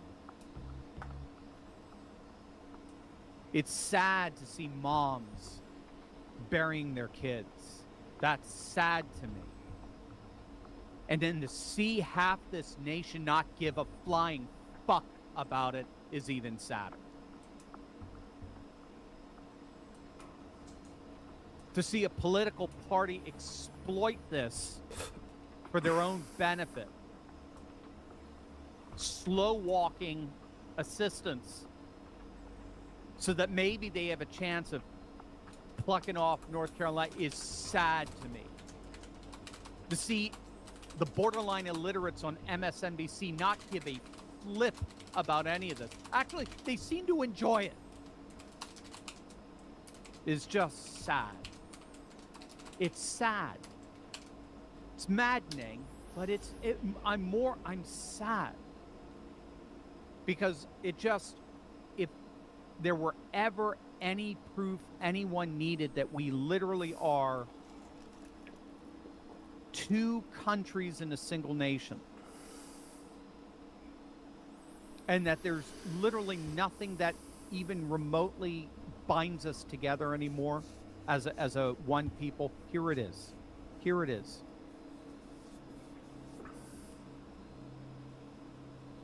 It's so sad. And a media, just a legacy media who could care less. They crucified Bush over this for less than this. So sad. Johnny the Whiz Kid. And finally, can you explain that Order 66 executive order again that Trump will do when he returns? Okay. Schedule F. It's called Schedule F. So it is it's the final executive order he issued in his first term as president, and what it would basically do is would take all of the employment insurances and buffers and protections that public workers have, and it would remove them. And it would remove them by reassigning them Schedule F status. And Schedule F status legally allows for termination in a far easier way than the contracts are set up right now in Washington, D.C., all across the bureaucracies. It's almost impossible to fire someone in a government bureaucracy. Even as they just take a public school, they don't fire public school teachers. They just shuffle them around. They send them into different districts and the like. They don't fire them. It's almost impossible to fire a teacher. It's pretty much the same as just a general government worker, bureaucrat, unelected bureaucrat. Almost impossible to fire. Schedule F will restructure all contracts in such a way that enables their firing far easier. So there you go. And so we would see mass firings. Johnny the Wiz, because I also heard they're trying to get overseas votes with all non-citizen vote plus happening. I was wondering if the Electoral College would save the day. Maybe. Trump lost popular votes from Hillary, but still won the election. Could the Supreme Court also get involved? Yeah, I mean, I've seen that as well. I don't know. We'll have to keep an eye on the shenanigans they're pulling there. I mean, the good news is we're seeing it. We're looking at it. So darkness hates light. So, but I know even Elon was a little concerned, like what's going on here. So we'll just have to, again, Congress is going to have to get involved. Republicans are going to have to get involved. I don't know if the Supreme Court will get involved. Maybe they will. I don't know. We'll have to see. Chip, how can anyone still support the Democrats of the most recent exposure of this misdirection of the FEMA funds? Because they hate you. Because they hate me. It's because they hate us. And they don't care. You're just going to have to let that hit you. They hate you, they hate me, and they don't care. And Kamala is a symbol of how much Kamala is a symbol of how much they hate us, and Kamala is a symbol of how much they hate America. America's racist, it's bigoted, it's phobic, it's unjust, and it deserves to pay for all its past sins. And we're here to make sure it does. That's basically what's going on. Franz, was Tuesday night emblematic of why the establishment does not want an opposition party? I guess so. I guess so. If you're talking about the great disaster, the debate disaster number 2, yeah. Opposition parties call out their BS, and again, remember, this is I even heard, commentators, pundits on CNN say, this is the consequence of what happens when you coddle one side, when one side doesn't have to do tough interviews every single day like Trump and Vance have to do. If you coddle them, then when you put them in the lion's den, they don't know what to do. They freak out. They look like a deer in the headlights, quite literally. So, but yes, you're right. There will always be an opposition party, Franz. Don't you worry about that. Always. Even if we are, we just had to rely solely on the parallel economy as the resistance. There was a resistance party under the communist regime in Eastern Europe. Again, it was the people. It was the parallel police. It was the underground movement. We'll resist. We'll always resist. We will never bend a knee to this tyranny, ever. It's never going to happen. I promise you, 100 million Americans will not do it. We will not follow suit. Johnny, if I may, first, InfoWars confirmed with citizens that North Carolina citizens are being blocked from any aid and allowing genocide with their inactions, so they can't vote. How will they be able to vote? We can't let the feds get away with this. Yeah, John, no, I mean, obviously, get involved. Call up your congressman. Say, what the hell are they doing? What's going on here? Get to the bottom of it. Absolutely. No, I'm with you 1,000%. We have to stand up and say we're not going to allow this to happen. So start with your leaders, and then go to like early vote action. Go to Scott Pressler's organization. See, what are you hearing on the ground? Because they're a national organization. They're there in North Carolina. What are you hearing on the ground? What can we do to make sure these people are taken care of, and that we don't have this default disenfranchisement from our democratic process. Miss Magnolia, 1978, Georgia. I'm very disappointed Melania has chosen to reveal her radical position on abortion, especially at this time. Do you think this could be damaging to Trump with Christians? Unfortunately, I have lost a lot of respect for her and fear she could influence Trump. No, I'm with you. Of course, I'm very disappointed. I understood she was a conservative Catholic, and as a conservative Catholic, by definition, or as a faithful Catholic, as a baptized, catechized Catholic, you are not allowed to be pro-choice. Period. End of discussion. Any Catholic bishop will tell you that in a heartbeat. You're not allowed to be pro-choice. You must be pro-life, or you are committing mortal sin. So, as I understand it, I'm not a Catholic. I'm Orthodox, but so yeah, I know I was very disappointed on that and that as well. But no, a first lady is not a determiner of who people vote for, and Trump did the amazing. He did the ultimate. He overturned Roe v. Wade. So if pro-lifers turn against him now, then they only have themselves to blame. I mean, they can ask themselves, they can look in the mirror when they need to ask, why does God have his people walk 40 years in the wilderness? God used Trump to overturn Roe v. Wade. God spared Trump's life on J13, and then you're going to turn around and not vote for him? You deserve your desert, gang. If that's where you're going, you deserve your desert. I got nothing to do with you. That's a Christianity I don't know nothing about. Vaughn, Dr. Steve, on a civilizational level, what happens now? Where do we go from here now that we all know they hate us? Yeah, it's a good, well, that's, I mean, again, we'll be talking a lot about that in Orlando. So definitely, Vaughn, let's get together there. Yeah, I mean, I'm going to have to think about, I mean, my default response to that is it's already happening. A new world is rising. And the question is, how do we navigate this new world as it intersects with the old, dying, decaying, morally decrepit one that still holds so much power in what's called a post-normal lag? We saw it even in Eastern Europe, where Central and Eastern European nations, particularly Poland, continued to vote in communists for the next 10 years because that was just the structures that were in place. Nobody really believed in it anymore, but they couldn't think of politics outside of those frames of reference. And we're in a post-normal lag right now. With our own institutions. So I think it's going to be a good question. How do we thrive in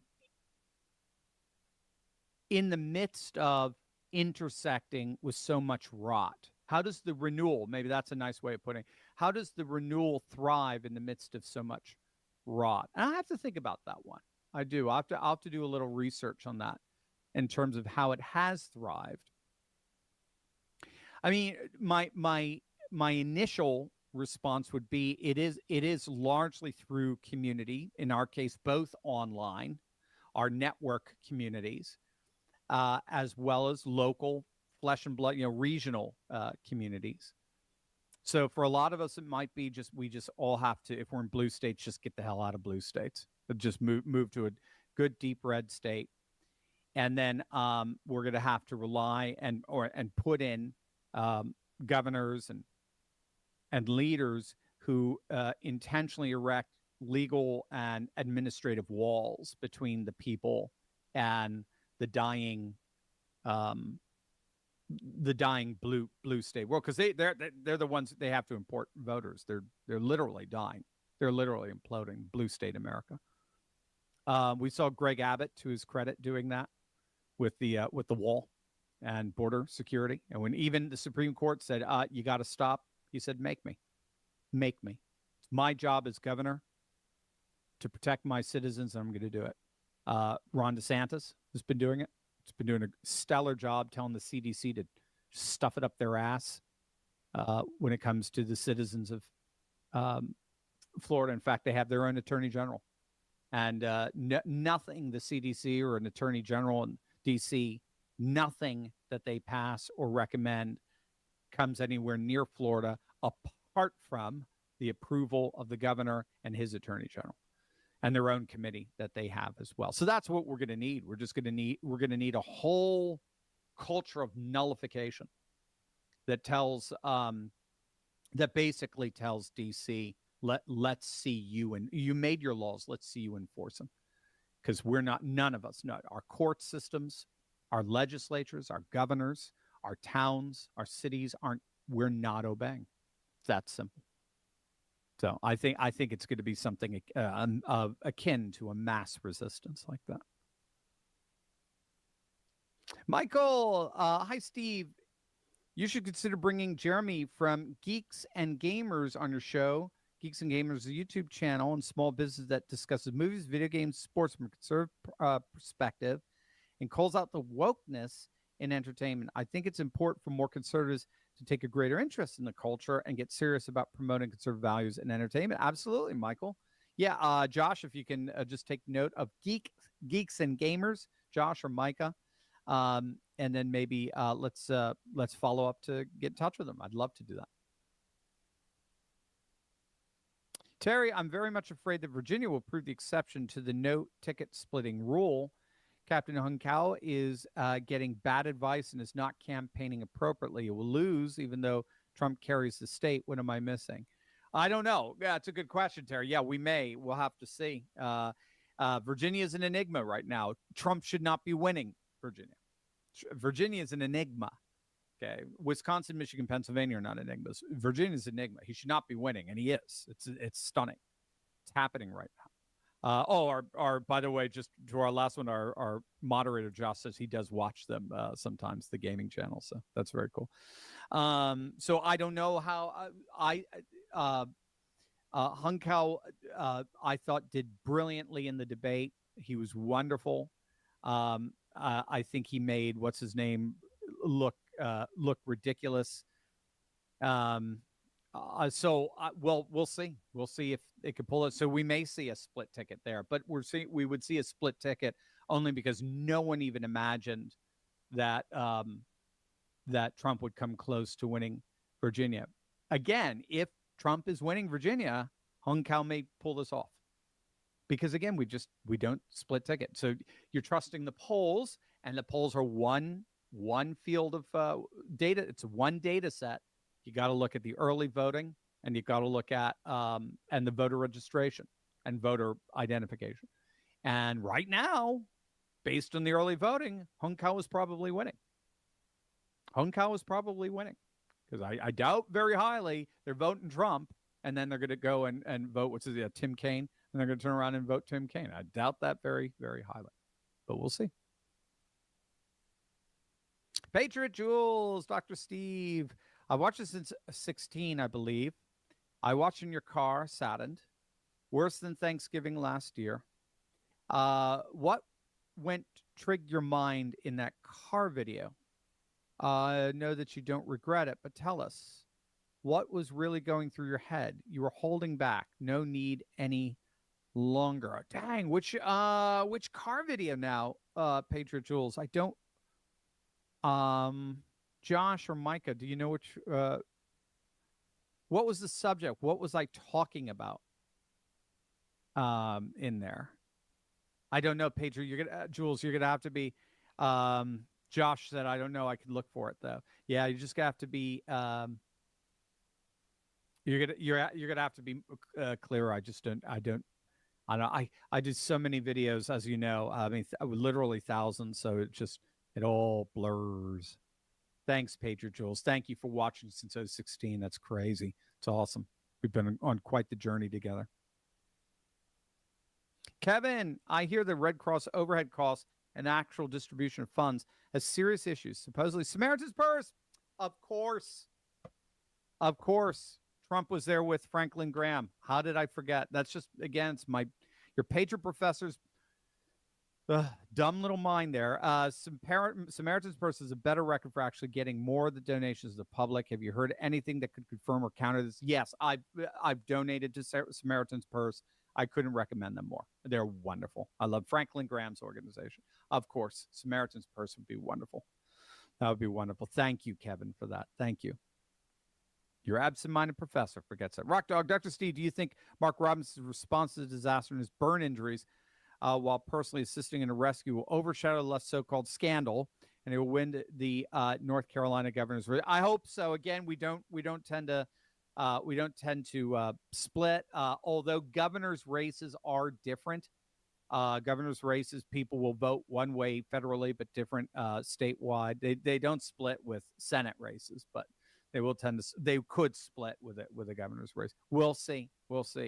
I mean, you got rocked hard, no question. They play sleazeball, man. They play by very different rules. So hopefully, yeah. Because I'd vote for Mark Robinson in a heartbeat, no problem. Rotcorp, Dr. Thoroughly, hurricane season isn't over. Hurricane Kirk is on its way. What do you think the Harris campaign's response will be this time? And what do you think the response will be if the hurricane hits somewhere like Pennsylvania? Yeah, right. Hint, hint. Yeah. Same thing. I think they'll slow walk it. I think again because they've got the media in their pocket, so they've. I mean those who the synopticon that paints reality, objective reality for us is in their pocket. So they feel like they can get away literally with anything. Now it's not. That's the good news. It's not. But I think they'll do the same thing. Again, I don't think the public will stand for it. I honestly don't. I think everybody sees it. I mean, again, you've got that 40% and then 5%, 5 or 6% idiots who just go along with them, sheep who go along with the 40%. That 40% will, but I think there is a 55% that will say no way. This is wrong, and we see it. And that's it, gang. All right, pray for everyone who's been affected. Samaritan's Purse, if I could recommend one, that would be wonderful to donate to. Just check them out, do your own due diligence. But anyway, keep them all in prayer. Let's keep going, gang. I love you all. God bless.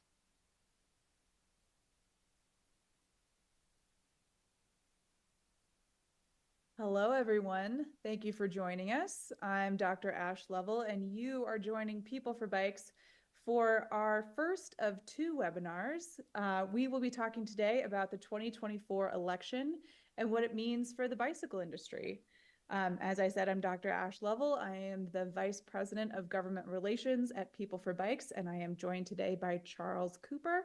We are excited to have Charles. Before I hand the reins over to Charles, I wanted to do a quick shout out. Thank you to our members for helping us produce these wonderful webinars for you and for the bicycle industry. If you'd like to become a member, you are not a member yet, we're going to put that information into the chat for you. Please consider joining People for Bikes. As I said, this is the first of 2 webinars. This first one we will be doing before the election, and the second webinar will be on November 7th at 12 p.m. Mountain Time with an assessment of all the things that happened during the election. And now I would like to introduce the esteemed Charles Cooper. Charles Cooper is the founder of the Bermuda Group and a dear friend of mine. And he has been working with People for Bikes for a while on all of our federal policy and regulatory work. And we are very lucky to have him here with us today. Okay, over to you, Charles. Great. Thank you so much. And thanks to People for Bikes for inviting me to join you all on this look at where we are in the election and what it may mean for the bike industry in the years to come.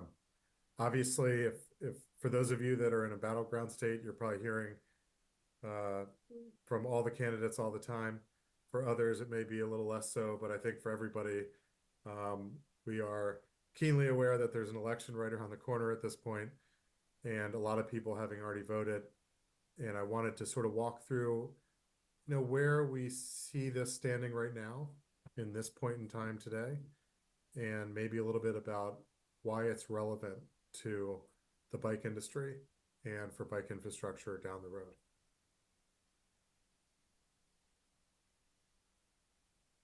We are 32 days until the election. And I mentioned earlier that a lot of people have already voted. There's early voting in a lot of states that have opened up. And so the election's happening right now. And on November 5th, obviously, people will go to the polls in person. But I think, the fact that it's 32 days in, we are in the absolute final stage of the election. People say a lot can happen in 30 days, which is totally true. But it's also relevant that since people have started the process of voting, and we really only have a month left where everybody's actively on the campaign trail, and the numbers are still pretty close to each other, 30 days is no longer an eternity in politics, as we've been saying throughout the election. We are close to the end, and I think because of that, we are watching sort of on a daily basis where this election is moving and who's up and who's down, and we'll obviously see some change in that over the next 30 plus days. But generally speaking, we are we're rounding the corner and entering the end here. It's an super interesting election cycle for a lot of reasons. One of those reasons is how condensed the election cycle has been.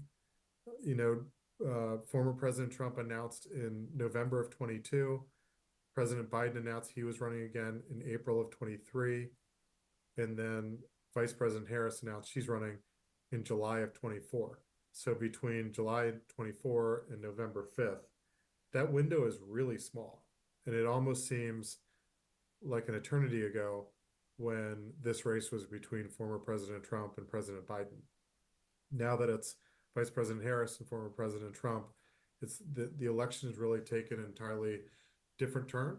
And candidly, that condensed election cycle is something that historians and pollsters and analysts are very unfamiliar with.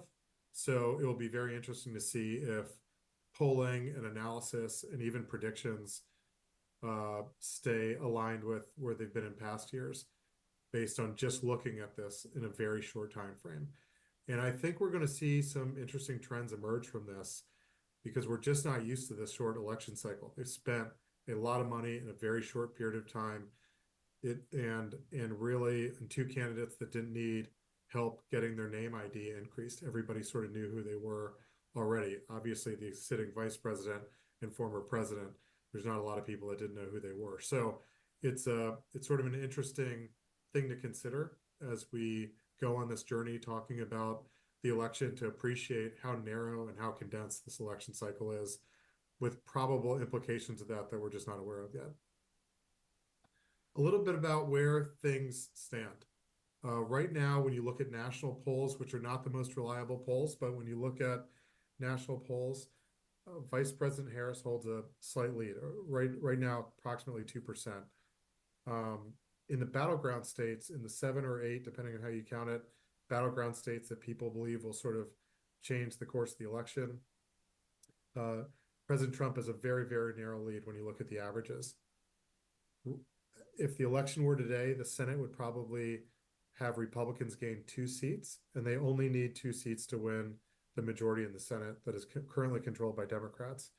But the seat in West Virginia is leaning heavily Republican, and the seat in Montana is also starting to lean Republican.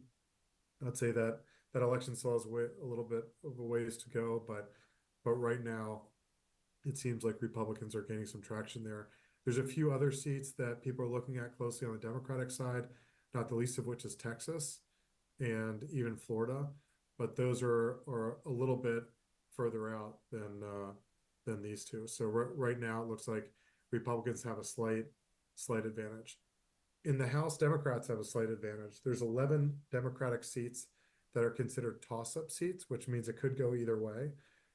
And there's 15 Republican seats that are considered toss-up seats. So right now, the Democrats in the House have a little bit of an advantage if you look at sort of that overall number.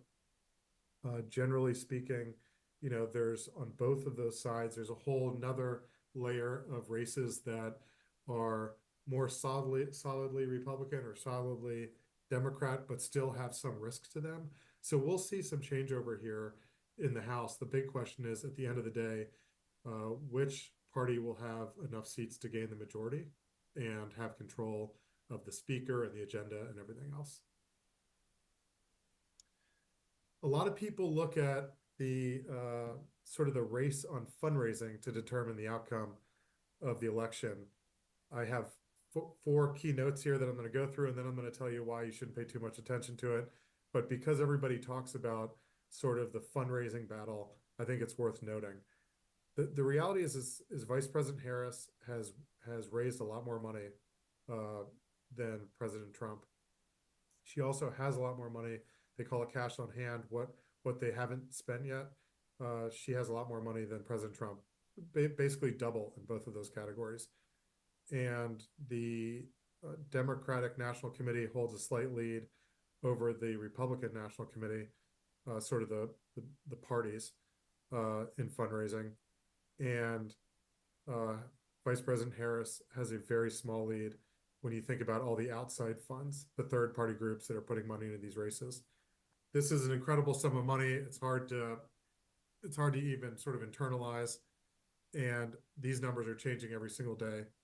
But the one thing I would say to this is over time, people have really looked at fundraising as being a real indicator for who would win. And in a lot of cases, that's turned out to be true. And down ballot, when you look at especially House races, if you're raising a lot more than your opponent, you're in really good shape.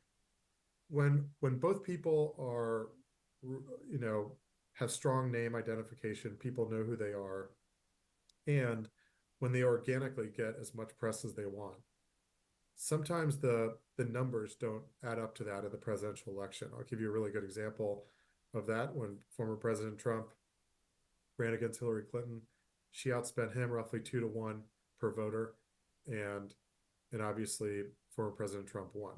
So a lot of this money is going to advertising and getting out the vote and targeted messaging.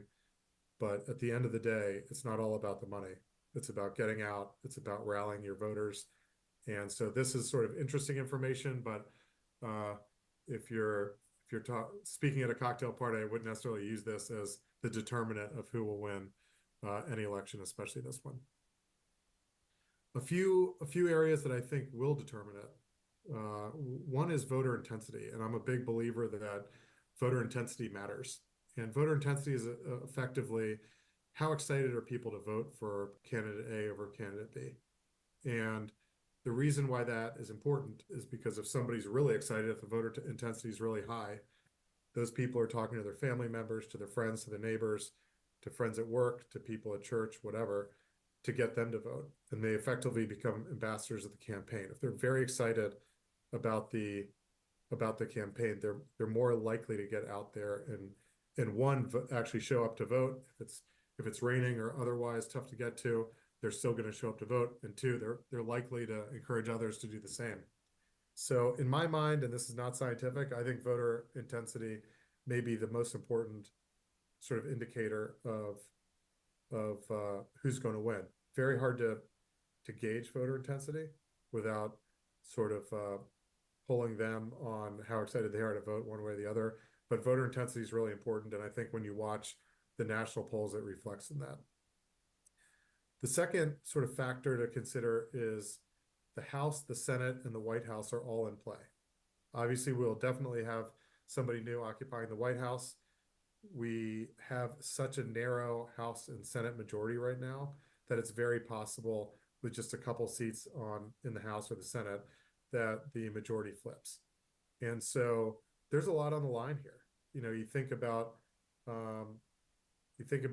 all of Congress and the White House potentially being in a position where they will switch who's in charge, which means all the policies change and otherwise, which I'll get into. That's a pretty significant election, and one that I think we're watching really carefully in each one of those three entities, because there's a big impact in each one of those categories depending on who wins.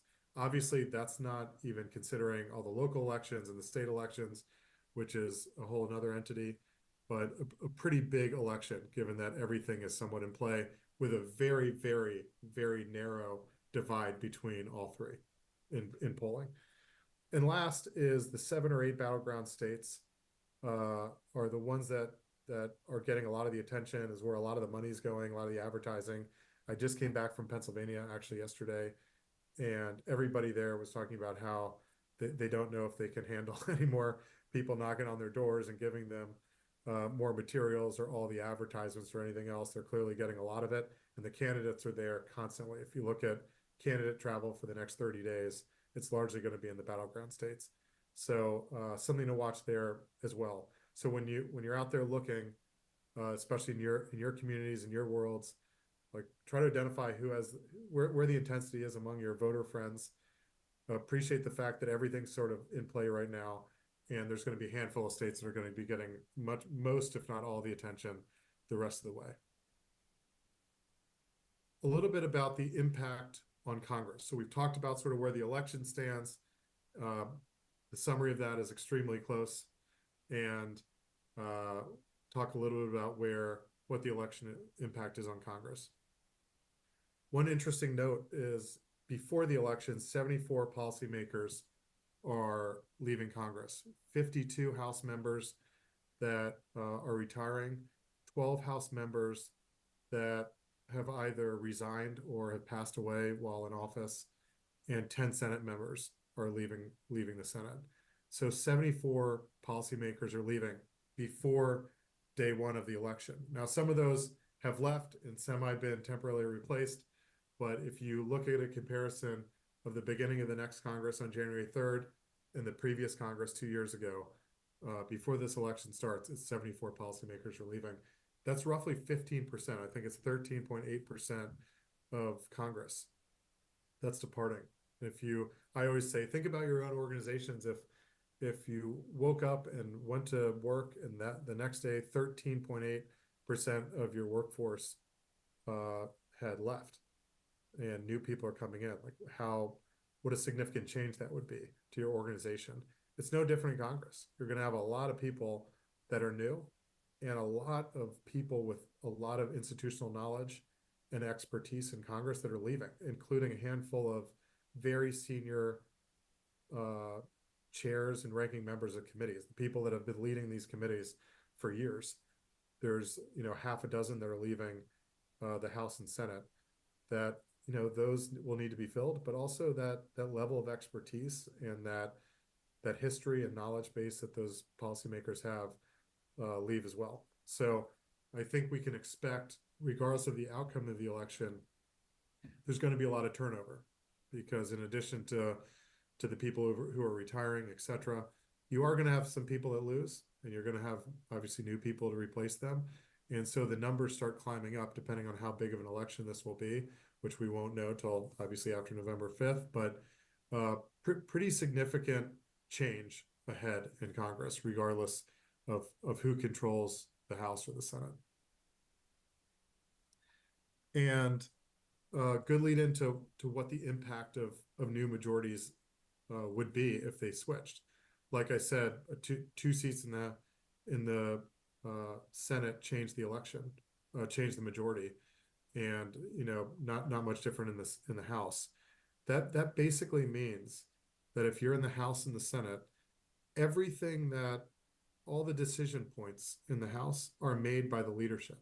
So what bills are on the floor, what amendments are allowed, how long those bills can be debated for, what gets through committees, and they have the votes to be able to pass them. In the Senate, it's actually set up a little bit differently, where the majority still decides what bills are on the floor and for how long, and somewhat what amendments are allowed, but they really have to come to consensus on it. And instead of just a simple majority, they need 60 votes to move everything. So it's a little tougher in the Senate, but nonetheless, pretty impactful. And I think when you start studying, after an election, how different will things be? If you have a new speaker in the House and a new leadership structure in the House, they come in on day one and they change all the rules. They change the agenda. They change the process. And similarly in the Senate, on day one, the majority decides what the agenda is for that next year. That's a pretty significant power. And when people say elections, have an impact in DC, like, this is the impact. It means that overnight, a lot can change depending on who controls the House and who controls the Senate. As a reminder, Republicans currently control the House and Democrats currently control the Senate, but the control is by such a narrow margin that we expect a very real possibility that both of those have the potential for flipping. And what does that mean in terms of policy for us? It means a lot, because if you look at just sort of the 8 boxes here on what potentially could be considered under new administration and a new majority in the House and Senate, here's what they are. Probably the largest tax reform since 2017. The 2017 tax cuts expire, a portion of them expire, and in 2025, and it will spur an entirely new debate around tax reform, where a lot of different priorities, some of which we have, will be put into that mix. It is, people in DC call it Tax-mageddon because it's such a big such a big policy priority for next year, that's a really big issue. And depending on who's in charge, the manner in which that issue will be taken up will be very different. Secondly, there's a series of trade bills that are of focus for a lot of people, including things like GSP, which we're hoping to potentially try to move at the end of this year, but the de minimis threshold and others, potential new trade agreements, all of those things, they depend on how the leadership of the House and Senate and the president prioritizes them and whether they want to move them. Similarly, the surface transportation authorization, which People for Bikes is really leading on right now, it sets all funding and policy as it relates to surface transportation issues, including bicycle and pedestrian issues. Huge bill, once every 5 years. If you want more information about it, keep checking the People for Bikes website. There'll be a lot of it coming up very shortly. But that bill, obviously the direction of that dependent on the outcome of the election, as is funding for this coming year and the following year. The people who control the committees, the people who control the decision making around them, will be the ones that ultimately win this election. Credit card policy, this is interchange fees that for anybody who's a retailer out there knows well is a huge cost and a significant issue. E-bike regulations that are continuing throughout the federal government and otherwise. Issues related to public lands and public lands access, including for bikes, big issue, and trail funding new natural surface trails has a big opportunity to increase some funding next year. But again, all these things sort of rest on what the outcome of the election is and what those leaders determine are important priorities for them. And in some cases, these will be priorities. In some cases, we'll have to fight a little bit harder for them. The good news is the issues that we really care about for bikes, whether that be on trade or electric bikes or public lands or funding, they really come with pretty strong bipartisan support. But nonetheless, that sort of also is a result of who's reelected to Congress. So we're watching that very closely, and the administration will play a huge role in all of these issues as well. One thing I wanted to mention is a really exciting campaign that the People for Bikes is focused on, and that is the Vote for Bikes effort. There's a lot of opportunities out there across states where there are ballot measures for over 20 pro-bike measures across the country. And as noted, if these are approved, it will support things like bike lanes, trails, electric bike incentives, and finding access to more participation. And so these are really big individual state-based ballot measures that are happening across the country. If you have any questions about this, definitely visit with People for Bikes. They are leading on this, but there's a lot of opportunity if you look at the amount of money that's involved here, a lot of opportunity for making progress on building really meaningful infrastructure in a lot of these states. And obviously over the years to come, hoping we can add more to this list. So I will close with a little bit of a call to action, and then hopefully if you have any questions, would love to answer those as well. But I would say there's sort of 5 things that we would ask everybody to think about. One is important after the election to connect with your policymakers. If you live, especially in a state or a district that has a new House or Senate member, you want to touch base with them. You want your company to be in there early and have them understand who you are as a constituent organization and why it's so important to think about bikes and bike infrastructure from a policymaker's point of view. It's really important to make sure that bikes are connected to these policymakers and that they're aware of all the issues that make our businesses move forward and some of the hurdles that exist as well. So after the election, connect with your policymakers, even those that are returning that have been there before. It's a good time to reconnect and talk about the year to come and where we can be helpful. Secondly is join People for Bikes for a fly-in in 2025. We are going to have multiple fly-ins. We're likely to have most of them sort of small to get into a lot of offices together as a group. And we'll keep you updated on that. That will also be available through People for Bikes, but they're really important and they're really useful. If you want to talk to somebody that's been on them before, we're happy to connect you. And we generally do it by theme. So trying to talk trade or infrastructure or something else. But we would really welcome your participation, especially if you haven't done it before. It's a great experience. It's a good networking opportunity as well. It's a good opportunity to get your company or organization in front of policymakers and their senior staff. But it's also an opportunity to band together and really push some of our issues over the finish line and advocate for them throughout Congress and the administration. Fourth is, I'd mentioned the Vote for Bikes campaign that People for Bikes is running. Find those that are in your community and obviously support them. If you need more information on that, definitely talk to the folks at People for Bikes. Check out their website. But really important things that are happening right now, make sure you know about them and make sure that they're an important part of your decision making on election day. And lastly, obviously encourage everybody to vote. It's really important for everybody to get out there for all sorts of reasons, and we really appreciate your joining us here today.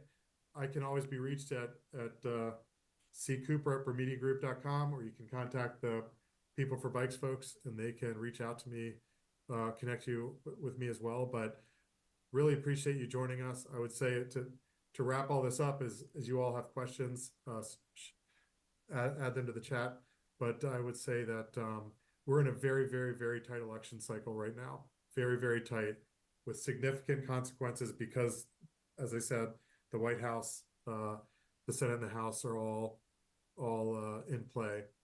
But it's really important to watch over these next 30 days how you're seeing those numbers change, because they will change abruptly back and forth because small things are making a lot of movement since we're so close to the end.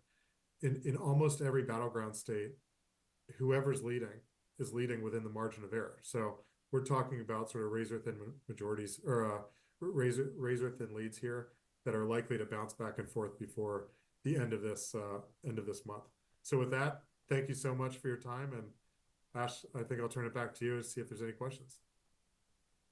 Charles, that was so great. Thank you so much. I have a lot of my own personal questions that I want to ask you, but I'm going to ask you those offline. And if we get to them at the end, if there's not enough time, I will ask you one silly question. But we do have a couple of questions from our participants.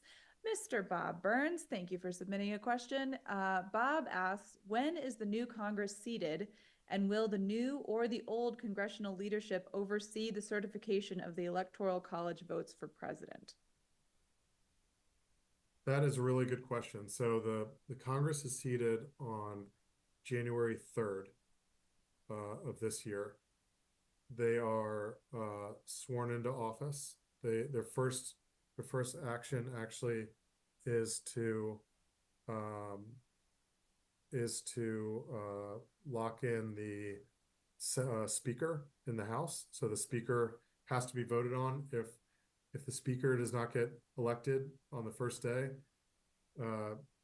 essentially nobody gets sworn in. So the speaker has to swear everybody in. So the first day, generally speaking, the speaker is elected by the full House, and always with a majority party though. And then they pass a rules package to dictate what the rules are. They swear everybody in just before that, and then they move forward with sort of the agenda.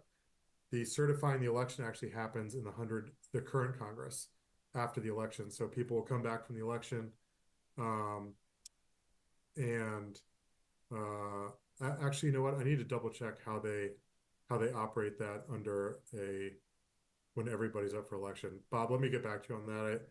I think it gets pushed into the January session, but I need to confirm that. It always gets pushed in the January session. I don't think it's January 3rd though, so I just need to get you the date.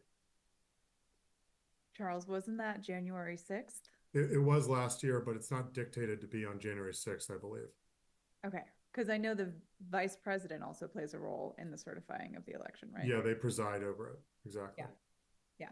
I only know that because stuff happened.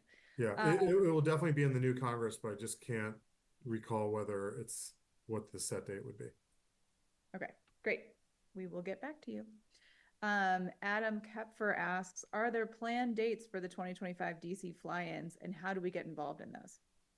Yeah, they're not yet planned dates. We're going to plan those likely around significant dates as it pertains to the surface transportation bill moving. So while they're not all going to be surface transportation related, we'll definitely have a trade one. We may also have an e-bike one, but we're going to base them on when things are moving that we have credible asks in. So we don't know yet. We do not yet know what dates those will be. I think it's fair to say we're going to widely publicize them when we do know that. We're hoping to do that probably early next year. There's a little bit of a ramp up to any new Congress and new White House. It takes a while to sort of get everybody in place and the committees in place, and all the nominations sort of confirmed. But so we're not looking in the first quarter to do a fly-in. It'll be sometime after that. So we'll advertise those early, hopefully next year. Good call, Charles. All right. Verbally asking, anybody else have any other questions for our esteemed Mr. Cooper?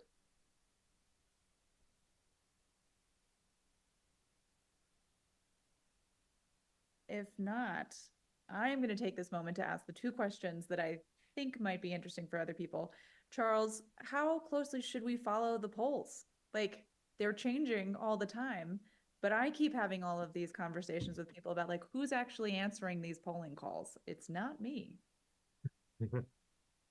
I think over time, candidly, I watch polls quite a bit, but candidly over time, I think we've noticed that polling is not as consistent as we would hope it to be, and that's for a lot of reasons. This year in particular will be really interesting because not totally sure how that condensed election cycle impacts polls. Like, do people think about it differently? Do they respond differently? Or is there so much pressure right now on voters that they're just not responding to polls at all? Are they lying on polls? Like, we don't really know, but we'll find that out. As Bob Burns points out, it's consistently wrong, but nonetheless, we watch it very closely. So I would say I think polls are interesting to watch. I don't know that any of us are in a sort of space to be able to predict what the outcome of the election will be. Frankly, those who are predicting it right now, it's a total guess because the numbers are so close to each other, and within the margin of error, it's very tough to say one way or the other who would win in especially the top of the ballot. So I think polls are interesting to watch. They certainly do show trends in one direction or another, and I think that's sort of what you get out of them. But analyzing the numbers and saying, hey, that one person has 52%, the other is 49%, that definitely means one person's the 52% is going to win. That's just not how the election works. But watching the trends, how those numbers are changing, certainly matters. And when somebody is well outside the margin of error, if somebody's leading by 12 points in the polls, the likelihood of them not winning is pretty low. Okay. Excellent answer. Thank you, Charles. We have a question from David Bodek. Can you provide an example of projects that are slated in California? David, I can't because that's not my space. I think you're probably talking about the Vote for Bikes campaign, some of the ballot measures in California. That's just not my space. I can tell you that. Ash, do you know that? Okay, yes. I'll turn it back to Ash. Sure. David, if you would like to have a conversation about some Vote for Bikes projects that we are working on at the state level, we are super happy to have that conversation with you. My email is ash@peopleforbikes.org, and I can bring in our state and local team on that conversation as well.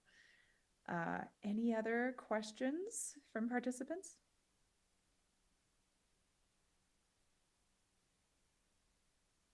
Okay, then I'm going to ask one last question. If you haven't seen the Tony Hale analysis of the VP debate, it is really excellent. He does a whole vibe check of how it's going. So I'm going to do a vibe check. Charles, what's the vibe in DC? How's everybody feeling? You're on mute. Thank you. DC right now is pretty vacant because they took the month of October off to go campaign. So our vibe check has low returns at the moment. But I would say that for obvious reasons, there's a lot of anxiety right now. You know, people have anxiety around the elections in general. This has been a pretty tough election. And I think in DC is a place where a lot of people lose their jobs on election day. So we're sort of sensitive to that. And I think people just get very nervous around elections. I remember when I worked on the Hill, you know, we really didn't celebrate elections because it was a tough time and one that we didn't really know if we were going to be coming back to our jobs. So I think DC is probably not a good place to judge, but I don't see a lot of excitement on either side. I see a lot of anxiety. And I think once the election happens and we get beyond sort of the administrative side of the election, which by the way, will also happen again on January 6th. I just looked it up on the certification. But I think once we get out of that and move towards, you know, moving forward with a policy agenda, I think things will sort of fall back into place. But it is a time of a lot of anxiety.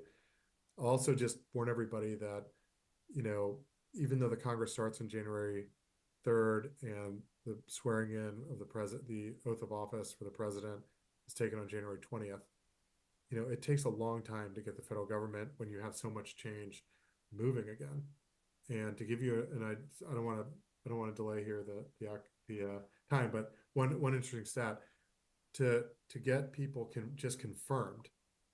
You know, people start getting confirmed. The big sort of secretaries of departments start getting confirmed. Some of them on January 20th, the day of the swearing in that afternoon. That goes until really March, until people at that level are confirmed. If you look at the history of it, George W. Bush in the first 300 days had 326 people confirmed. Obama 274, Trump 158, Biden 140. So that trend, for any of us that's not great at math, is significantly declining. So when you look, and that's over 300 days, you don't have a major part of your administration in place. And similarly in the House and Senate, it takes time to figure out what the ratios of the committees will be. And then it takes time to determine who will lead those committees and who will be on those committees. And then once you're on those committees, then you have to hire some staff that will work on those committees. It just takes time. And so the election's going to happen and everyone's going to talk about all these things happening immediately. Certainly executive orders will happen, etc.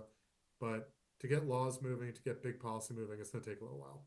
And that's just sort of how it is every big election, every year where there's a presidential election, and this will be no different. That is super helpful, Charles. It also informs when we should be doing the fly-ins. Also not probably before March. Correct. Smart.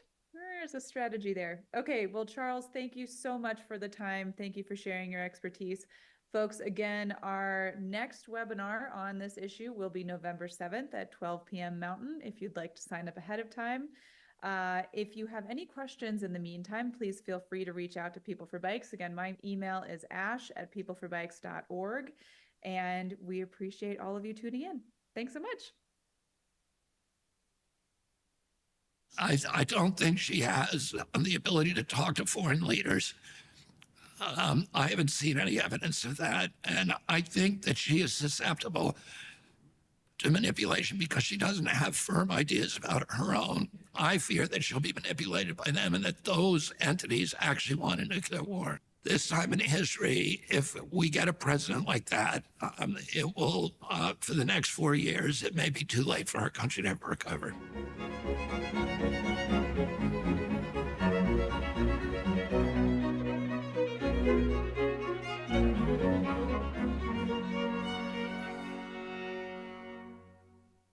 Hello, everybody. So today I had the privilege of round 2 with Robert F. Kennedy Jr. The first time we had a discussion, which I enjoyed a lot and thought was very worthwhile. The powers that be at YouTube decided that it was okay for them to eradicate it, which was not something that I was happy with and still remain unhappy about.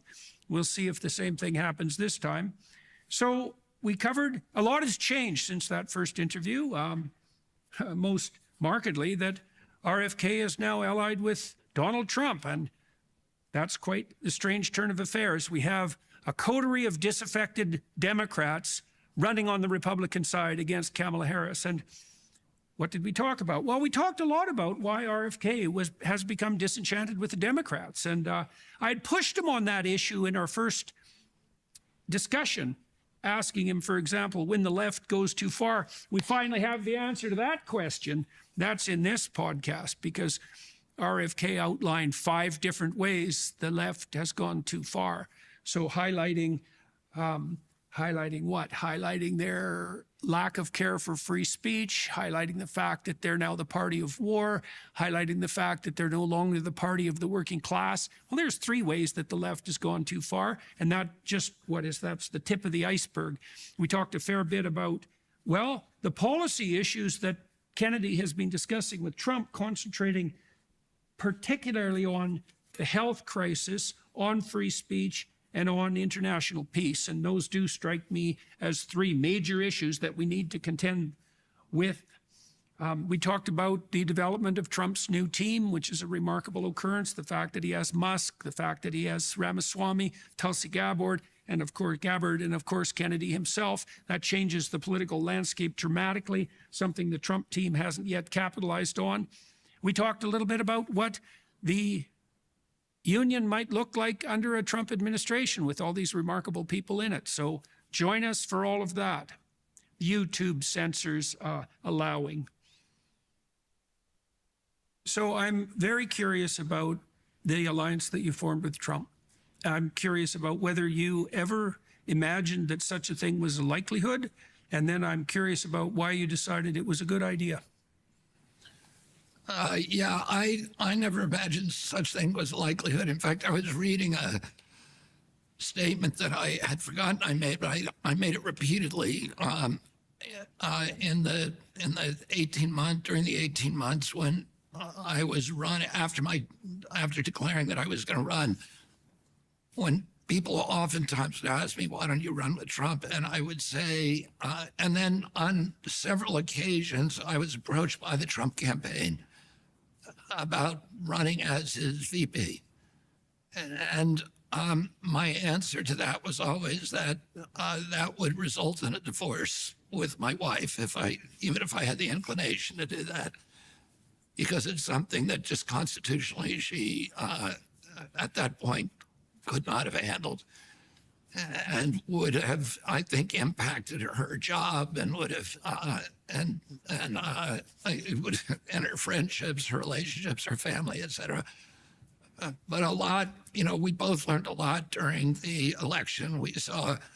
I saw this metamorphosis of the Democratic Party, the party that I was born in, raised in. My family's been involved in the Democratic Party since all of my great-grandparents came over in 1848 during the potato famine and landed in Boston. And it was the Democratic Party that they came over penniless and friendless. And it was the Democratic Party that provided for them, that made sure that they got food, that they got jobs, that protected them against the reigning hierarchy of power in Boston at that time, which was, run by what they call the Brahmin class, which was very hostile to Irish Catholics in particular. And my great-grandfather was the first Irish Catholic mayor of Boston, let me put it this way, Irish Catholic ghetto mayor. There was one mayor before him that was Irish Catholic, but he was chosen by the Brahmins. And he was the first one who was, part of the rebellion of the Irish and the ultimate takeover of Boston and many of our other urban areas by Irish Catholic politicians. My grandfather, John Fitzgerald, was called Honey Fitz because he had a beautiful singing voice that sounded like honey. And his contemporary, Patrick Joseph Kennedy, was a state legislature and a political boss in Boston. Their children married. Rose Fitzgerald married my grandfather, Joseph Kennedy. He was the treasurer for Franklin Roosevelt's campaign. He was the only Wall Street figure who supported Roosevelt. And then he became the first commissioner of the SEC. He had political ambitions of his own, but he ruined those ambitions by his anti-war position, both in World War I and then World War II. He served as the U.S. ambassador to the Court of St. James under Roosevelt to Great Britain. And then his children, his son Joe, who was killed during the war, gave a speech, would have run, and my grandfather had ambitions for him to be the first Irish Catholic president. He spoke, gave a keynote address at the Democratic Convention in 1940. My uncle, John Kennedy, became the first Irish Catholic president of the United States. My father served as Attorney General in the United States Senate, and then died, was assassinated in his own run for president. My uncle Ted Kennedy was the second longest serving member of the United States Senate.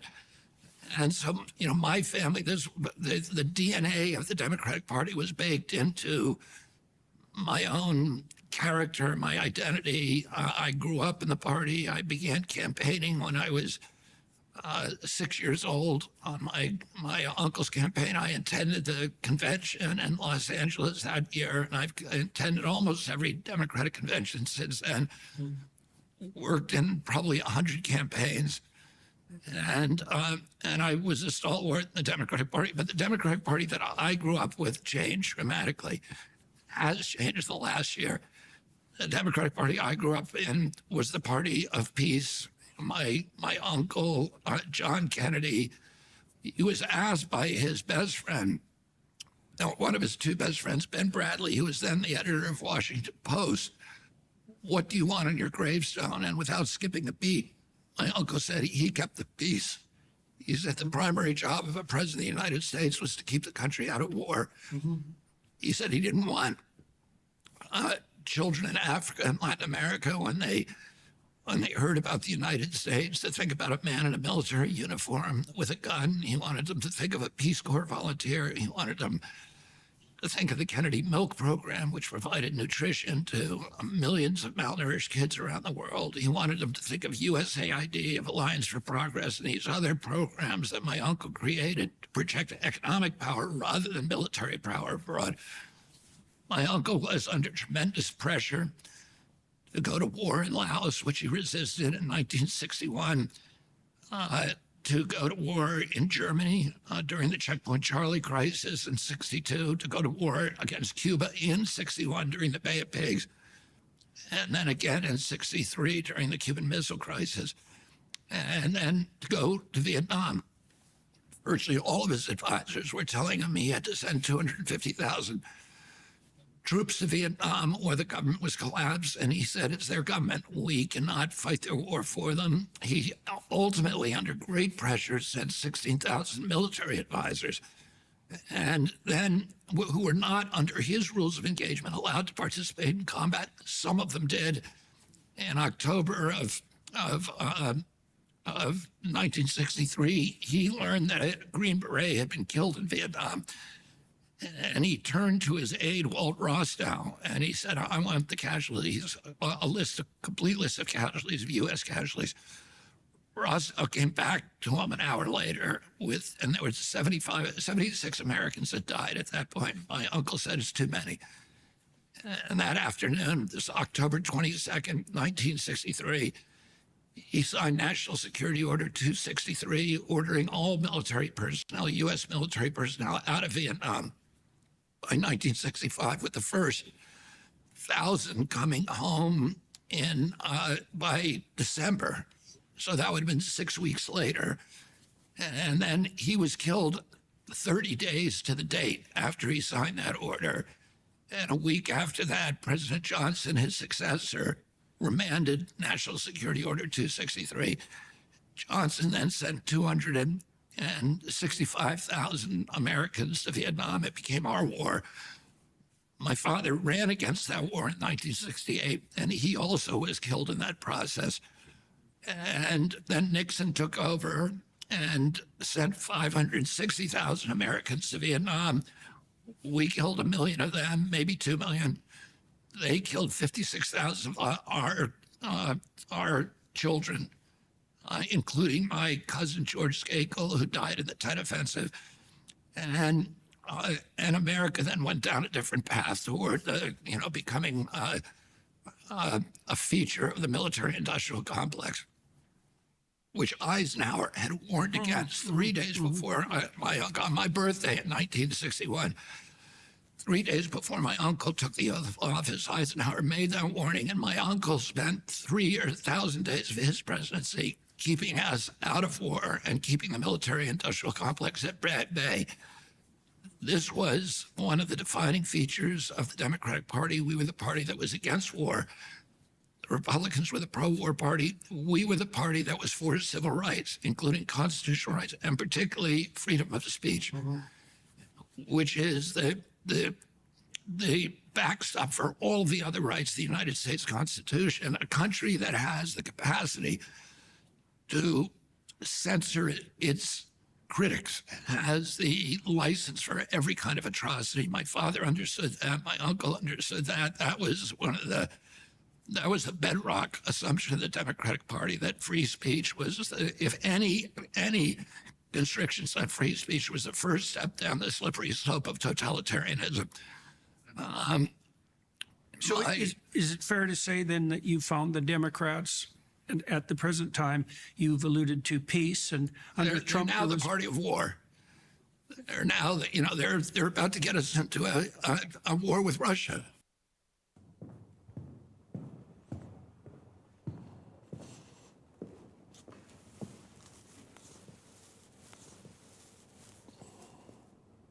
So we could start by talking about depression.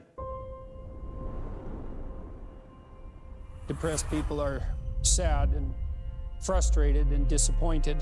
They tend to feel all negative emotions simultaneously in a manner that's paralyzing. Depression is fundamentally a biochemical disorder. One of the things I tried to determine as a good behaviorist was whether the person who was suffering because they were ill in the strictly physiological sense, or whether they were suffering from the cumulative micro and macro catastrophes of life. The probability that tossing an antidepressant into the mix is all of a sudden going to fix your life that are absolutely catastrophically out of order is zero. The more unstable your life is, the less serotonin your brain produces, and that makes you hypersensitive to negative emotion and suppresses positive emotion. You take the problem, I'm suffering, and then you think, well, why are you suffering? It's exposure therapy. And then you can practice encountering the obstacles that are stopping you, and it'll make you braver, and it'll help you deal with your problems. Voluntary confrontation with the forces of darkness and chaos is the fundamental story of life. Putin has said this week that if we send missiles into Russia, that he will consider himself to be at war with NATO and the United States of America. And, and he's got more weapons than he's got. This is the biggest nuclear power in the world. He has 1,200 more nuclear warheads than we do, and they're better than ours. And his electronic warfare system is a generation ahead of ours, as they've shown in Ukraine. They can shoot down almost anything that we send against them. And Kamala Harris, during the convention, made this extraordinarily belligerent speech that appears to have been written by the neocons. And then before she went on, a CIA director spoke immediately before her. And they had military people speaking at that convention. This was inconceivable. When I was growing up, And Kamala Harris in recent days has touted her endorsement by Dick Cheney. Dick Cheney was like Darth Vader. If you were a Democrat in 2004, practically the qualification for you being a Democrat is to consider Dick Cheney a war criminal. Dick Cheney and John Bolton, who she also touted her endorsement by, and 225 other neocons who came out and supported her that day. Dick Cheney and John Bolton were the people who gave us the Patriot Act. They're the ones who launched the surveillance state, the censorship state, the legalized spying by the CIA and propaganda by the CIA against the American people. Never happened before. It's in their charter. They can't do that. And Dick Cheney, and then they gave us the Iraq War, which was the greatest cataclysm, foreign policy cataclysm in American history. We destroyed Iraq, which was our bulwark against Iranian expansion. The October 7th invasion were a direct result of our destruction of Saddam Hussein. Iraq is now no longer a bulwark against Iran. It is now a proxy of Iran, thanks to our war, which is exactly the foreign policy outcome that we've been struggling to avoid for 30 years. We killed more Iraqis than Saddam Hussein by far. We turned Iraq into a warring cauldron of Sunni and Shia death squads. We created ISIS. We sent, with that, Iraq and the spillover war in Syria, we sent between 2 and 4 million immigrants into Europe and destabilized every nation in Europe for a generation. The emergence of totalitarianism in Europe that right now, the abolition of free speech in Europe is a direct result of the Iraq War. Brexit is a direct result of the Iraq War. It was a cataclysm. If you ask Dick Cheney, who gave us torture for the first time in American history, we had this tradition in this country against torture. George Washington, even when the British were torturing Americans and murdering them on prison ships in Manhattan, off Manhattan Island, Washington was asked about torturing a British prisoner who had critical information, military information. He said, I'd rather lose the war than do that. If we lower ourselves to that level, then what's the point? Abraham Lincoln was presented with the same dilemma during the Civil War and said, no, we're not going to do that. And he wrote guidelines against torture for the U.S. military that later became the basis for the Geneva Convention. That is our legacy to the world, the Geneva Convention. You don't torture people. And Dick Cheney introduced that, extraordinary renditions, openly torturing people, bragging about it. If you ask Dick Cheney today, do you disavow any of those policies? He would say, no, I embrace them. The war in Iraq was a great thing. We got rid of Saddam Hussein. It's insanity. And he has not changed. So why is he endorsing Kamala Harris? It's not because the neocons have changed. It's because the Democratic Party is now the party of the neocons. When I interviewed you last time, I asked you a question that I've asked almost, I think, every Democrat that I've spoken to, or former Democrat, which was, when does the left go too far? And you answered that in that question. You said, when they align with Dick Cheney, they've gone too far. Well, that's where they are now. Yeah, well, so how do you explain? I'd like to know what happened. By the way, I could go on with that list of departures from the Democratic Party. Yeah. Well, I'm curious about inversion. And I studied American history in college, and one of the ways that we study American history is according to these 4 big realignments that happen among the parties during different parts of our history. And we're going through one of those realignments today, where the Democratic Party was the party of civil rights, has now become the party of censorship, the party of surveillance. Yeah. It was the party of that was fighting against the subversion of American democracy by big corporations, by Wall Street and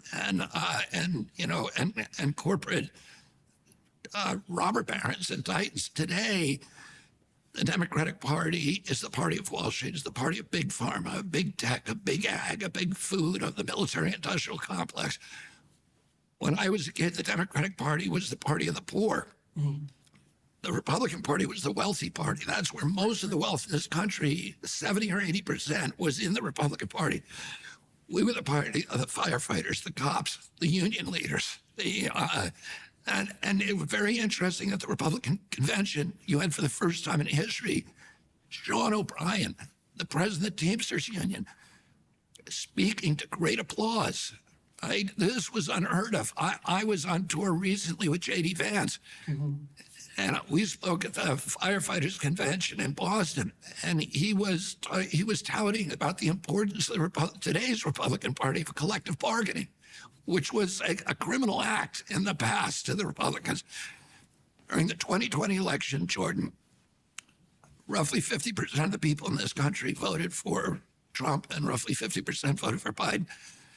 The 50% who voted for Trump own 30% of the wealth in this country. The 50% who voted for Biden own 70%. So the Republican Party is now the party of the poor, the party of the working class, the working poor, of unions, and the Democratic Party has become the party of billionaires. Donald Trump chased the billionaires out of the Republican Party, and they've all gone over to chase the neocons out of the Republican Party. And I would also argue the Republican Party is now the party of true environmentalists. The fixation that, and this is the space that I came out of, and I got into, environmental work. I'm working for commercial fishermen on the Hudson River, and then rivers all over the country, protecting habitat, protecting water, clean air, protecting our children against toxins. And it's endocrine disruptors. There's a chemical now, the second most used chemical in this country, a pesticide in this country, is atrazine. It's banned in Europe, banned all over the world, but we use it here. It's in 63% of our drinking water. There's a famous African-American scientist named Tyler Hayes, who's at the University of Berkeley. He did a famous experiment that anybody can look up on the internet. And he put 70 African water frogs in an aquarium. He put atrazine in the water of that aquarium that was less than EPA's level. So it's less than the levels we have in 63% of our water supply. 60 of those frogs became sterile. They're all male frogs. 60 became sterile. 10% of those frogs turned female, and they were able to produce fertile eggs. So it changed their sex. And of course, normally, when you see something like that in an animal model, the first thing you want to do is test it in a mammalian model and then a human model. Those tests were never done. So we don't know what impact it's having on our children, if any. But I think those studies ought to be done. With the current administration proposing significant tax hikes, an almost 40% top income tax rate, a 7% increase to the corporate tax, a capital gains tax on unrealized gains, and plans to add nearly $2 trillion to an existing $2 trillion deficit, many are considering tax-sheltered and inflation-sheltered options for their savings. In this climate, Birch Gold Group offers valuable assistance. They can help you convert an existing IRA or 401k into a gold IRA without any out-of-pocket expenses. Now listen closely, this is crucial information for our listeners. September marks the final month of an extraordinary offer. This is your last chance to acquire something truly special with qualifying purchase from Birch Gold Group. I'm talking about the limited edition, highly coveted, one-of-a-kind, 24-karat gold-plated Truth Bomb. But you need to text Jordan to 989898 to claim your eligibility before September 30th. Don't wait for the president's spending spree to tank the dollar even further. Protect your financial future with gold. Text Jordan to the number 989898 to claim your eligibility and make your purchase before September 30th. That's Jordan to 989898 today. I've been trying for 40 years to get Republicans in Fox News and elsewhere to pay attention to this threat of endocrine disruptors. And they ridiculed me, derided me, and just ignored me. Tucker Carlson did an extraordinary documentary a year and a half ago on endocrine disruptors and basically said all the things I just said. And he was absolutely attacked by the left and by the mainstream environmental community.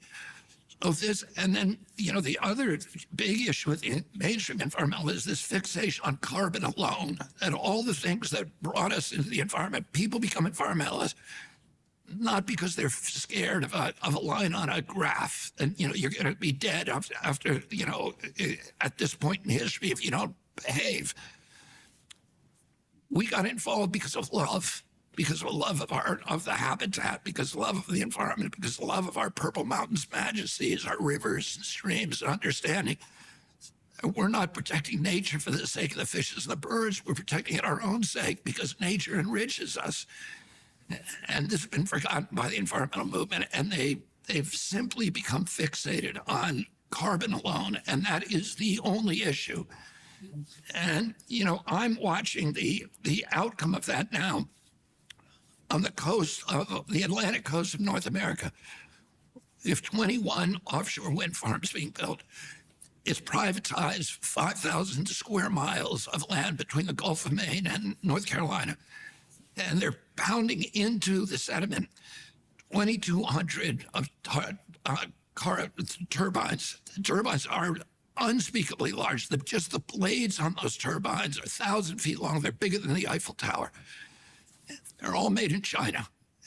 And when they explode, which one did off in Nantucket a month ago, they put shards into the water so you can't swim without getting cut. You can't go to the beaches in Nantucket because of the shards on them. But they're killing the whale. The nymphs of National Marine Fisheries have warned that the turbines are going to cause the collapse of the cod fishery because they're in the spawning grounds. No, the environmental movement doesn't care. They built these, and they are destroying the whale populations, and everybody knows it. In 2 years, we've had, on average, there was about 4 groundings a year. We've had 109 whale deaths, unexplained. Over the past 2 years alone, since 2016, we've been averaging 16 to 20 a year, and these are right whales. Right whales, there's only 368 left in the world, only 70 fertile females, minke whales, humpback whales, and other large whale species, and they're being exterminated. And everybody's pretending it's not the wind farms, but there's no other explanation. There's been no other changes. And the federal environmental agencies that regulate this also regulate oil production in the Gulf of Mexico. The rule is that if there's a single whale death within 50 miles of an operation, everything comes to a halt till it's explained. They've waived that rule, and they've refused to investigate the deaths. They refuse to do proper necropsies of the dead whales to keep us in the dark about what's actually causing this, but everybody knows what's causing it. And the big environmental groups, the inside the Beltway groups, including my group that I love, which is NRDC, but Sierra Club and Greenpeace, they're all pretending it's not happening. You have the small environmental groups on the coastline, the 17, these little environmental groups that are going crazy, protesting and demanding investigations, but they have been excluded now from the process. And then you're seeing the same, all of these wind farms are all being built by foreign companies, right? Nobody would build a wind farm, an offshore wind. I'm very much in favor of onshore wind. I built onshore wind. My brother's in that business. Onshore wind is very efficient and very, very effective, and we have the best onshore wind in the world here in the United States. Onshore wind can provide wind power at about 11 cents a kilowatt hour. Offshore wind, 33 cents a kilowatt hour. The average price of energy in this country is about 14 to 16 cents a kilowatt hour. Onshore wind is more than double that. Offshore wind. So no utility in the world would ever build one of these towers unless it wasn't funded billions of dollars in federal subsidies and tax breaks. The foreign companies, because they're foreign, they cannot take advantage of U.S. tax breaks. So they get the big financial houses from our country to finance them so they can take those tax breaks. So the big players are BlackRock, Goldman Sachs, Morgan, Citibank, Wells Fargo, all the big contributors to the Democratic Party. And they've gotten the tax breaks from the Inflation Reduction Act, which was Joe Biden's signature environmental accomplishment. But it's not actually protecting the environment. It's all about subsidies, these giant boondoggles for huge players that are destroying the environment. The other big $79 billion of subsidies are going to carbon capture, which is tearing up the Midwest farmland. Oh, this is a boondoggle to big oil companies, to big methane companies, to big ag, to take the carbon from methane plants and then inject it into deep wells, oil wells in the Bakken Shale and in southern Illinois to bring out the last drops of oil. So instead of reducing carbon, they're actually increasing carbon in the environment. It's just this extraordinary, and it's $79 billion in subsidies to do something that is an absolute boondoggle, and there's no other way to describe it. I'll tell you one other thing. There's one of the byproducts of carbon capture is sulfuric acid, which the Woods Hole Marine Institute now has a contract to dump 2 million metric tons of this material, which destroys any form of life. It actually destroys your genes and destroys it at the cellular level. To dump it into the ocean off in Nantucket. And you know, it's part of this process, and they're all going along with it because they've all been paid off. And it really is it's sickening, it's criminal. And it's, you know, and that is somehow, as I said, there's been this huge inversion where the Republicans are opposing that. Republicans are focused on protecting the environment, protecting habitat, protecting our children from these toxic chemicals. And the Democratic Party and the associated environmental groups have forgotten about that mission. So you pointed to this inversion. You described the failure on the Democrat side to continue standing for peace. You're very skeptical about the environmental movement in relationship to Democrat policies. You talked about free speech. I'm curious how that inversion played out as well in your more personal experience while you were running for president. Because the last time we talked, you were more or less embarking on your campaign. And so I presume that you... As a Democrat. Yes, as a Democrat. And so I presume that, and I know for a fact that you had all sorts of misadventures, let's say, on the campaign route. So I'm curious what you encountered, practically speaking, in terms of impediments to your campaign, because you were, as we all know, you were trying to rehabilitate the Democrats, to pull them to the center, to put yourself forward as a credible candidate.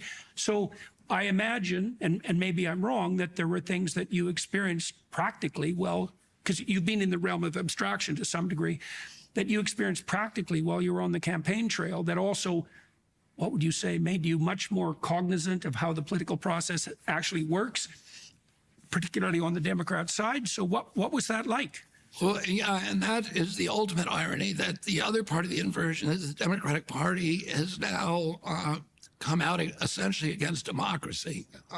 And, you know, I saw that firsthand because I saw, you know, I was not normally, in order to choose the president, when my father wanted to run in 68, he challenged the president of his own party just like I did. But there was primaries and he was allowed to challenge him, and it forced Johnson to step down. I think if I'd been able to challenge into the same situation, President Biden, that he would have been forced to step down much earlier because he would have been forced to debate me. People would have seen his impediments much earlier. And we could have had real democracy. You could have had other people come into the race, not just me, but, you know, Gavin Newsom and Amy Klobuchar and Vice President Harris and other people would have run. But instead, they just called off the primaries. They literally canceled the primaries, and they gave, they gave the election to President Biden without ever coming out of the White House. They did not want him to debate, clearly, because they did not want to see some of the public to see some of these deficiencies. So you had a kind of apparatus that was running a candidate who was who was unqualified for the job. And everybody now recognized that, but they wanted him in there anyway because they needed a figurehead who could win the election. And who's they? Well, you talked about the military-industrial complex. Well, yeah, but I'm not even going to go into, sort of the deep state analysis, but I would just say, I don't know who made the decision. Clearly there were people around him, and it could be Anthony Blinken and, Sullivan and even, who knows who else, but whoever was calling the shots. And, there was a really unbelievable moment poignant moment during the Democratic National Convention when Chris Cuomo points up into the bleachers of the arena, where the convention was taking place, and there was these high seats, the owners' boxes up in the upper rim of the. And he said, those are the boxes that are cost $1 million, $1.5 million to be in that box right now. And those are the big donors, the Democratic Party, the corporate donors, the BlackRocks, these kind of groups that are up there, the military industrial, the big pharma. He said, we don't even know who they are, but they're the ones that are making all the decisions here on the floor. And, those are the people that ultimately anointed Kamala Harris, who I don't think is, I don't want to be mean-spirited, and I've been very disciplined about not name-calling. To me, it's a disqualifier to be president of the United States if you don't believe in freedom of speech. And Vice President Harris has repeatedly said that the First Amendment is a privilege, not a right, that the government has a duty to censor what she calls misinformation and disinformation, that's not protected by the First Amendment. That's a very dangerous word, misinformation. It's, first of all, the First Amendment protects all speech. It protects lies. It protects, it was passed not to protect convenient speech, but to protect the speech that nobody wants to hear. And when the government takes upon itself the right to decide what's true and what's not true, then you have a totalitarian system, because of course it's going to, and we saw this during COVID, where the government was really the biggest propagator of misinformation, of factually inaccurate information, that it then uses the control of information to manipulate the public. And by the way, protecting lies is important, because a lot of the assumptions that we have about life and policy and politics and war and peace and the economy started out that now we believe as consensual truths, started out as hypotheses or suppositions that people considered dishonest or lying or wrong or erroneous or misinformation back then. The whole process of democracy is a dialectic in which, new ideas that are unpopular, that appear manipulated or dishonest, challenge existing realities. And in that dialectic, in the furnace of debate and of dialogue, of conversation, these ideas are annealed. And in a true democracy, functioning democracy, they rise in the marketplace of ideas and become policies if they survive that process. Going online without ExpressVPN is like forgetting to mute yourself on a Zoom meeting. Do you really want everyone to hear your unguarded opinions? Imagine scrolling through your favorite websites, blissfully unaware that your every click is being monitored. It's not just big tech. Your internet service provider sees it all. And in the US, they can legally sell that information to advertisers. It's like having someone read your diary and then auction it off to the highest bidder. ExpressVPN reroutes 100% of your traffic through secure encrypted servers. This means your ISP can't see your browsing history. It's like sending your data through an impenetrable tunnel. By hiding your IP address, ExpressVPN makes it extremely difficult for third parties to track your online activity. That's why I use ExpressVPN every time I'm researching sensitive topics or accessing public Wi-Fi. In today's world where information is currency, protecting your digital footprint isn't just smart, it's essential. It's also incredibly user-friendly. Just open the app and click one button to get protected. And ExpressVPN works on all my devices, phones, laptops, tablets, and more. You can stay private whether you're at home or on the go. But don't just take my word for it. ExpressVPN is rated #1 by top tech reviewers like CNET and The Verge. Protect your online privacy today by visiting expressvpn.com/Jordan. That's expressvpn.com/Jordan, and you can get an extra 3 months free. expressvpn.com/Jordan.